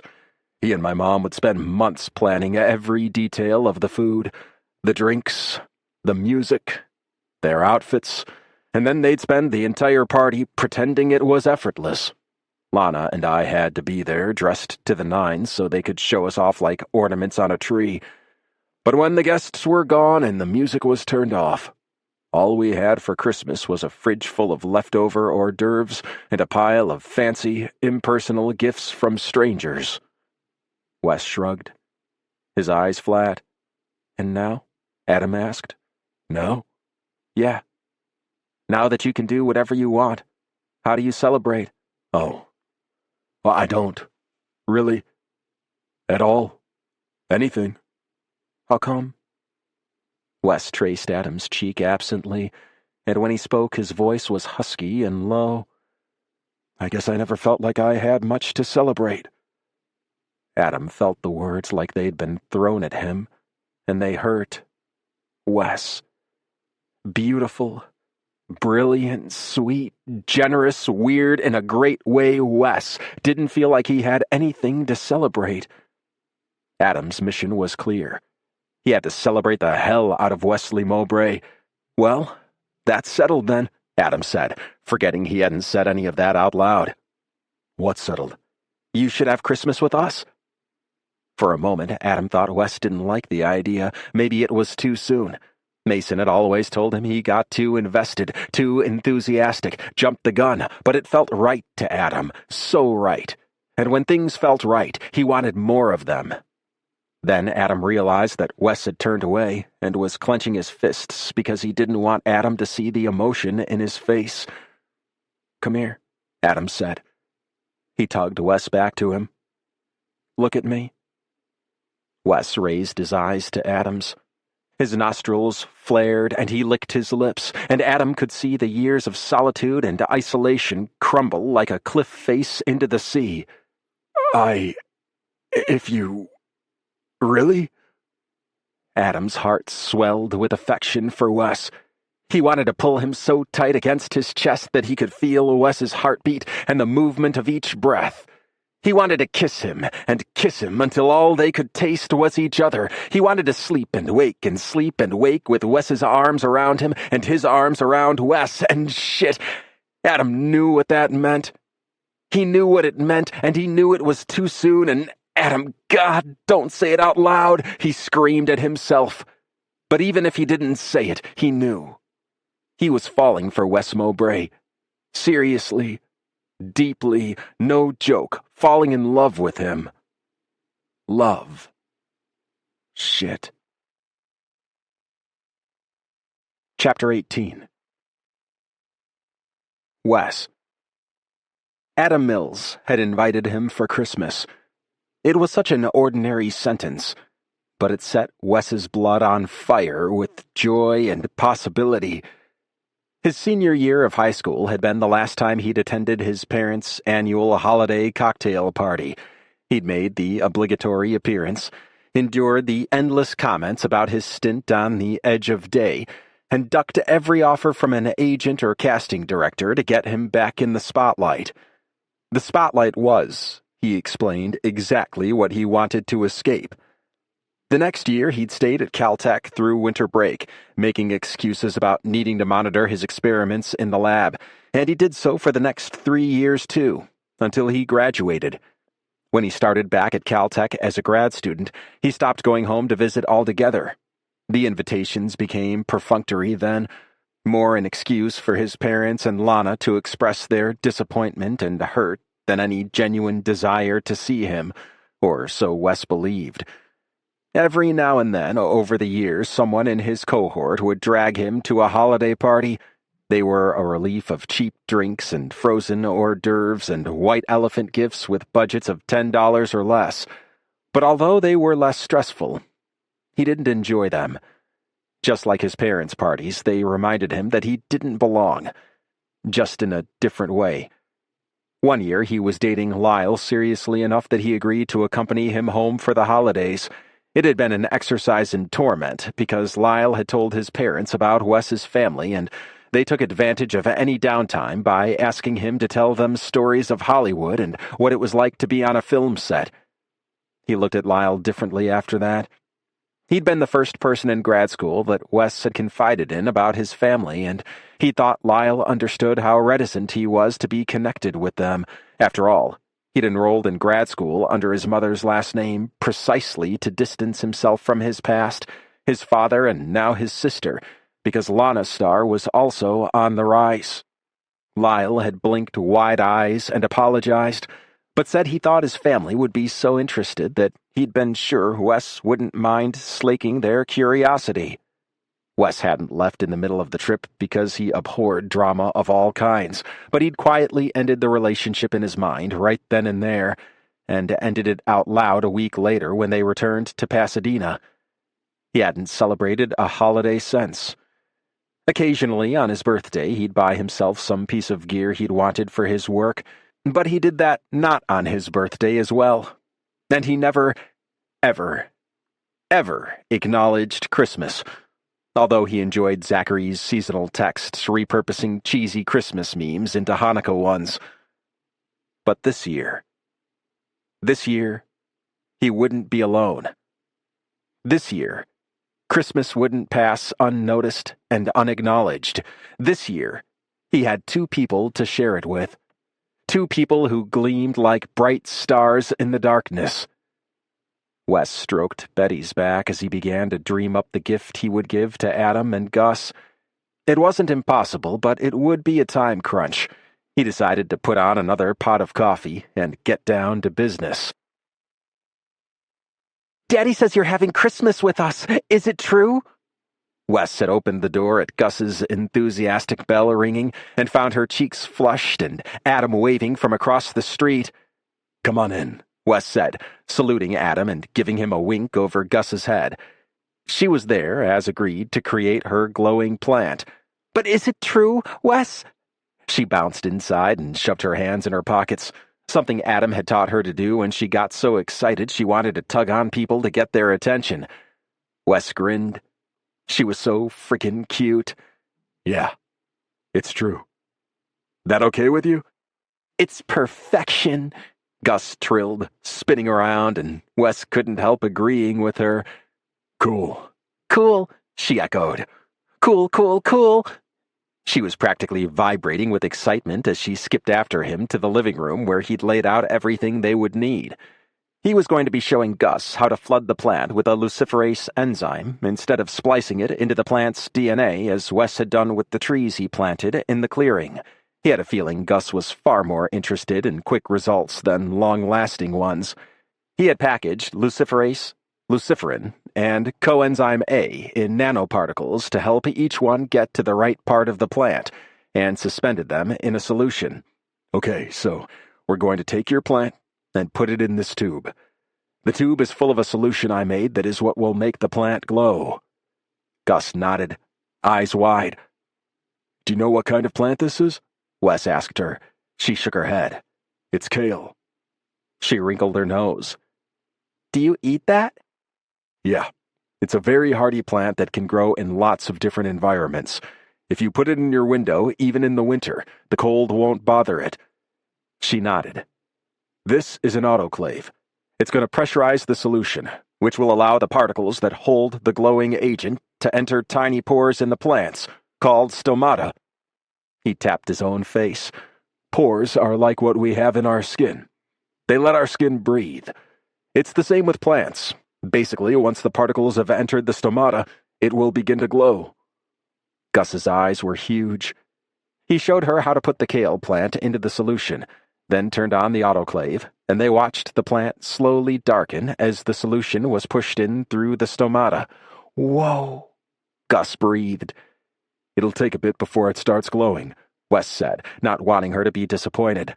"Okay, can we take it to my house so Daddy can see it too?" "Sure."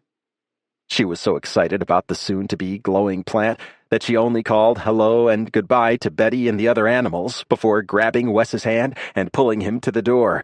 "Just grab my coat," he said, managing to snag it with one hand before he was encouraged out the door. "Sorry." Gus grimaced and waited impatiently as he pulled it on. She shielded the kale plant inside her own jacket for the walk across the street, hugging it to her chest against the cold. She reminded Wes so much of himself sometimes. "Daddy!" she yelled as they got inside. "I made a plant glow." She paused and looked back at Wes. "Wes helped," she added, and Wes smiled. Adam came out of the kitchen with an adorable smear of flour on his cheek. Wes's eyes got wide. "Oh no, Daddy. Are you baking?" She asked it with the horror usually reserved for questions like, was it malignant, or is it contagious? Adam laughed. "Never fear. It's slice and bake cookies. I just used a little flour to roll out the dough. I got Christmas cookie cutters. Want to help?" Plant instantly abandoned in Wes's hands, Gus made a beeline for the kitchen. "Hi," Adam said. "How'd it go?" "Good. I'll just put this in her room, if that's okay." "Sure." Adam studied it. "Is it really going to glow?" "It should." Adam shook his head.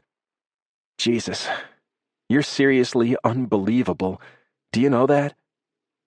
The word had been levied at Wes before, yes, but never in the extremely fond, slightly awed tone that infused Adam's voice. Wes caught his elbow and drew him close. Adam smelled of sugar, and Wes wanted to see if he tasted like it too. He leaned in and kissed Adam's soft lips. They tasted as sweet as he smelled, and Wes sank into Adam's warmth. Kissing Adam felt like home. "Daddy, can I make a Christmas monster?" Gus called from the kitchen. "Sure, sweetie." Adam kissed Wes one more time. "I'll meet you in the kitchen," Wes said, running his fingers through the hair at Adam's nape. Wes settled the kale on Gus's windowsill, adjusting the blinds to make sure it would get enough sun. It was a western-facing window, but maybe he'd bring a clip-on plant light over tomorrow if it didn't seem like the winter sun was enough.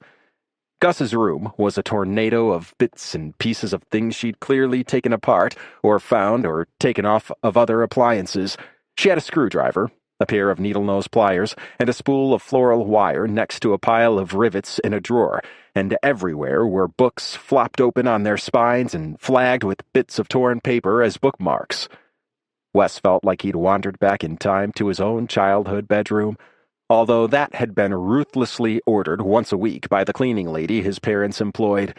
In between, though, Wes collected piles of this and that to experiment with, and consulted books for guidance. He truly didn't mean to snoop. He was just curious if he could get a sense of what she might be making. On her desk lay an unfinished letter, written in Gus's chaotic scrawl. "I know you don't exist," it said. "but just in case you do, will you make Wes stay? Daddy and me are so happy now, and I want us to be a family." The letter was addressed to Nicholas Santa Claus. Wes froze, awash in conflicting emotions. First and most superficial, fear. The fear that someone needing him would end up the way it had the last time, when his father had needed him, with their relationship in tatters and Wes guilty and miserable. But when he dug a little deeper, there was also hope. That maybe this time, being needed didn't mean doing something he didn't want, but participating in something he did. He adored Gus, and his feelings for Adam grew stronger every hour they spent together. He took deep breaths through his nose and blew them out his mouth, and slowly, the fear dissipated. He reread the letter and focused on the hope.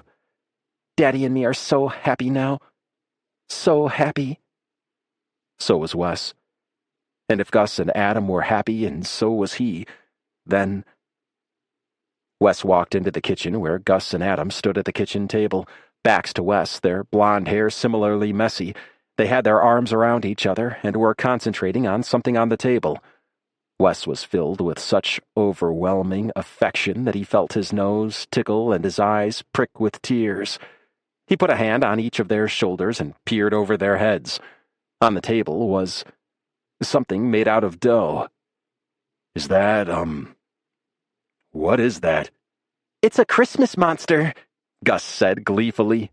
Adam smiled up at him. "It eats Christmas lights, and then it glows, just like my plant. See?"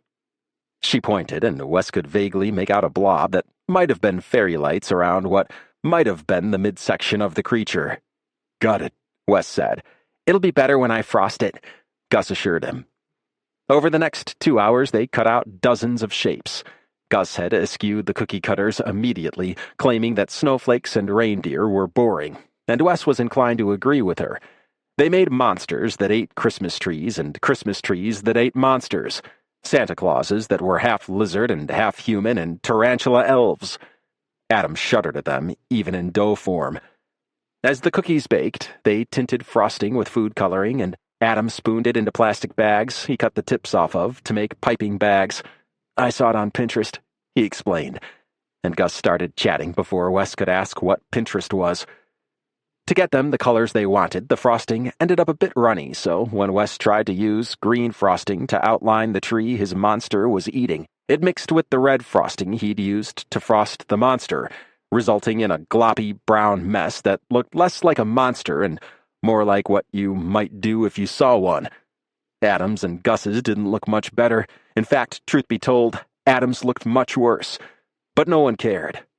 Adam had put on Christmas music, and while outside the snow was coming down in freezing gusts, the kitchen was oven-warm and cheery, all of them laughing as Gus launched a monster attack where one of her tree-eating monsters became a tree-eating monster-eater and demolished Wes's tree-eating monster, smashing both to a sugary paste that she scooped up and ate with her fingers. "Monsters are so yummy," she said an hour later, tongue, teeth, and lips an unearthly blue-green color from the dye in the frosting. She was tired and crashing from the sugar, so Adam got a peanut butter sandwich in her and then put her to bed, claiming that the food coloring would come off on its own eventually. Wes cleaned up the kitchen while Adam settled Gus in, getting blue and red fingertips for his trouble, and made some mint tea. When Adam came back in the kitchen, he draped himself over Wes's shoulders and squeezed him. "You angel," he murmured, and kissed his neck. "Thank you for cleaning up. You really didn't have to." "It's okay," Wes murmured. Christmas music still issued faintly from Adam's phone, a tinkly song Wes recognized but couldn't name. He stood and pulled Adam against him, rocking to the rhythm of the song. With Adam's cheek on his chest and his arms around him, Wes felt perfectly at peace. The wind whistled outside, but Adam was warm and smelled so good. They were half dancing, half swaying, and went on that way for a song and a half, until the music cut out and Adam swore. "Phone died," he muttered. "Doesn't matter," Wes said. They settled in the living room with their tea. "Guess what?" Adam said. The plant was glowing just a bit when I turned the light off." "Oh, good.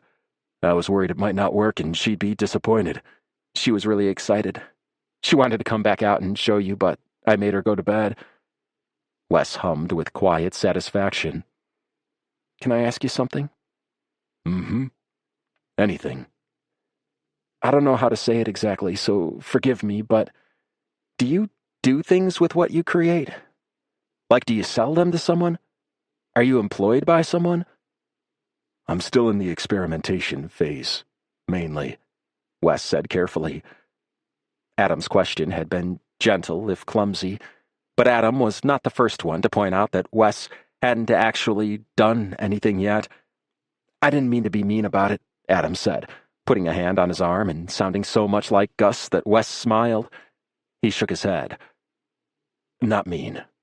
I know it's weird that I just work out of my house. I had a job offer a few years ago, but it wasn't a good fit." He'd had many over the years, in fact, all contingent on compromising his research in order to rush to sale. "I got a big grant in my last year of grad school, and that's what I used to initially fund most of my research. But since then, I've used the money I had in the bank from Edge of Day. I didn't like to use it, but all the companies that are interested in bioluminescence want me to design a product for them to sell rather than just funding research. There's a lot of money in green marketing. A lot of people who will pay handsomely for alternative energy and feel like they're offsetting their carbon footprint or whatever." Wes rolled his eyes. "But I'm not interested in selling it. Not like that, anyway. My goal isn't to make glow-in-the-dark nightlight plants for Pasadena kindergartners. This science could rewrite the way we use energy, period. Did you know lighting accounts for 20% of worldwide energy consumption? Sorry, did I already tell you that? Anyway, it's huge." Adam nodded. "And that usage is public as well as private. And on the public side of things, there are huge discrepancies in where lighting is used. There are neighborhoods in LA where you could read a book in the middle of the night. Rich, heavily surveilled neighborhoods. Then there are ones where the streetlights got smashed or burned out years ago and were never replaced, or where the city just stopped routing electricity to lights altogether. It's the same in every city in the country. Poor neighborhoods the city government considers dangerous or unimportant, they don't get the same budget for lighting, which makes them more dangerous, less desirable. And on and on. I saw it in Boulder, too," Adam agreed. "Or rural areas where houses are too far apart for the county to want to light the road. They have so many collisions with animals or other cars. But imagine if we could light those neighborhoods the cities underserve, or those rural roads the county has dismissed, with something that is self-sustaining and doesn't require any fabricated energy source, like trees. It could revolutionize the way people experience their environments. Adam threw himself into Wes's lap and kissed him. "You're so damn hot," Adam said. "Seriously, you're just amazing." Thank you," Wes stammered, not knowing what to say to that. "Would you ever want to... Never mind." "What?" Wes cupped Adam's face. "Nah, you just said you wanted to revolutionize the world. This isn't that." "Tell me." "Well, it's really small, but I was talking with one of the other parents at Gus's school the other day when I dropped her off, and in the winter the bus stop for her daughter is dark because the sun rises so late, so she waits with her because it's kind of scary in the dark. I guess I was thinking maybe there was a way to light them. Never mind," he said again. Wes immediately began parsing what would and would not work, filing away the former and rejecting the latter, narrowing to a plan.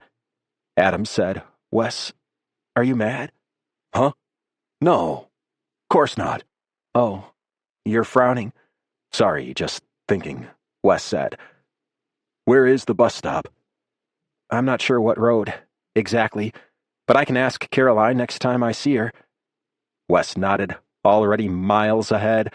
"Maybe I can get a map of the bus stops from the school district. If I overlay a map of the lighting grid from the Department of Energy, I can see which stops would be in darkness starting on which day of the year, given sunrise times. Then I could—" Adam cut him off with his mouth, kissing him passionately. Wes laughed and kissed him back. "Too much detail?" he asked. Adam nodded. "You're amazing. Now shut up and kiss me." Wes was happy to oblige. Chapter 19. Adam. The day had started out perfectly. Adam had woken in Wes's arms with Wes nuzzling his neck. Then Wes had slid beneath the covers, pressed kisses to the sensitive skin of his inner thighs, and then brought Adam to transcendent orgasm, light bursting behind his eyes and shockwaves of pleasure rolling over his whole body. Matheson's Hardware was cheerily busy all day, customers buying tools and fixings to hang decorations and searching for the perfect aid for their last-minute holiday projects. Rye had even come in to help out for the day, though he mostly seemed to swear at the cash register as it jammed or spat out long scrolls of tape. During one lunchtime lull, he regaled Adam and a customer with the tale of his own failed DIY, which he'd meant to be a laptop desk for Charlie, but which had turned out a hunched and mangled hunk of wood, so covered in glue that Charlie deemed it unsafe even to burn in effigy. Adam was laughing at this when Charlie came out of the office and gave him a questioning look. Rye simply said mournfully, "Laptop desk, R.I.P." And Charlie snorted and pulled Rye against his side in a tight hug. As he drove home, Adam got a text from Wes that said, "You're so lovely. Thanks for liking me," and was moved to tears. How very like Wes to thank him for that. At a stoplight, he texted back a string of heart emojis and sighed happily, turning the radio to a station playing Christmas music. He'd even had an idea for Gus's Christmas gift. His heart was very, very full. He was trying, and failing for the 1,000th time, to whistle a Christmas carol as he walked in the front door, planning what to make for dinner and wondering if Wes would want to come over again tonight.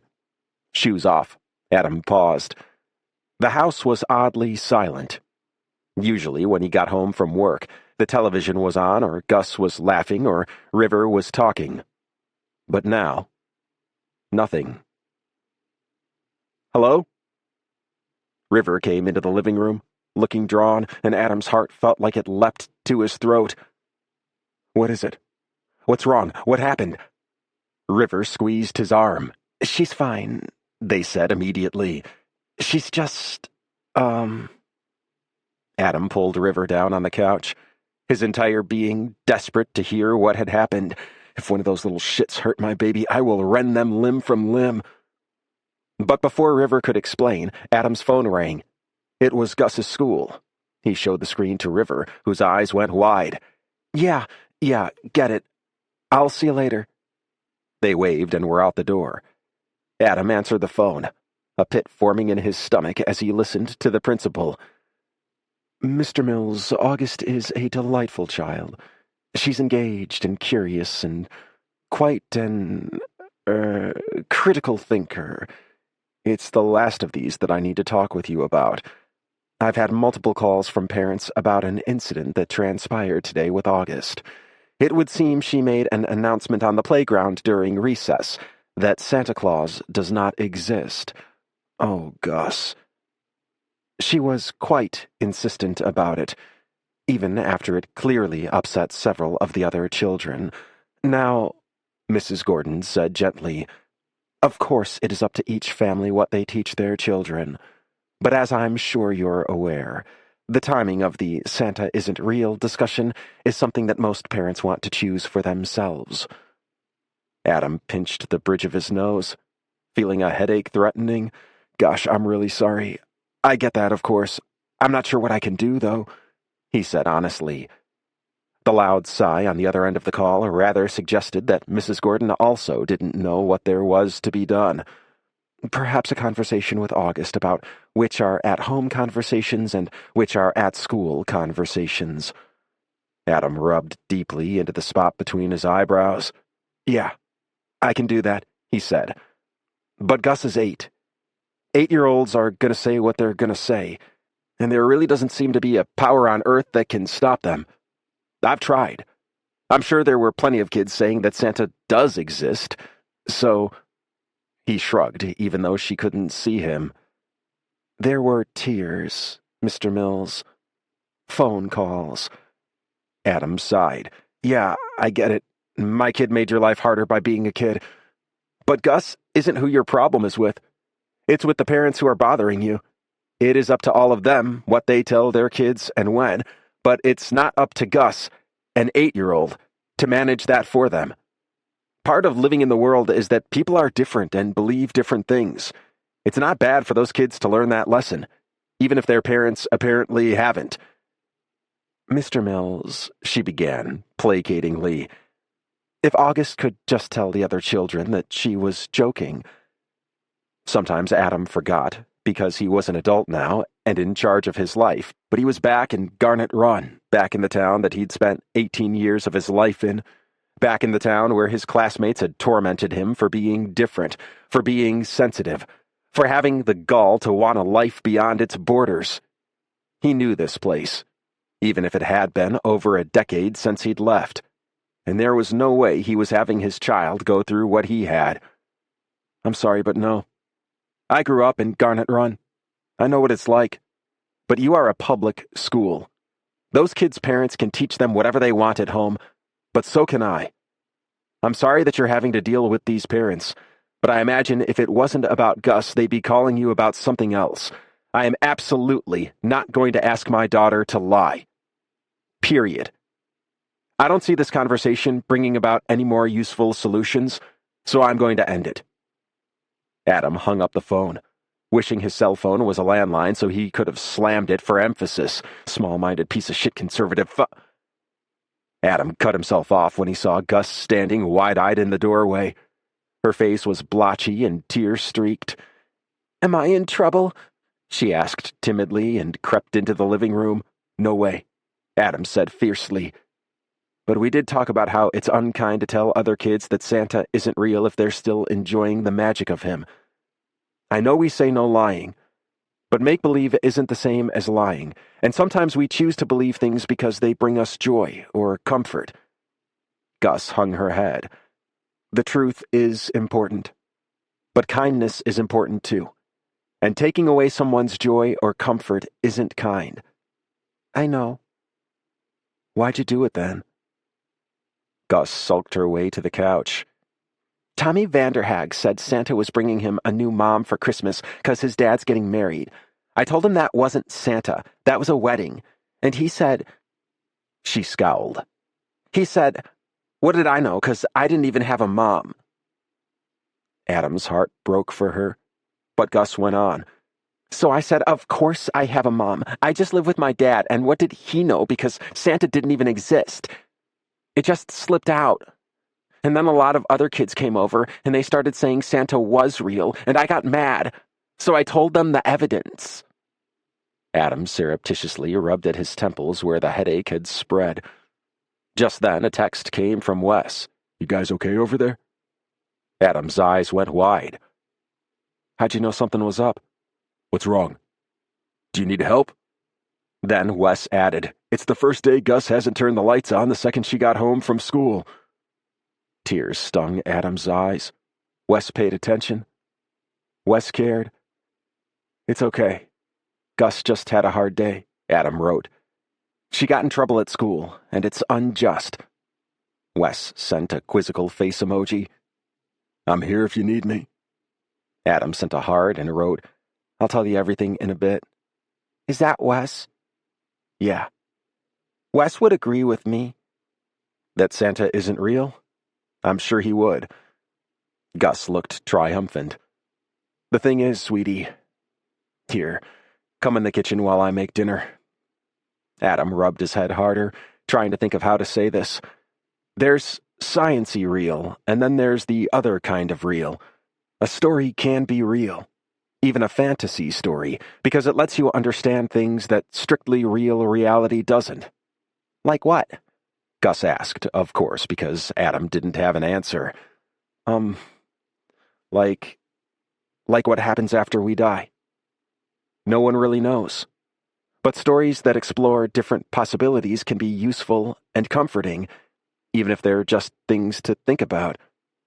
Adam rummaged through the cabinets, trying to find where Wes had filed the rice, because it wasn't under R. He found it under B, for basmati. "The point is that sometimes there are things that aren't true, but truth isn't the point of them. And Santa Claus is one of those things. It's like a collective story that we participate in because it can be fun and magical. Like what makes Christmas so great? The feeling, right?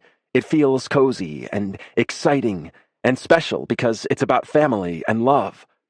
When we give someone a gift, it shows we're thinking about them and what they would like. When we share a special meal or a ritual, it's creating something that's just for our family or friends. Something that brings us closer together.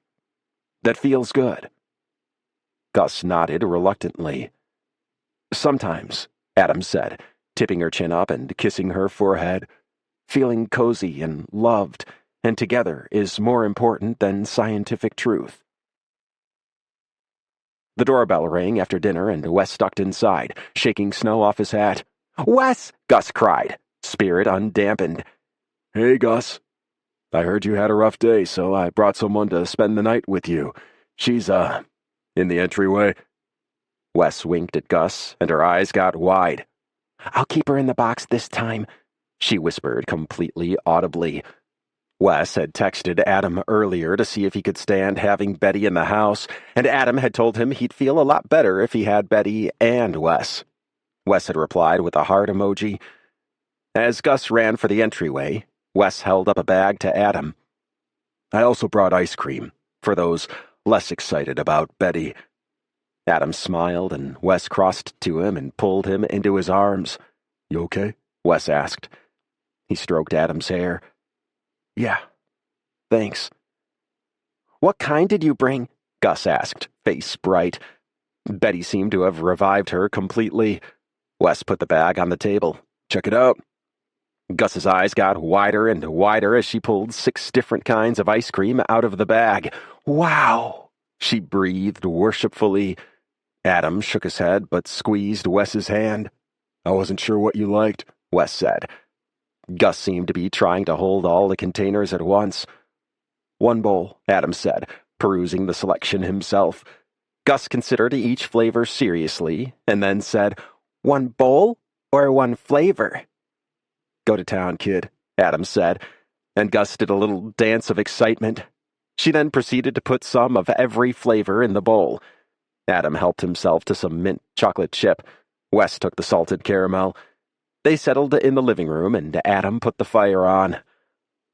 "Oh, Dad," Gus said, like this amused her. "Oh, Gus," Adam replied.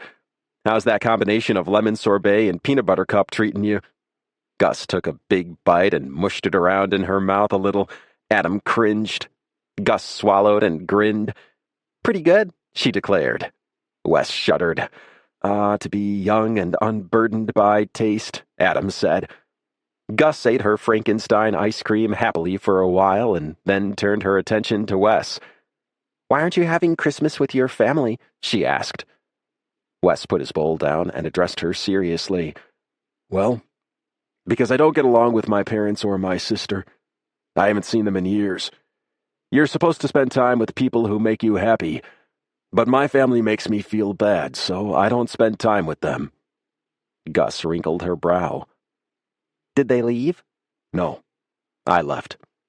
I choose not to spend time with them." Gus's mouth formed an O, like she didn't know you could do that. "Are you sad?" she asked. "Nope. I'm happier not seeing them." "Oh." She thought about that for a while. "I bet they're sad." Wes's face did something complicated. "Why do you say that?" Gus shrugged like it was obvious. "You're awesome. Too bad for them that they made you stay away." Wes blinked, and Gus dropped her spoon into her empty bowl with a sigh. "Well, I'm tired," she announced, stretching dramatically. "Guess I'll go to bed early." It was 1 minute before her bedtime, so the pronouncement had less impact than she might have intended. "Hey, thanks, Gus," Wes said. He looked a little dazed. She smiled. "Night." Adam woke to 83 mentions on Instagram. Even when he'd used Instagram to try and drum up attention for his work, he'd never woken to 83 mentions. Wes had kissed him goodbye and gone home a few minutes earlier because Adam thought it would be good for Gus to have a low-key morning, given the events of the day before. Blearily, Adam tapped the screen. His most recent shot of himself and Gus in front of their lit-up house had apparently been shared under the hashtag Winter in Wyoming, and then landed in several people's stories. One of them, an account with 1 million followers that comprised images of cozy cabins with roaring fires, mugs of cocoa cupped by mittened hands, and winter trees glazed with icicle lights, had shared the picture, along with hands making a heart and a string of lights gif commenting dad and daughter Christmas goals. Adorable. That account seemed to be the source of most of the shares. He liked the posts and reposted the stories, thrilled to show Gus.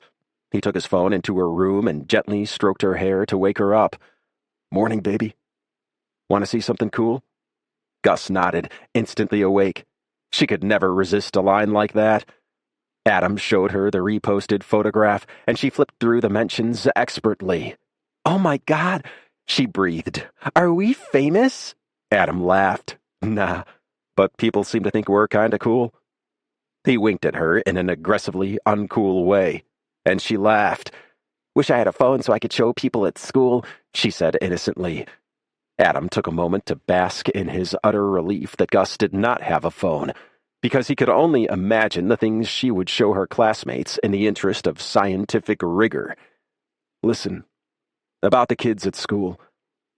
Adam had spent a long time thinking about the situation the night before and had come to a conclusion that satisfied him. Somehow, snugged tight in Wes's arms, everything had seemed less galling. In fact, when Adam told Wes the whole story, complete with Gus's Martin Luther nailing the 95 theses of why Santa obviously doesn't exist to the door, Wes cracked up. "I want you to let them believe whatever they believe about Santa. No, wait. Listen," he said as she started to open her mouth. "You don't know what everyone's situation is, or what they do at home. Some kids like to believe in magic and Santa Claus and the Tooth Fairy because it makes them happy, just like science and truth make you happy. It's not okay for you to force your beliefs on anyone. Period." Gus wrinkled her brows. "Yes, baby, some people think science is a belief. So if there are kids who want to talk about it with you and they're okay with Santa not existing, then fine. But it's not your place to try and convince anyone if they want to believe. This is really important. I need you to promise me. You won't try and force your beliefs on anyone. Okay, Gus sighed. I won't. Adam had extracted one more promise from Gus when he dropped her off at school. This one, a pinky promise. That most sacred of vows. Not to argue about Santa. And he considered it a good sign that he didn't get any phone calls during the day, either from irate parents or from Gus's principal. Just before he finished work, though, River texted, NBD, but text me when you can. At Adam's expression, Marie waved for him to go, so Adam called them back as he tidied up the shelves in aisle 2. Is something wrong? Is Gus okay? Dude, we need a code word that I'll use if something is actually wrong. You raise my blood pressure every time you do this. Sorry, Adam said. What's up? Just there are a lot of packages on your driveway. Gus wanted to open them when we got home. She said you guys are famous now? I didn't want her to in case there was something weird in any of them. I just wanted to let you know. Have I told you lately that you're the best sibling in the whole world, and that I appreciate you so much? Adam said. River made a predictably dismissive sound. Seriously, River, I could not be here without you. Oh, River said. They sounded pleased. Suddenly, Adam realized how close it was to Christmas, and that he hadn't discussed it with River yet. Do you need to be with the cats on Christmas, or can you come over? Adam asked. There was a pause. Then River said, Yeah. Really? Crushing guilt lodged in Adam's stomach. He'd been so concerned about Gus and himself that he'd forgotten to invite River until now. Of course. I'm so sorry I didn't ask you before now. I've been a little... He made a scattered gesture that River couldn't see. No worries. No, seriously. You've been here for me, and I've been really self-involved. I'm sorry. I'm gonna do better. But of course I want you to come. And Gus would love it. Also, you know Wes? From across the street? He might come too. For real? They dropped their voice. So it's going well? Adam grinned into a tub of hex bolts. So damn well. River's voice was tender. I'm really happy for you. Thanks. So you'll come then? Yeah, okay. Adam hung up the phone with a solemn vow that he would be better about making sure he was there for River, just as they'd been there for him. Chapter 20. Adam. It had taken Adam and Wes hours yesterday, under Gus's watchful directorship, but they had finally hung all the lights that had been dropped off. Can't believe you put your home address on Instagram, Wes had muttered halfway through. Adam had agreed. Originally, he thought maybe 2 or 3 people might drop off lights. He hadn't been worried about his privacy. This was Garnet Run, Wyoming, population 5,000 on a populous day, where people left each other alone. With people sharing the post, though, he'd opened his original post and edited it to remove his address. It was 5 days until Christmas. Adam figured people had better things to do than concern themselves with his lights. Daddy! In the kitchen.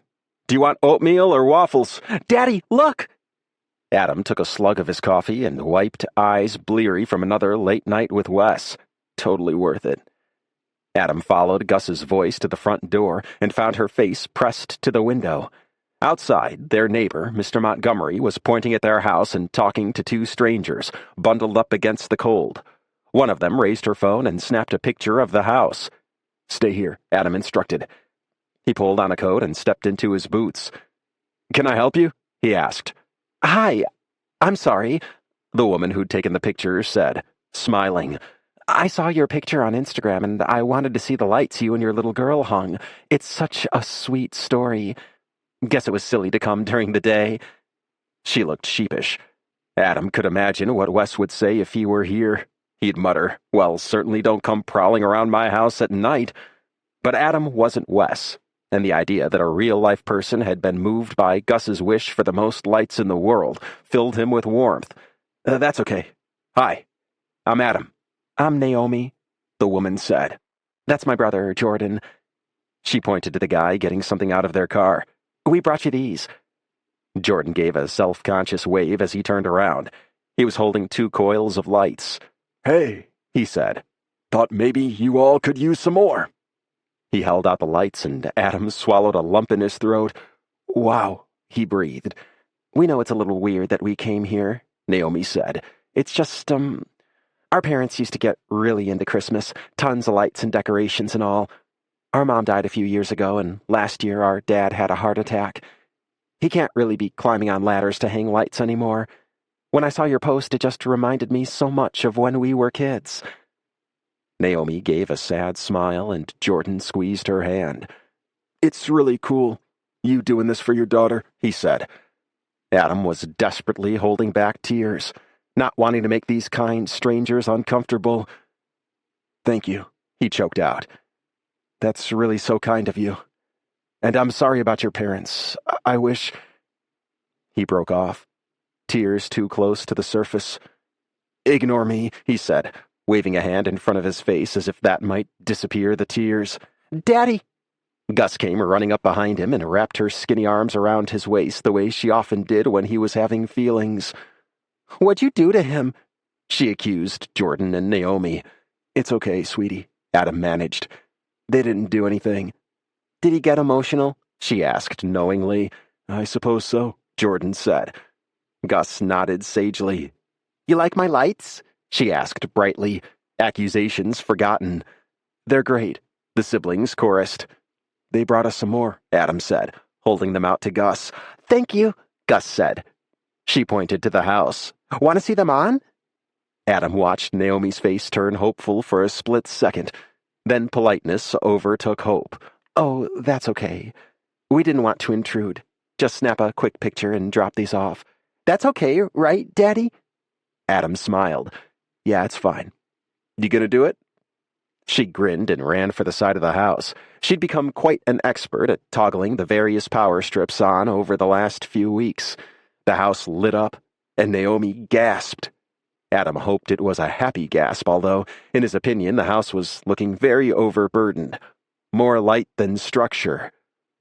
Wow, she said, and Jordan nodded. It's beautiful. Gus came skipping back to them, seemingly impervious to the cold. It's not the most lights ever, she said. I looked it up. There's a family called the Gay family. Like you, Daddy. Anyway, they have way more. But theirs is a whole huge thing. But it's pretty good. Adam clamped his lips together and nodded. It looks amazing, honey, Naomi said. Then to Adam, do you mind if I take a picture? Go for it. If you post it anywhere, though, will you not put our address? When I originally put out the call, I didn't think more than a few people would see it. Of course, she said. She took a few pictures, slid her phone in her pocket, and said, I'll tag you. She was clearly stalling. Finally, she turned to Gus and said, You've got a great dad, you know? Gus grinned and nodded. I know. Adam saw Naomi's eyes fill with tears before she turned away. She and Jordan waved from the car as they drove off down Knockbridge Lane. True to her word, a few hours later, Naomi posted the picture with their address blurred out and tagged Adam. She wrote, Nothing is as important as family. So lucky to see this labor of love by a father to make his daughter's dreams come true. #LitByLove. By the time he left work that day, Naomi's post had been shared enough times that Adam was getting follows and tags every few minutes. He couldn't wait to show Gus, who'd talked excitedly about Naomi and Jordan's visit the whole drive to school that morning. When he turned onto Knockbridge Lane, something felt different. It looked brighter. For a moment, Adam thought it was all the lights on their house gleaming up the darkness, but as he rounded the bend, he saw the cars. 6 or 7 cars lined the street between their house and Wes's, and people stood on the sidewalk, looking at the house, lights ablaze. Adam parked in the driveway and got out, waving at them. Hey, everyone." A chorus of heys and sorries and awkwards greeted him, and one woman approached him haltingly. "This is super weird, probably. Sorry," she said. "It's okay. It's nice that people are interested," Adam said. "I'm surprised anyone would trek up here. Are you from around here?" "My parents live down in Douglas, and I'm visiting for Christmas." She shrugged. "Not much to do, so—" Adam nodded. "I grew up here, so I know what you mean." She grinned. "Cool if we take a picture?" It's fine, just don't post my address if you share it, okay? Sure thing, thanks. And Merry Christmas, she called as he walked to the front door. Merry Christmas, Adam called back with a wave. Adam was trying and failing to whistle joy to the world as he walked in the door. I'm home, he called to River and Gus. But it was Wes who stepped out of the kitchen. Hey, he said. Hope you don't mind. Adam shut him up with a kiss to show him exactly how little he minded. But whereas Wes usually wrapped his arms around Adam and kissed him deeply, now Wes was tense, his shoulders rigid. What's wrong? Adam asked. Is Gus okay? Where's River? Chapter 21. Wes. When Wes had seen the first car pull up while Gus was at school and Adam was at work, the first person get out to take a picture, he'd been mildly charmed. He knew Gus would get a kick out of it. When the second car came, he felt his jaw clenching, teeth grinding. When the third car came, his heart started to pound. Through the window, he watched River and Gus get home, watched Gus flip the power strips on with glee. River took a selfie of them in front of the house, presumably to send to Adam, and they went inside. When the fourth car came, Gus came outside and waved, and River peeked shyly through the window. Wes got the sense that River didn't appreciate the attention any more than Wes did, though likely for different reasons. Gus went back inside. River pulled the curtains, and Knockbridge Lane went back to its usual sleepy quiet. Wes relaxed. Some weirdos with nothing better to do than take pictures of Christmas lights wasn't a big deal. At least that's what he told his clenched jaw, his grinding teeth, and his pounding heart. He stroked Betty's back and recorded the results of his recent light readings as the sun set. Then a camera flash bloomed in his periphery, and Wes found himself sitting on the floor below window level, even though he was in the basement. He couldn't even be positive he'd seen the camera flash. But they were out there, just the way they used to be. All Wes could think about then was Gus. He'd only been a little younger than her when he'd realized that his dad was famous, and a little older when he'd realized his dad wasn't nearly as famous as he wished he was. Gus might think this was fun at first, attention for a project that excited her. But what about when she wanted to hang more lights, and she and Adam couldn't go outside without people taking her picture, and she didn't know how to get them to stop, and she didn't want to be mean, but she really needed to feel like a person instead of like something other people controlled like a puppet, or a paper doll, or a trading card, and by then it was too late, and she couldn't get out of it. What about that?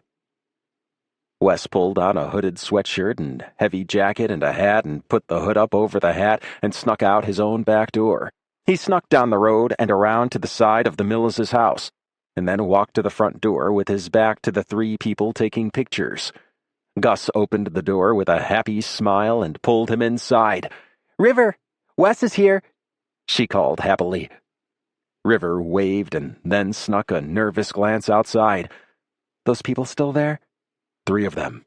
I wish this place had a back door, River muttered. Wes fervently agreed.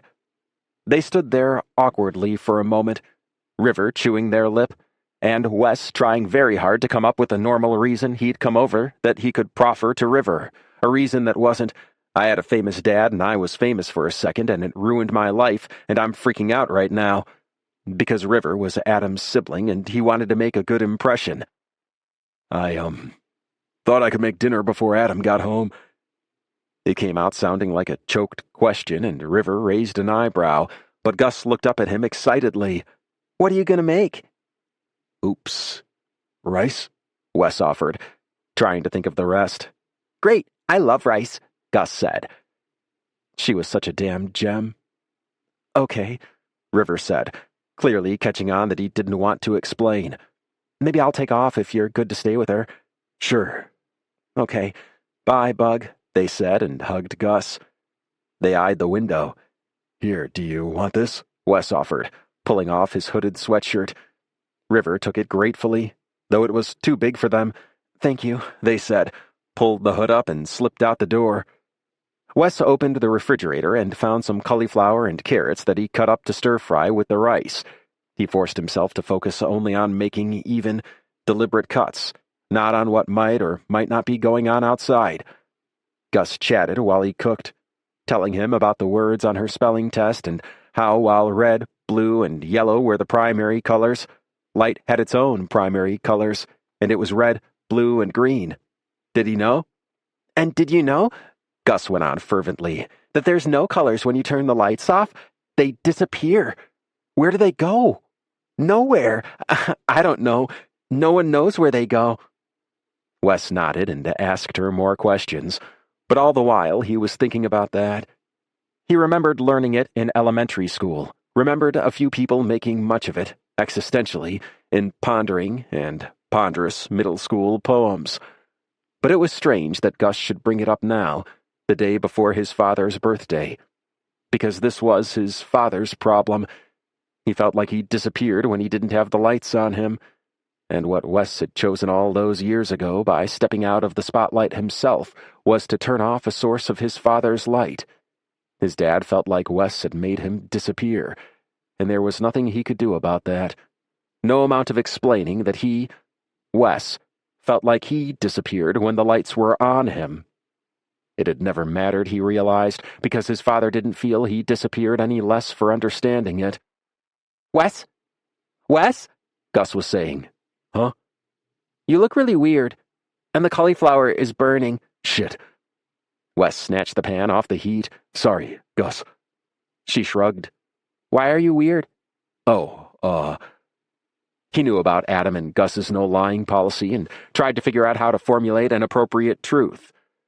Remember I told you I don't spend much time with my family? Uh-huh.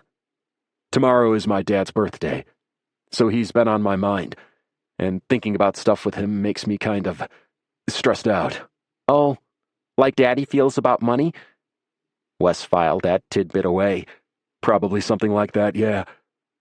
He didn't feel the need to disclose that her lights were currently driving him to near panic attack levels of anxiety. One truth was probably enough. You could send him an e-card, Gus suggested. Oh, yeah? Wes said absently. Yeah. Daddy says that's what you do when you don't really care about someone, but you have to keep up appearances. She shrugged. Appearances of what? Wes snorted with amusement and decided then and there never to say anything in front of Gus that he wouldn't want repeated in the worst possible context. Thanks for the suggestion. Wes scraped rice and slightly burned stir-fry into a bowl and put it on the kitchen table.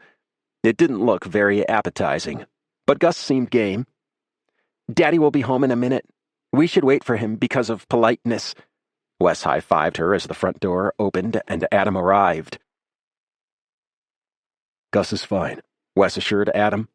And River left because I came over. I, made dinner. Kind of. Daddy! Gus threw herself at him. Wes made rice.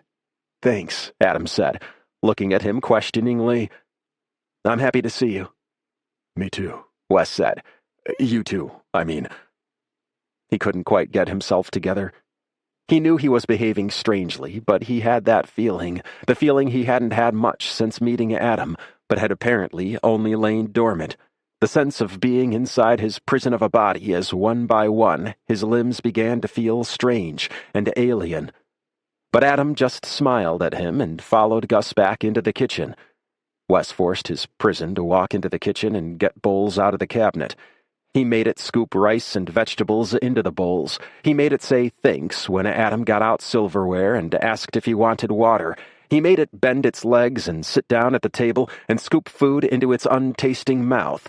He made it nod when people talked and made it smile when they smiled. And all the while he felt flashbulbs going off in his face as he shrank smaller and smaller inside his panopticon. After dinner, Adam asked him to stay. But Wes knew that he couldn't keep up the charade once they were one-on-one, and he didn't want the alien prison to touch Adam. It felt like watching someone else touch him. Sorry, I can't. Your dad's birthday's tomorrow, right? Adam said, knowingly. Yeah. Wes was touched, he'd remembered. At least he would be if he could feel anything except disgust for the prison and the people who looked at it. I understand, Adam said. But he didn't. Because Wes couldn't tell him? Not right now. Wes pulled Adam close to the prison, wishing his warmth could penetrate its walls. Talk tomorrow, okay? Adam said, and Wes nodded, desperate to get home so he could sort himself out. He'd text Adam later and apologize for not being as affectionate as he wanted to be, for being strange. He pulled on his coat and hat, only remembering he'd given his hoodie to River as he closed the front door behind him, and someone shoved a news camera directly in his face. Chapter 22. Adam. Adam heard indistinct voices outside as he cleaned up the dinner dishes, but paid them no mind until someone shouted. Then, curious, he poked his head out the front door. A woman with a microphone was standing on his driveway speaking into a camera. Was it the news?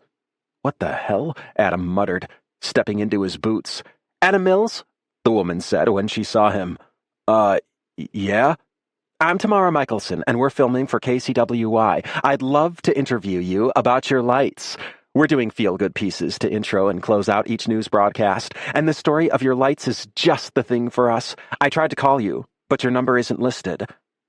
She was blinking at him brightly. Wow, Adam said. I can't believe you think this is newsworthy. A parent's love for their child is just the kind of up story our viewers will love, Tamara Michelson said. Well, sure then. Cool. Adam was just sorry Gus had gone to bed already, because she would love this. Daddy! A familiar voice hissed from the front door, and there was Gus, in pajamas, boots, and a hat, looking excited and guilty. Can I please come see? Adam smiled and gestured her outside. She'd be a grouch in the morning, but it was the last day of school before vacation anyway. Yay! She pulled her coat on as she came. You must be Gus, Tamara Michelson said with a smile. Want to be on TV? If it's all right with your dad, that is. It's your funeral, Adam thought, but said, it's fine with me. Tamara Michelson and the camera operator set up the shot of the house, lit up sky high, Adam and Gus in front of it. Gus was vibrating with excitement. Do you think Wes sees us? Gus asked, waving at his house. I'm in Garnet Run, standing in front of a labor of love. Adam Mills and his daughter Gus have been collecting lights to decorate their house all month, and a recent outpouring of support on Instagram has made it a sight to behold. Mr. Mills, can you tell us how this began? Well, I asked Gus what would make her happy this year, and she said she wanted a lot of lights, so— The most lights, Gus corrected. I wanted the most lights ever. It looks like you've got them, Tamara Michelson said cheerily. No, said Gus. I looked it up. The most is by the Gay family in New York. Tamara Michelson opened her mouth, but Gus continued. Daddy wanted me to be happy because we had to move, and I was sad. Why did you have to move, sweetie? Michelson asked, clearly hoping for some viral video tale of a holiday miracle. Papa didn't want to be my dad anymore, so Daddy brought us back here and said we'd have the best time on our own. But we're not on our own anymore, Gus rambled. That's right, Michelson said, trying to regain control of her interview. You have a lot of people who want to help you. Gus shook her head. Adam knew what she was about to say, that they had Wes now, but Adam cut her off. That's right, he said. I want to thank everyone who sent or dropped off lights. It was so generous of you. And Gus and I really appreciate it. Right, sweetie? Right. Michelson nodded at him gratefully and turned back to the camera. There you have it, she said, voice fixed precisely in human interest timbre. A community's generosity can make all the difference in a family's life.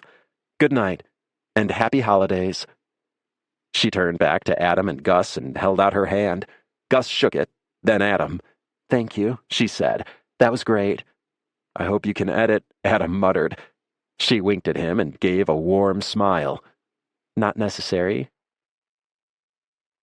Back inside, Adam attempted to get Gus back to bed, but she was so hyped up that it took an hour to calm her down. When he'd finally turned out her light, leaving her in the soft glow of her kale plant, Adam collapsed on the sofa, flicked on the TV fire, and took out his phone to fill Wes in on the excitement, in case he hadn't seen it from his window. A tiny warmth kindled in his stomach when he saw he already had a text from Wes. He opened it excitedly. Then his stomach seized. Wes, I can't do this. I'm sorry. We have to be done. Wait. Adam said to no one. What? He read it again because clearly he was missing something, but no. That's all the text said. Adam called Wes, but he didn't answer. What the hell? He texted, "You can't just text me that and then not answer the phone, Wes. Please pick up. Gus is asleep and I can't leave." He waited a minute, then called again. This time Wes answered. His voice sounded strange and croaky. I'm sorry, he said. What's going on? Are you okay? I don't understand. What do you mean we're done? Adam could feel the tears flooding his eyes and knew that soon his voice would sound squeaky and emotional. He'd come to terms with being an emotional person a long time ago, but he still resented that when he got angry, he cried. I'm so sorry, Wes said again. I just can't. I thought with you I could, but I just can't. It's too much. God, I'm so sorry. Then he hung up. Furious, Adam called him right back. He picked up but didn't speak. Wes, come on. What happened? You can't... What the hell is going on? Wes sighed, and when he spoke again, his voice was choked. Desperate. Please, he said. Please just leave me alone. The line went dead, and Adam let the phone slide from suddenly numb fingers. Outside, the lights still lit the night cheerily. The fire still crackled merrily on the television. Gus still slumbered sweetly in her bed. But everything was different now. Adam was alone again, and this time he didn't even know why. Chapter 23. Adam. Adam woke on the couch, fire still blazing on the TV, neck crooked painfully with Gus standing over him. "Can I have waffles with faces?" she asked excitedly, then crowed, "It's almost vacation." Adam's eyelids felt like they were made of sand, and his mouth tasted like he'd licked stamps in hell. When he managed to sit up, his skull protested by splitting in two and running in opposite directions away from his cringing brain. Oh. Right. The wine. After Wes had destroyed him with sentence fragments like shrapnel, he'd opened a bottle and attempted to play Sherlock Holmes with his life. With a physical form that made him long for death and nary a clue to show for his investigations, Adam concluded that there was a reason Sherlock was more into cocaine than white wine. He said intelligently. "Great," Gus said, and skipped into the kitchen in her red and white striped pajamas, like the world's loudest candy cane. Adam disagreed with the word on principle at the moment, but if there was one thing he would not do, it was ruin Gus's mood with his own heartbreak. There'd be time enough for that later, unfortunately. So he scraped himself off the couch, instructed his emotions to stay coiled acidly in his stomach, and dragged himself into the kitchen to slice strawberries and arrange them in smiling faces on his daughter's morning waffles. Work was a nightmare. Adam was not good at keeping his emotions inside. Even customers so oblivious they asked where the hammers were while standing in front of the hammers asked Adam what was wrong. When Marie told him his nothings were scaring the customers, he switched to, "Just a bad day. Now what can I help you with?" But it was a losing battle.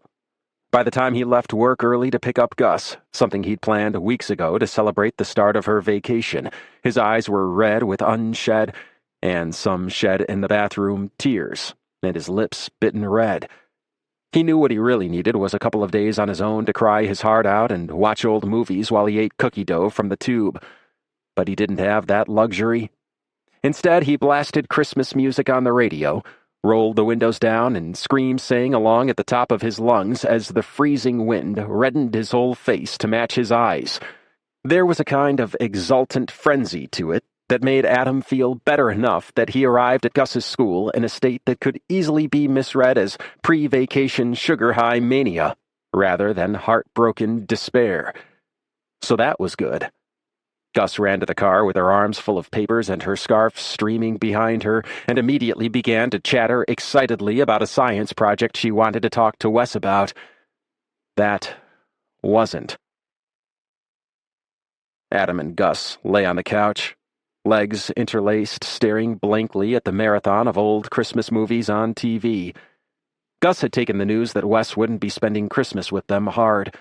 At first, she'd asked if he decided to go visit his parents after all, and Adam had dearly wanted to say yes and avoid the entire conversation, have their Christmas and hide his feelings from Gus until after, but that would only delay the inevitable. Besides, he was terrible at hiding his feelings, and most importantly, no lying. So he'd told her the truth as gently as he could, and then he'd taken his emotions to the shower and cry them out under a fall of water so hot it was almost painful. Not as painful as the truth, though. That this was precisely what Adam had been trying to avoid, bringing another adult into Gus's life that she admired. No. Loved. And that person abandoning her. He cursed himself for bringing this pain into Gus's life. But when the water started to lose heat, so did his temper, and he wept a gentler kind of tears. These for himself. Because the truth was that he'd fallen in love with a kind, brilliant, sweet, gorgeous, weird man whom he thought might love him too. Might love Gus. Might want to make a family with them. And he'd been wrong. So wrong. The worst kind of wrong, the kind that sucker-punched the breath from your lungs and left only emptiness in its place. Adam had to work the next day, and River had been going to hang out with Gus, but Gus was feeling tender and begged to come to work with him instead. She promised that she wouldn't be any trouble and that she'd read in the back, so Adam texted Charlie and got his okay. It was 3 days till Christmas. Gus had cheered a little at the rare opportunity to hang out in Matheson's, but as they pulled out of the driveway, both their eyes went to Wes's house. The paper, which had come down window by window over the last weeks, almost without Adam's notice, was back, and the whole place had an air of remoteness about it once more. Adam realized that once he got to know Wes, he'd stopped thinking of his house as creepy or sad. It was just the place where Wes did his experiments and had his brilliant ideas, the home of Wes's unusual menagerie that Gus loved. That Wes hadn't cared about keeping up the landscaping or the exterior paint made sense. He just had other things he cared about. Unfortunately, Adam wasn't one of them anymore. The pain hit again, and Adam cringed in the driver's seat. Gus fell silent and fidgeted with the fringe on her scarf. As they turned onto the main road, snow falling softly, the snowy mountains in the distance glowing against the blue sky, Gus said, "It's the lights." "What's the lights, sweetie?" "The lights made Wes go away." Something more delicate than pain clawed at Adam's guts, and he pulled the car over to the side of the road and faced his daughter. "Baby, no. I wanted the most lights to have fun without Papa, and that's what made Wes help us, and then, when we got a lot, it made him leave." Her lip was trembling, and Adam realized that this was what she'd been holding on to since he told her. Guilt. "Listen to me, Gus. Wes didn't leave because of the lights, or anything else because of you. Wes thinks you're great. In fact, we got to know Wes because he thought you were so cool, and smart, and interesting. / because you broke into his house," Adam added to himself, knowing someday they'd laugh about that. About the time Adam dated the neighbor for a few months because Gus pulled a B&E. Gus sniffed miserably. "I think they're magic," she said, like she hadn't heard him at all. "I didn't think you believed in magic," Adam said gently. She shook her head, and when she looked back up at him, it was with his sister's eyes far too old for an 8-year-old. "Maybe you don't have to believe in things for them to be real," she said in a haunted voice. "Just like sometimes you can believe things really a lot, and they never become real." This was the saddest thing he'd ever heard Gus say. "Is there something you believed in a lot that didn't become real?" he forced himself to say, dreading her answer. but Gus just looked at him with those ancient eyes and said, "Never mind, Dad." She'd never called him Dad before. True to her word, Gus read in Charlie's office the whole morning. At lunchtime, Charlie showed up with a stack of pizzas for everyone in the store. The waft of hot cheese lured Gus out, and they enjoyed a pleasant hour eating and chatting. As the pizza boxes were cleared away, Gus turned big eyes on Charlie and said, "Can I please have a job?" For a moment, Charlie's eyes got as big as Gus's, and Adam could see him working out how to let her down easy by citing child labor laws. "I think she means a job to do for the afternoon," Adam murmured. "Oh." Charlie looked relieved. "Sure thing. Let me introduce you to the different sizes of nails." Gus's eyes lit up, and she followed Charlie eagerly. "Thanks, Charlie," Adam said when he returned, Gus happily sorting the bins of nails and humming along with Christmas carols on the radio. Wes broke up with me. Us. Me." Charlie frowned, his red-brown eyebrows drawing together. "I'm real sorry, Adam. That's a hell of a thing to deal with at the holidays." He glanced over at Gus. "Does she know?" "Yeah. It's been a crappy couple days. That's why I didn't want to leave her alone today. Thanks for letting her come in. Don't worry about it," Charlie said, putting a large, warm hand on Adam's shoulder. A customer approached, and Adam rang him up while Charlie inquired after his family. "Do you know why?" Charlie asked when they'd left. Adam shook his head. "He just said he couldn't do it. He thought he could, but he was wrong. And he asked me to leave him alone." "Huh." He looked contemplative. "Huh, what?" "Well, I know I'm not exactly in the know here, but that sounds like someone who's scared." "Scared of what?" Charlie shook his head, expression serious. "I don't know." At 3 p.m., Charlie flipped the sign on the door to closed and told them all to get out of there. Gus made them all wait another 5 minutes until she'd perfectly sorted the last nail into its proper container, then collapsed dramatically on the floor, sniffing her metallic fingertips and making Vanna White-esque arm gestures to show off her work. "Good job," Charlie said. "Come back in 10 years and I'll give you a job." Gus nodded seriously, and Adam smiled. As they trooped out into the parking lot, Charlie pressed an envelope into Adam's hand. "Merry Christmas," he said. Adam's face must have expressed his panic at not having anything for Charlie, because the big man chuckled and said, "Holiday bonus. You deserve it." Then he loped off to his truck, calling, "Have a good one," behind him. Adam peeked into the envelope and saw a check for $500. "Holy shit," Adam murmured. "What's that?" Gus asked, skipping up to him. Charlie gave me a holiday bonus." "Like money?" "Yeah." Adam chucked her under the chin, smiling. "Like money." The snow had stopped falling, and it was a beautiful, clear day, despite the cold. "Hey, you want to go visit River at the cat shelter?" "Yeah." Gus ran to the car, and Adam shot River a quick text and got their enthusiastic response immediately. On the way, they stopped at Peach's Diner, which had been in Garnet Run as long as Adam could remember, and picked up a pie.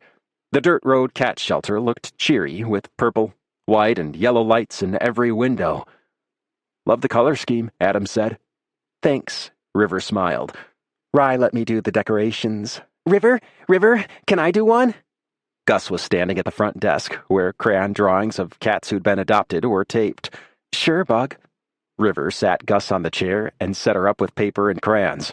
Adam unboxed the apple pie, and they ate it with spoons right from the tin.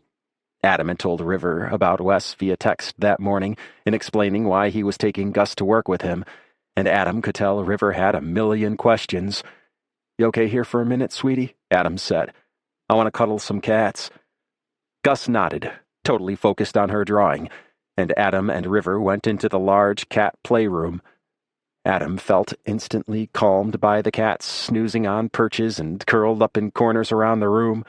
Two played with something that looked like a felt Pop-Tart on the floor, rolling around together and coming to rest in a single floof of fur and paws, looking up at River. "Hi, Dancer. Hi, Prancer," River said. "Just temporary names," they muttered. "So what the hell happened with Wes?" River picked up either Dancer or Prancer, cuddling the tabby cat to their chest, where it settled and began to purr loudly. Ugh. Adam scrubbed his hands over his face. That's what's killing me. I don't know. He seemed pretty tense when he showed up the other day, when all the people were taking pictures. I was too. River kissed the cat between its ears. He gave me his hoodie when I went to leave, so I could cover my face. Somehow, despite all its abuse, Adam's heart still soared. That was so kind. So like Wes. He did? Yeah. He seemed, I don't know, spooked, maybe? Is he in witness protection or something? I wish, Adam muttered. Then, realizing how horrible that was, said, God, no, I don't wish that. I just meant that I wish he had a good reason for breaking up with me. What would be a good reason? River asked curiously. I don't know, like we fought all the time, or I cheated on him, or I stole all his money or something? River looked doubtful. You would never do those things. I know, I just mean a real reason. River bit their lip. Those just sound like easy reasons, clear reasons. But I think sometimes it's more likely that the reasons are complicated, subtle. River's eyes had taken on a faraway look, and Adam wondered if they'd been dating someone. Anyway, I just think sometimes it's not quite so clear-cut, River concluded. And by the way, you probably wouldn't know if he was in witness protection. I mean, that's kind of the whole idea. They said it casually and half-joking. But it made Adam realize that he actually didn't know that much about Wes. So much of the time they'd spent together had focused on what Adam and Gus needed: hanging the lights, show and tell, estate sales, Gus's interest in Wes's critters. And when they talked about Wes, it had mostly been about his research and experiments. Most of what Adam knew about Wes came from observing his behavior. Adam knew he was kind and generous and patient because he'd seen him be all those things, and, of course, funny and smart, and hot as hell. In fact, most of what Adam knew about Wes's past was about the unfortunate experience he'd had with acting and his father, and how he absolutely hated attention. The kind of attention that Adam's Instagram posts had brought down on the street. Oh no. Chapter 24. Wes. Wes hadn't slept since ending things with Adam. Since the night before the strangers with their phones and the newscaster with her camera had shattered his conviction that he could be a normal person, living a normal life with another person in the world. He'd plastered the windows with paper and locked the door, and it had still taken hours for him to stop shaking, to realize that the cameras hadn't been there for him, and that likely they wouldn't be back. With realization came despair. First it was, what the hell have I done? Then, when he'd calmed down a bit, it was, how do I fix this? In that mode, he'd picked up his phone a dozen times, fingers hovering over messages to Adam that said, Never mind, I just panicked, I am so damn sorry. Then, seeing the messages he actually had sent to Adam, he'd cringed and moved on to, They're better off without me. Swift on its heels, God, I miss them. Finally, rage. Rage at himself for still not being over this reaction. Then rage at his father for all of it. By that time, it was the next day, his father's birthday, and Wes picked up and put down his phone all over again. Janice and Banana had been very happy to have him awake the night before, back to their nocturnal schedule, and had gambled around, scratching at the piles he'd made for them in their enclosure. But come morning, when they'd crashed, Wes hadn't gone to bed. And now, hours later, he picked up his phone one more time, and this time he dialed. His father answered in the hearty, hail fellow, well-met voice he used for journalists, producers, and now it seemed his son. Happy birthday, Wes said, because his mind went blank of every other thing he wanted to say. Well, thank you. I'm surprised to hear from you. Yeah. An awkward silence, during which Wes could hear the jazzy Christmas music his parents had played during December since he was a child. Wes walked to the periscope and looked at Adam and Gus's house. The lights were off, and all he could see was the flicker that meant the TV was on in the living room. He wondered if Gus's kale plant was still glowing, or if the luciferase had worn off. He wondered what Gus and Adam were watching. He wondered if Adam had told Gus he wouldn't be around anymore. He wondered a lot of things he'd probably never know the answers to. Not as long as his only access to them was through this damn periscope. Adam's voice on the phone had been so hurt and confused. Shocked. "Wesley, are you there?" came his father's oil-slick voice. Wes intended to say, "What are you doing for your birthday this year?" But what came out instead was quite different. "You weren't a very good father." "Excuse me?" Nigel Brennan said, voice now cold as ice. It was the voice the public never heard, except for the brief arc where he'd played his own evil twin on Edge of Day. That voice had made Wes shudder when his father slid into it in response to Wes's revelation that he was done with show business, and it made him shudder now. He kept his eyes fixed on Adam and Gus's house through the periscope, remembered how it had felt to be up on their roof, with the big sky around him and the cold wind nipping at his ears. When he'd hung lights, he hadn't worried about the neighbors seeing him, because he'd been focused on making Gus and Adam happy. He remembered how it felt to speak to Gus's classmates about Betty. Though he'd been nervous at first, he hadn't worried about them looking at him, because none of them found him even 1/10 as interesting as his tarantula. The newscaster had scared him. Terrified him, in fact. But even she had only cared about what he might have to say about Adam and Gus's lights. It was the wound of trauma that was reopened every time someone paid overt attention to him. Now the wound could open at a hair trigger, and those triggers had become phobias. He knew it. He just wasn't quite sure what to do about it, but he did know what to do about his father's disapproving, judgmental, entitled voice. "You heard me. I didn't know any different at the time, but I know now what it looks like to be a good father. You model best practices for your children. You show them how to make the world a better, more interesting, more loving place. You're honest with them because trust between you matters. You ask them how they feel and why they feel it, and you honor those feelings. You don't instrumentalize them for your own gain, and you don't ever make them feel responsible for your happiness as a person."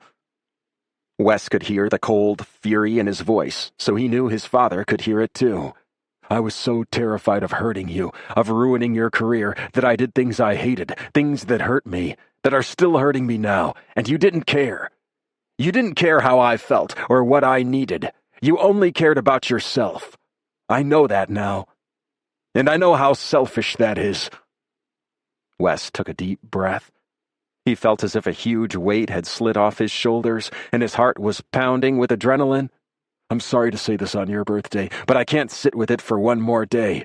I did something that hurt people I care about yesterday because I was so terrified of being visible in the world. It was a stupid mistake, and I regret it. But I don't know if I can ever make it right. But I'm sure as hell gonna try." He wasn't even talking to his father anymore. He was just saying aloud the things that needed to be said. Before his father could say anything in response, Wes blurted out, "Happy birthday," and hung up the phone. He was shaking.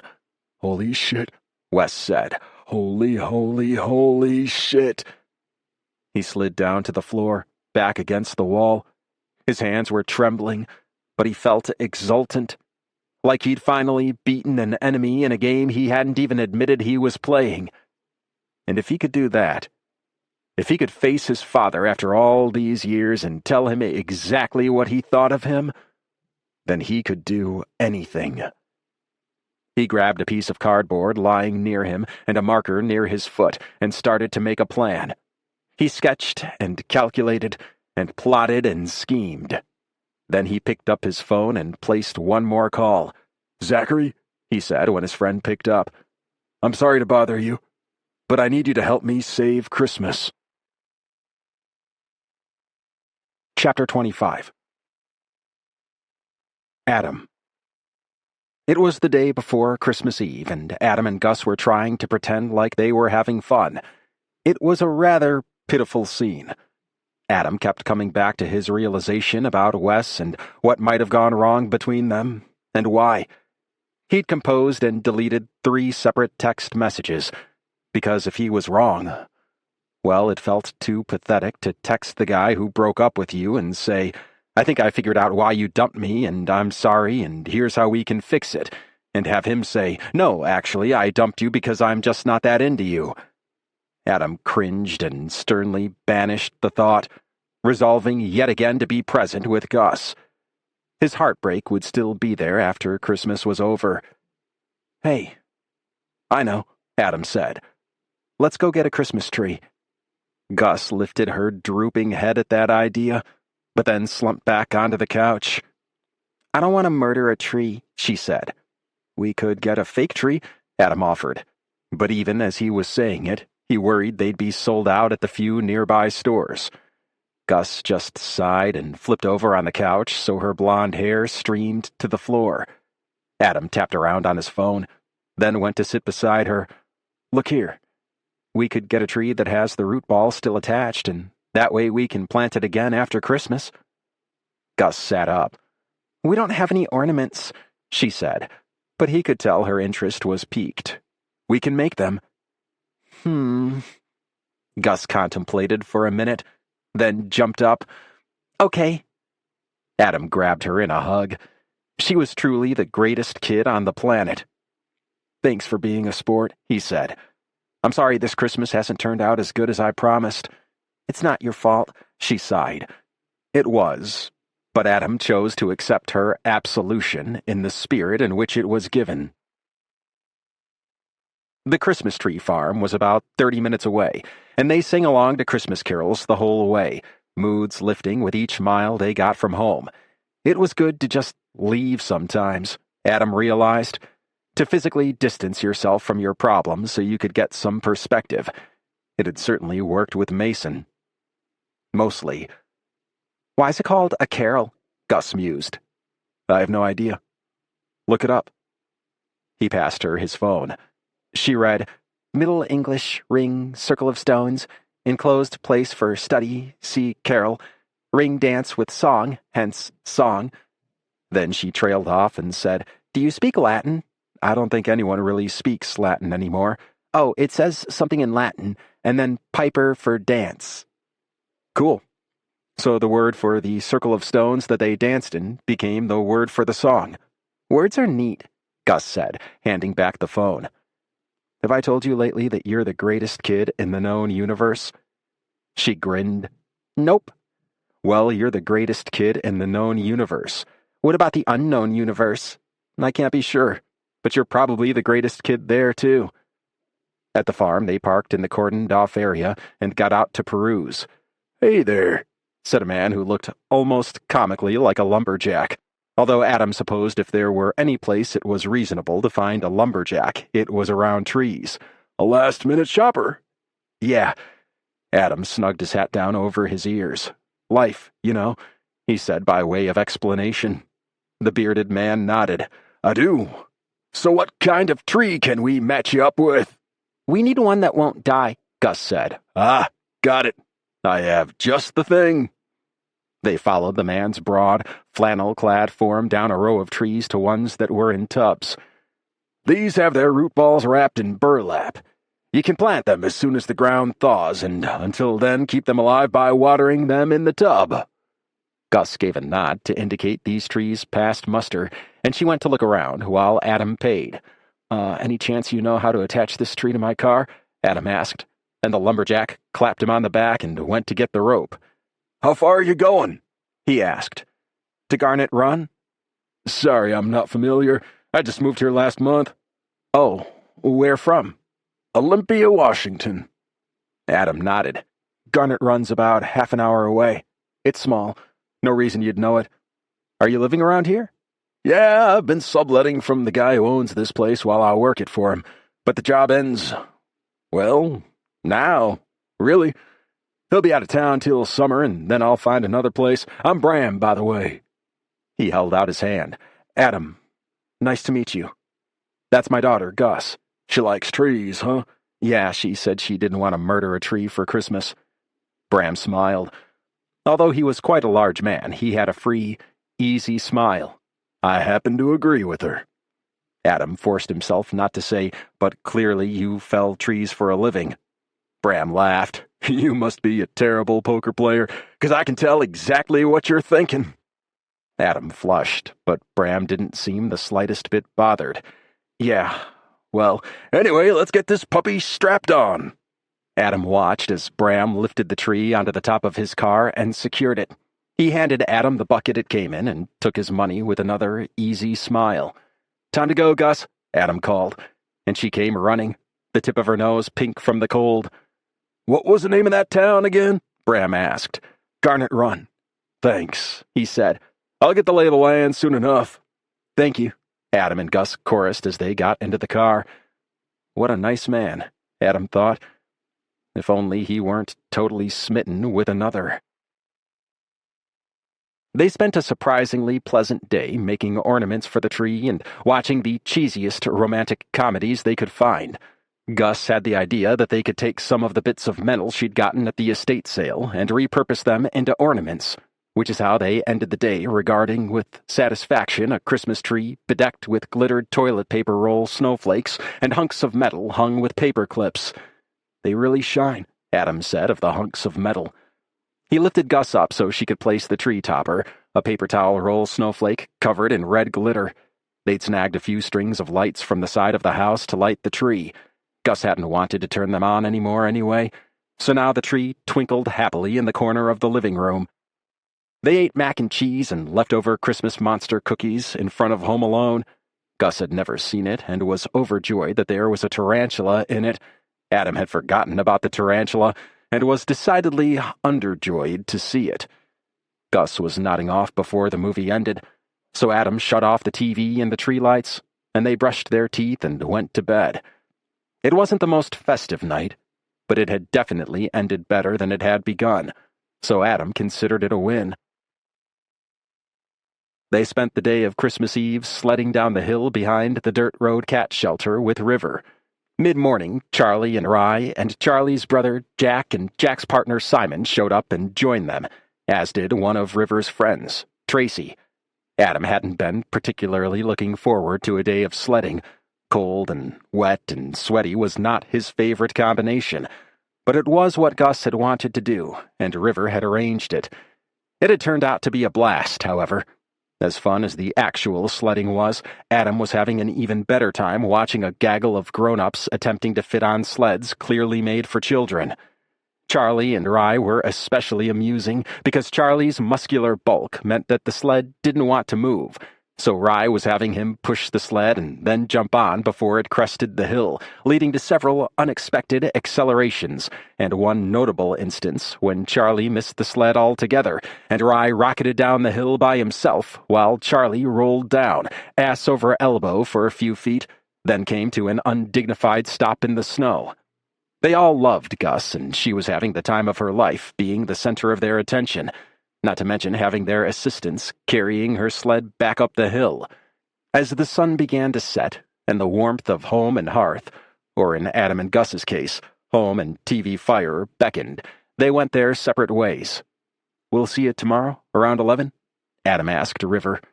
They nodded, cheeks flushed with cold, smiling. "Can't wait." They winked at Adam, indicating that everything was set on their end for Gus's gift. "Bye, River," Gus called. Then she practically collapsed into the car, lips chapped, eyes bright, and hair everywhere. "Have fun, baby?" Adam asked. "So much fun." "Good. What should we do tonight?" Her smile faded. Adam knew what she was thinking, that they'd planned to spend the evening with Wes. "Maybe we should try baking more Christmas cookies," Adam suggested brightly, wanting to preserve her previous good mood. "Maybe," she murmured.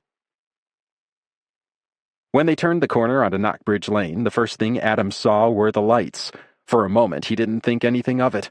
After all, besides the last 2 days, they'd had the house lit up at night since they'd started collecting lights. But this wasn't just fairy lights. This was... "Oh my God!" Gus breathed in awe. "The lights are magic!" Their house and the trees and the lawn around it were glowing. It was a green familiar to everyone on Knockbridge Lane, because every night it emanated from Wes Mowbray's basement windows, a green that had led Marcy Pennywhistle and her sister to the conviction that Wes Mowbray was a sorcerer, but no one, Adam included, would ever be able to think of that green as evil again, because now it was the glowing green of pine trees, holly leaves, and wreaths, the green of Christmas. It truly did look magical. Adam stopped the car at the curb to take it all in. There were more fairy lights filling in the sides of the house where they'd run out. The windows each seemed aglow with candle lights, and the ground sparkled with a net of twinkles, like stars had fallen to earth. The 3 large trees in the front and side of the house glowed with a subtle pulsation, just like the trees they'd seen in the clearing in the woods with Wes. On the front door was a large wreath that seemed to be made of antlers woven with boughs of holly. But although he agreed with Gus that the glowing lights looked magic, it was something else entirely that held all the magic for Adam. Across the front of the house, 5 words glowed in bioluminescent light. I love you. I'm sorry. And there, on the front step of their house, in full view of all Knockbridge Lane, bundled up against the Wyoming December, sat Wes Mowbray. Chapter 26. Wes. When Adam's car had pulled out of the driveway that morning, Wes and Zachary had sprung into action, implementing the plan Wes had spent the night crafting, and bless Zachary for acting like it was no big deal for Wes to call him in a frenzy and request a visit when they'd never met in person before. When he'd opened the door, Zachary had just smiled and said, "My friend," and Wes had known he truly was. The real trick was controlling the form of the bioluminescence, that and the cold. Zachary had brought some tricks of the trade from his cache of Halloween decorations to help with both. Wes had taken a deep breath, set his jaw, and walked across the street to the Millses' house in broad daylight, without Adam and Gus there as a buffer. The guy with the gaggle of yappy poodles walked by, dogs booted and jacketed in different colors. Wes stood very still, as if he could disappear. But the man just walked by. Mrs. What's-Her-Name from next door came out to get the mail, shielded her eyes from the sun, and peered over. But she just gave an awkward little salute as if the sight of 2 grown men with armfuls of lights, wires, and glowing bioluminescent material was perfectly normal. Wes supposed that after the time Adam and Gus had spent lighting their house up, it kind of was. As they worked, Wes composed a speech, the speech he would give to Adam when he got home. It was full of heartfelt confessions, fears, and promises. It was full of explanations and plans. But when Adam's car turned the corner of Knockbridge Lane, Wes forgot every single word he'd rehearsed. The only word he could remember was home. Because that's what Adam felt like to him. Adam's lips formed his name, and Gus ran to the middle of the yard to get the full effect of the lights. Wes tried to wave, but his body seemed to have stiffened up as he sat on the stoop. He wasn't sure how long he'd been there, but he'd watched the dark set in. Adam approached him slowly, eyes darting warily from him to Gus to the house that screamed the 5 words Wes wanted to say. Usually, Adam was so full of emotion that it practically leaked from him, but now he was oddly calm. He regarded Wes for a minute, then said, "Come in, you must be freezing." Wes staggered to his feet. Still, the words wouldn't come. He lurched inside and fumbled his jacket and boots off. Adam guided him into the living room and into the easy chair, and before he knew it, he was swaddled in a blanket, and Adam and Gus were staring at him from the couch. Twin, blonde, blue-eyed angels, waiting for him to speak. Once, his 4th year of graduate school, Wes had stayed in the lab for the whole weekend, working on an experiment. When someone entered on Monday morning and asked him a question, Wes had opened his mouth to answer, and found words utterly inaccessible. That was how he felt now. He cleared his throat to buy time, and Adam's uncanny calm cracked. "Are you okay?" he asked, leaning forward. "Do you mean what you wrote on the house? What happened?" Under the warmth of Adam's care, Wes thought and felt things begin to work again. "I'm so sorry," he said. "I panicked, and I couldn't explain. But I'm ready to talk now, and yes." His heart flickered back to life. "I meant it. Completely." Adam's blue eyes were usually the blue of the sky in a painting of a rural idyll.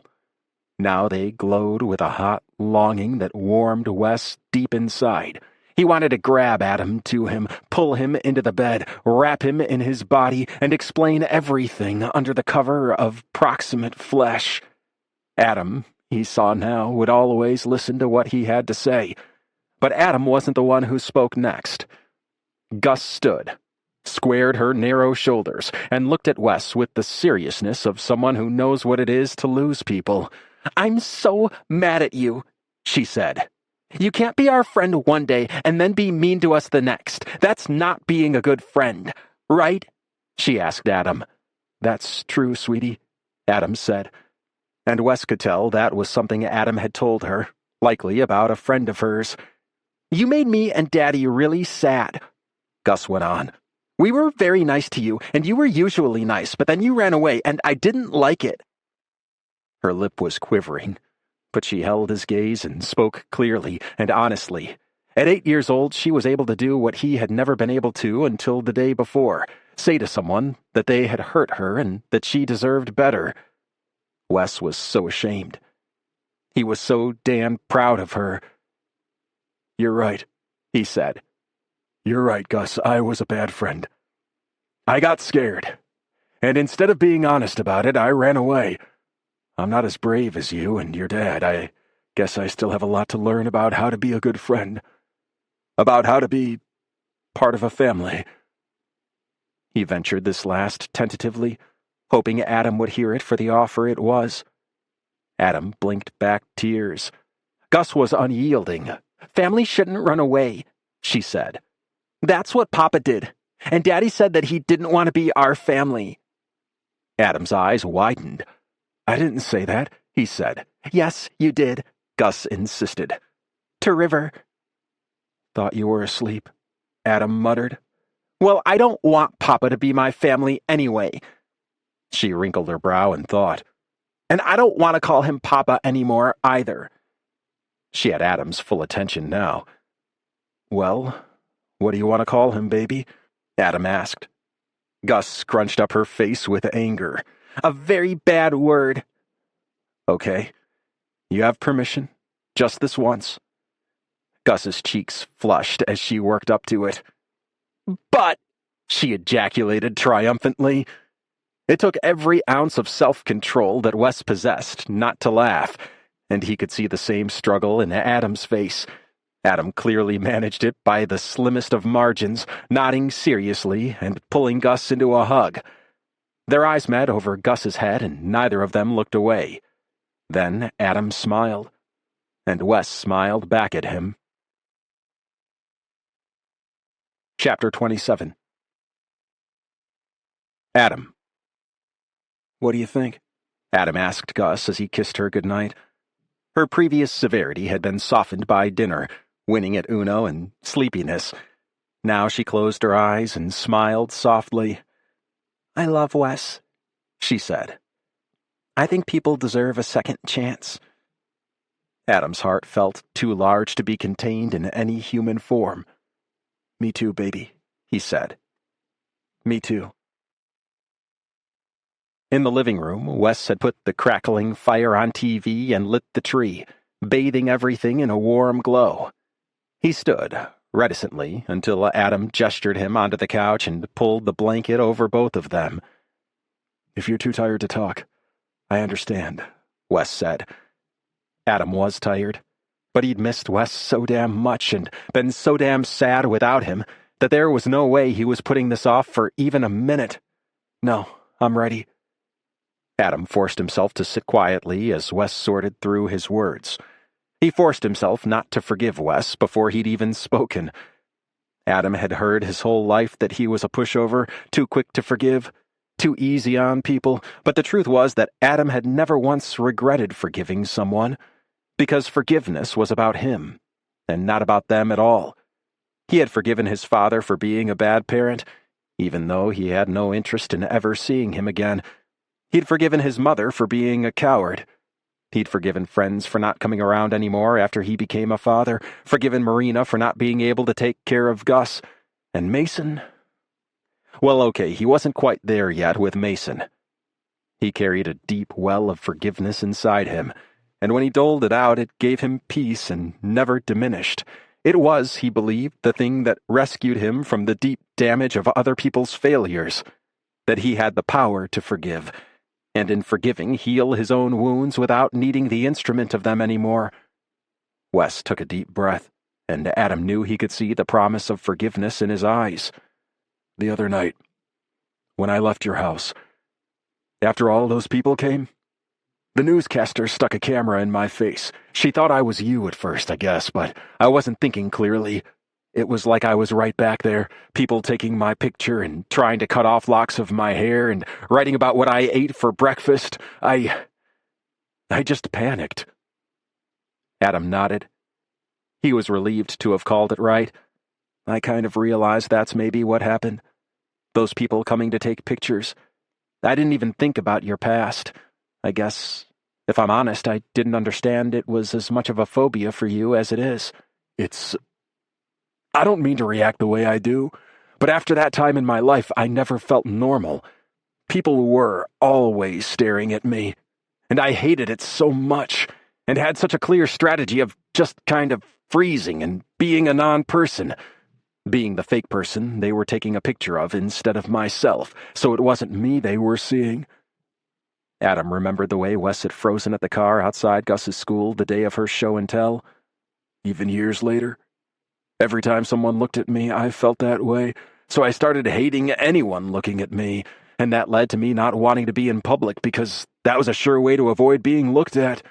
So when that lady stuck her camera in my face, all I could think was, shit, they found me. And even after I got inside and calmed down because I realized it wasn't about me, I still...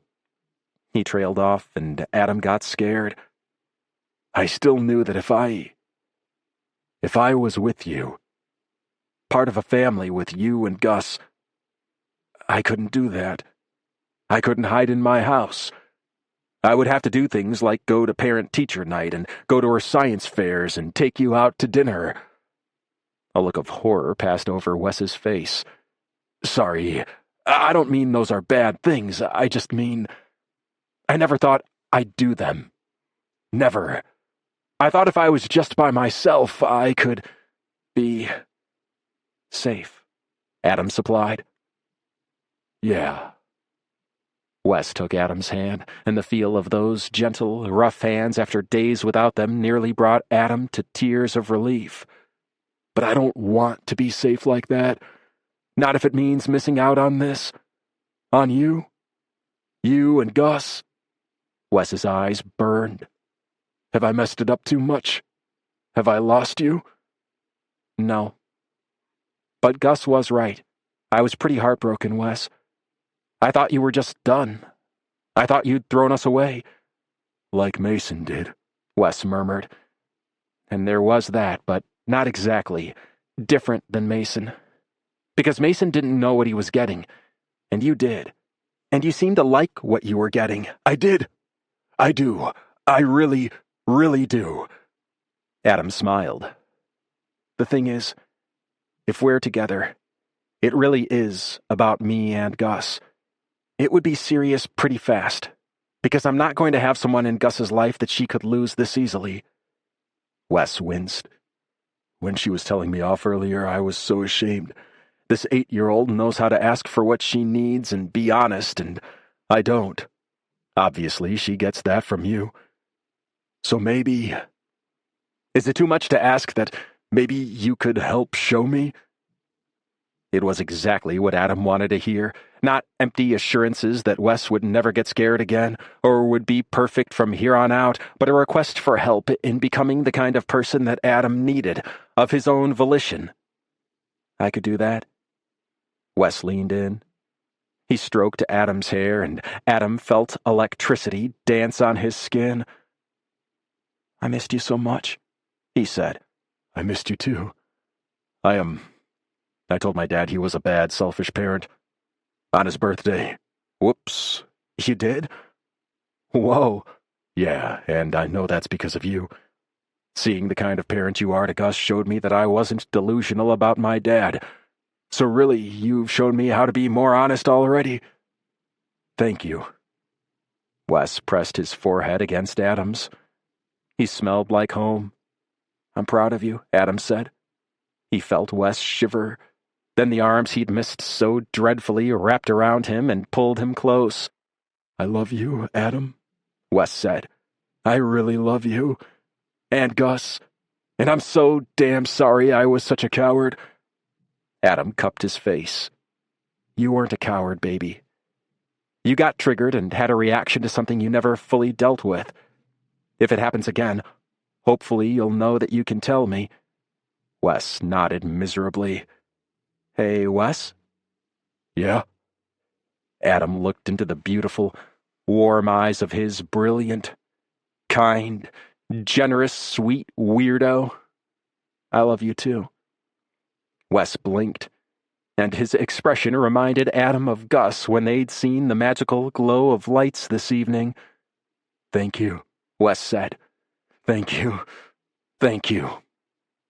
He squeezed Adam so tight he almost couldn't breathe, and it was the best breathlessness Adam had ever felt. Held tight and secure in Wes's arms, Adam felt brave. Do you want to know a secret? He whispered. Always, Wes said immediately. Adam took a deep breath. I think I've loved you almost from the start, and I want to be a family with you, like now. But he didn't have to explain anything, because Wes was holding him so tight and murmuring words of love into his hair. Wes lifted him up and carried him like something in a swoony old movie, dropping him on the bed and moving over him, all heed and strength and intense care. Wes, I missed you so much.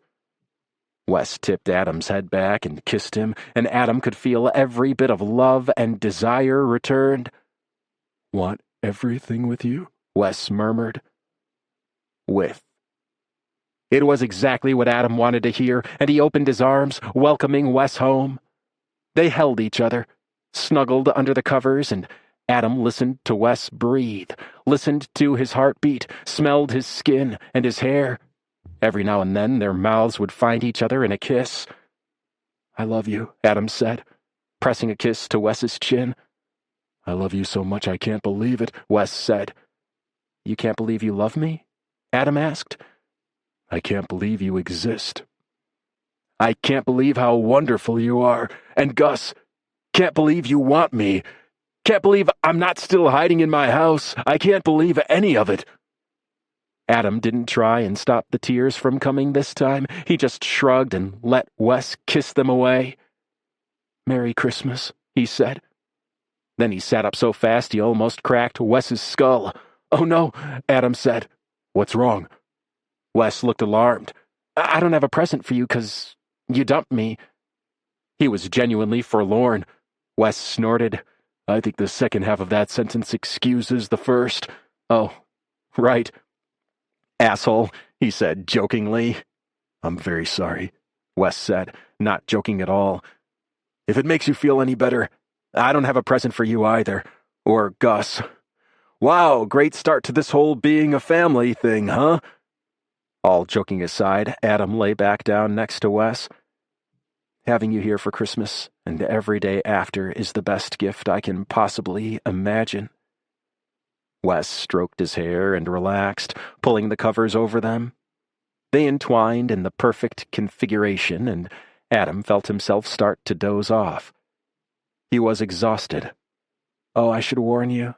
He managed to get out just before sleep took him. Gus wakes up very early on Christmas morning. He thought maybe Wes said something like, that's okay, or I love you. But he wasn't sure because, relaxed in the arms of his beloved, sleep came easily. Chapter 28. Adam. Christmas dawned. Well, it didn't quite dawn anything because before the sun had risen, Adam was pulled from a deep slumber wrapped in Wes's warm arms by the sound of someone bouncing excitedly outside his door while trying very hard not to make noise. He nuzzled close to Wes, enjoying his smell for a moment, then, knowing what would happen any second, pressed a kiss to his jaw and whispered, "I'm sorry." As if attuned to Adam even in sleep, Wes mumbled a sleepy, "What's wrong, baby?" Adam stroked his hair, then slid out of bed and into pajamas. He got back into bed and made sure the covers were completely covering Wes's gorgeous body. "Come in, sweetie," Adam called, just as Gus's control broke, and she cried, "Daddy, it's Christmas!" Wes jolted awake as Gus flew through the air and landed in the middle of the bed. Get up, it's Christmas!" she crowed, throwing her arms around Adam. Wes rubbed his eyes as if Adam's apology had just registered and slid his clothes on under the covers. "I'm up," Adam assured her. "Go into the living room and turn on the tree, and we'll be out in a minute." "Okay." She bounced off the bed and down the hall, and strains of a tuneless It's Christmas carol grew fainter as she went. Adam said by way of apology. "Hey, come here." Adam let himself be gathered back into Wes's arms. "Merry Christmas," Wes said. "I love you." It was absolutely, positively, without a doubt, the best Christmas present Adam had ever gotten. "I love you," Adam murmured, kissing him. They dragged themselves out of bed. "That's not very cozy," Adam said, indicating the heavy jeans and sweater Wes had pulled on from the night before. "You could go home and get pajamas if you want." "Pajama Christmas, it's a thing." Wes smiled, but hesitated, then shook his head. "Do you not own pajamas or something?" "Huh? Oh, well, I don't, actually, but it's not that." "What then?" "It's silly." Adam tipped Wes's chin up so he could look into his eyes. "Say it anyway." "I'm afraid if I leave, I'll realize this was a dream, and I never came here, and you never forgave me, and everything will be back like it was. Oh, baby." Adam pulled him into a hug and stroked his back. "It's not a dream." "Yeah, well, that's what you'd say if it were a dream, too," Wes muttered. Adam couldn't refute that. "Okay, well, do you want to borrow something of mine instead? It'll be a little small, but I have sweats and stuff in there." "Thanks," Wes said, pulling off the jeans. "I'll see you downstairs." "For Christmas," Wes said, like he was still processing it. Adam didn't mind. He'd give Wes every reassurance he needed because Wes had given the same to him. Yup. For Christmas with me and Gus and River. Adam kissed him and gave his ass a friendly squeeze. The tree was twinkling and the TV fire was blazing, and Gus was sitting suspiciously innocently on the couch. Adam narrowed his eyes and her gaze cut over to the tree, but she just smiled. "How about pancakes?" he asked, and she nodded. While he was pouring the first one onto the griddle, Wes came downstairs wearing Adam's clothes. Adam hadn't previously known that it was possible for someone to look simultaneously hot, adorable, and ridiculous. But it turned out that it was. Wes had chosen some blue pajama pants with gold stars on them and an old paint-spattered yellow sweatshirt that Adam had bought from a fundraiser at Gus's preschool. It said "Proud Parent of Little Tyke" on it in red. The pajama pants fit Wes almost like leggings. They were clearly too short, so he'd borrowed some of Adam's wool socks and pulled them up to his calves. The sweatshirt was tight on him and too short in the arms. The whole effect was of a child that had chosen their own outfit. Only, hot. Because Wes. Adam didn't mention the outfit because he didn't want to make Wes uncomfortable, especially knowing his feelings about being looked at. Gus had no such compunction. "You look so funny," she said. "Those are Daddy's clothes." Pajama Christmas. I was told it's a thing," Wes said. Gus high-fived him. They ate pancakes, and Adam made a double-strong pot of coffee, knowing they'd need their energy. They played several more rounds of Uno with Christmas movies in the background. and Gus had Wes take her around the outside of the house to show her all the lights he'd added to the house, bioluminescent and otherwise. After that, Wes ran home briefly to feed the animals, and he said, "Get presents." Adam gave him a funny look because Wes had said he didn't have presents, but he returned with several boxes that he instructed them not to touch. By the time River arrived at 11:30, Gus had consumed too much sugar and taken to running around the living room, pretending to be a lyre bird that they'd just learned about from a David Attenborough special. "Yay, River!" she shouted when they came in the door. "It's Christmas!" "It is," River said, catching her in a one-armed hug. The other arm was occupied with several boxes. "Come in," Adam said, winking at them. "Want me to hold that for a minute?" River put the medium-sized box down gently on the floor to take their boots and coat off. "It's okay, actually," they said very quietly. "But I think we should do presents sooner, rather than later." "Got it." Adam left River to get cozy in the living room and corralled Gus out of the kitchen, where she was trying to add mini candy canes to the Christmas monster cookies they'd made after breakfast, and into the living room. "Is it presents? Is it presents?" She was bouncing in place. Adam nodded, wiping icing off her eyebrow with his thumb. "Yay!" She rocketed through the living room and upstairs, then back down, with her arms full of 3 presents wrapped in grocery bags and covered with marker and stickers. Adam's heart lurched. "Can I give mine first?" Gus asked. Adam looked to River, who peeked at their box, then nodded. "Sure, sweetie." "Okay, this is for you, Daddy." She handed him the largest package. "This is for you." She gave a slightly smaller one to River. "And this is yours," she told Wes.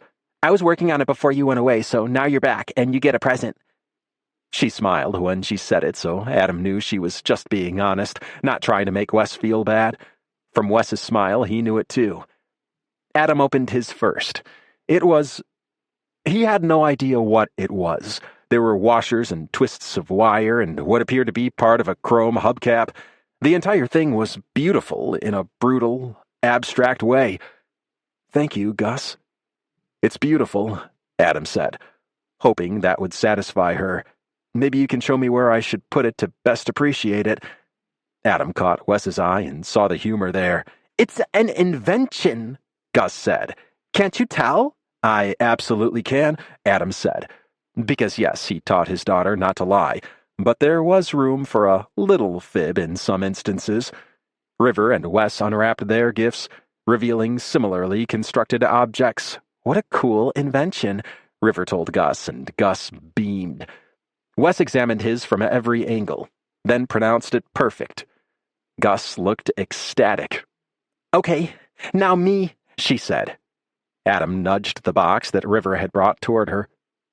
"Merry Christmas, sweetheart."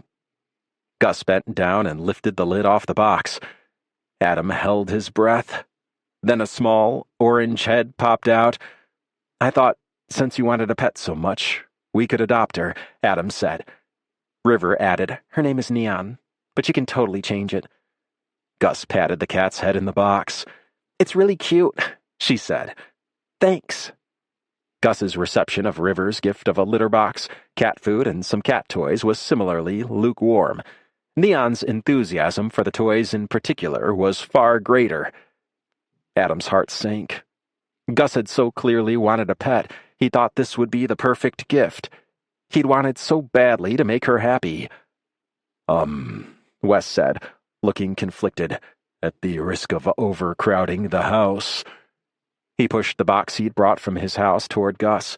She lifted the lid, just as she had on Adam's gift. But this time, her eyes got wide and her mouth fell open as she gasped with joy. Exactly the response Adam had been hoping for and didn't get.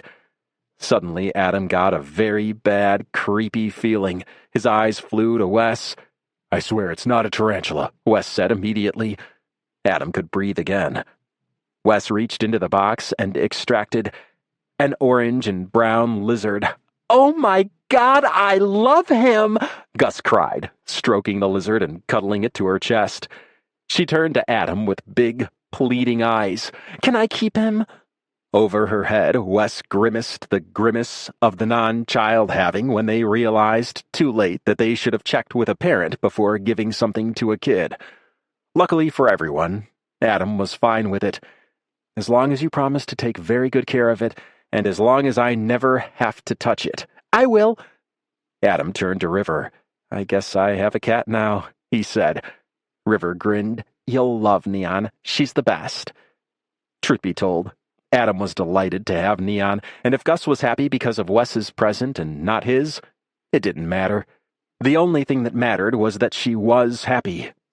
Adam and River made hot chocolate while Gus and Wes got the lizard, whose name, it turned out, was Ludwig, settled in her bedroom.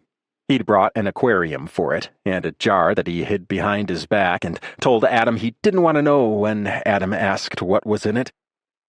So, River said, you and Wes are okay now? Adam nodded. He just got scared. But everyone deserves a second chance. I'm so happy for you, they said, and for Gus. She really loves him. I know. The feeling's mutual. Adam imagined Wes helping Gus with her science projects and tramping through the woods with her looking for mushrooms or spiders or whatever the hell people looked for in the woods. He's going to make a really, really good dad, Adam said. River's eyes got wide, but they nodded. I think so too. What about you, sweetie? Are you seeing anyone? Adam asked. A dreamy, mysterious look passed over River's face. Not quite. Maybe. There's kind of someone, they said. They were flushing at the thought. I'm glad, Adam said, handing them a mug of cocoa. River left around 4, citing the need to get back and give the cats their dinner, but now that Adam knew they were not quite, maybe, kind of seeing someone, he wondered if River didn't have a second stop to make. Gus, high on Christmas adrenaline, her new lizard, and a day full of sugar and running around, crashed out hard right after dinner. Adam carried her to bed and tucked her in, all without looking at what was in the jar that now sat next to the newly ensconced lizard aquarium. Hi, Ludwig, Adam said as he passed the tank, in the spirit of Christmas. Back in the living room, Wes had collapsed on the sofa, head lolling languidly against the cushion. Adam arranged himself within Wes's arms and pressed a kiss to his lips. So this is Christmas, Wes said. Yeah. What do you think? I give it a solid 9, Wes said. Bumped up to a 10 for the part where you got yourself a cat for Christmas. Oh my God, I know. But she's so cute. As if Neon could hear the praise being heaped upon her, she padded into the room, walked in a circle, then plopped down in the exact middle of the living room floor and proceeded to fall instantly and adorably asleep. Is it okay to go outside for a minute? Wes asked. I want to show you something. Adam was pretty sure Gus was down for the count, so he bundled up and followed Wes outside into the front yard. Wes took a pair of binoculars from his coat pocket. He stood behind Adam and wrapped his arms around him, putting the binoculars up to Adam's eyes. Adam looked and saw the moon, nearly full, hanging heavy in the velvet sky. Lines crisscrossed the cratered surface. It looked unreal. Wow, Adam said. Sometimes I go outside at night, Wes said. I have a telescope I take to the roof. I look at the stars and the moon. It's the most beautiful, expansive, peaceful thing. Vast and quiet. And I wonder what it would be like if there was someone up there with me. Wes's arms tightened around Adam's stomach, and he rested his chin on Adam's shoulder. I'm sorry I don't have a real gift for you, but I thought you might like this. Adam swallowed around the lump in his throat. He felt a happiness that seemed so large it could launch itself outside his body and find a home glowing brightest among the stars. It's so damn beautiful, Adam said, voice thick. I don't care about presents. I have everything I want. Adam and Wes stood, huddled together in front of a house dripping with lights that had come from as far away as New York and as near as across the street. They stood in front of that house that yelled, "I love you," and watched the stars move over Garnet Run, Wyoming, as Christmas settled into a memory in the houses nearby. Once, the residents of Knockbridge Lane had told stories of Wesley Mowbray, the vampire, the witch, the Satanist, the freak. But Adam knew better. Wes Mowbray was a brilliant, kind, generous, sexy, romantic weirdo, and he was going to be a part of Adam and Gus's family. Adam leaned his head back and claimed a kiss from the lips of the most amazing man he'd ever known. By next year, the residents of Knockbridge Lane would tell a very different story. The love story of Wes Mowbray and Adam Mills. This is Michael Dean. We hope you have enjoyed this unabridged production of The Lights on Knockbridge Lane by Roan Parrish, presented by Harlequin Special Edition and Harper Audio. This program was produced by B Audio Limited. Executive Producer, Jennifer Lopes. Text copyright 2021 by Roan Parrish. Original music by Timmy Meskers. Production copyright 2021 by Harlequin Enterprises Limited. Used under license with Harlequin Books, S.A. All rights reserved. Thank you for listening.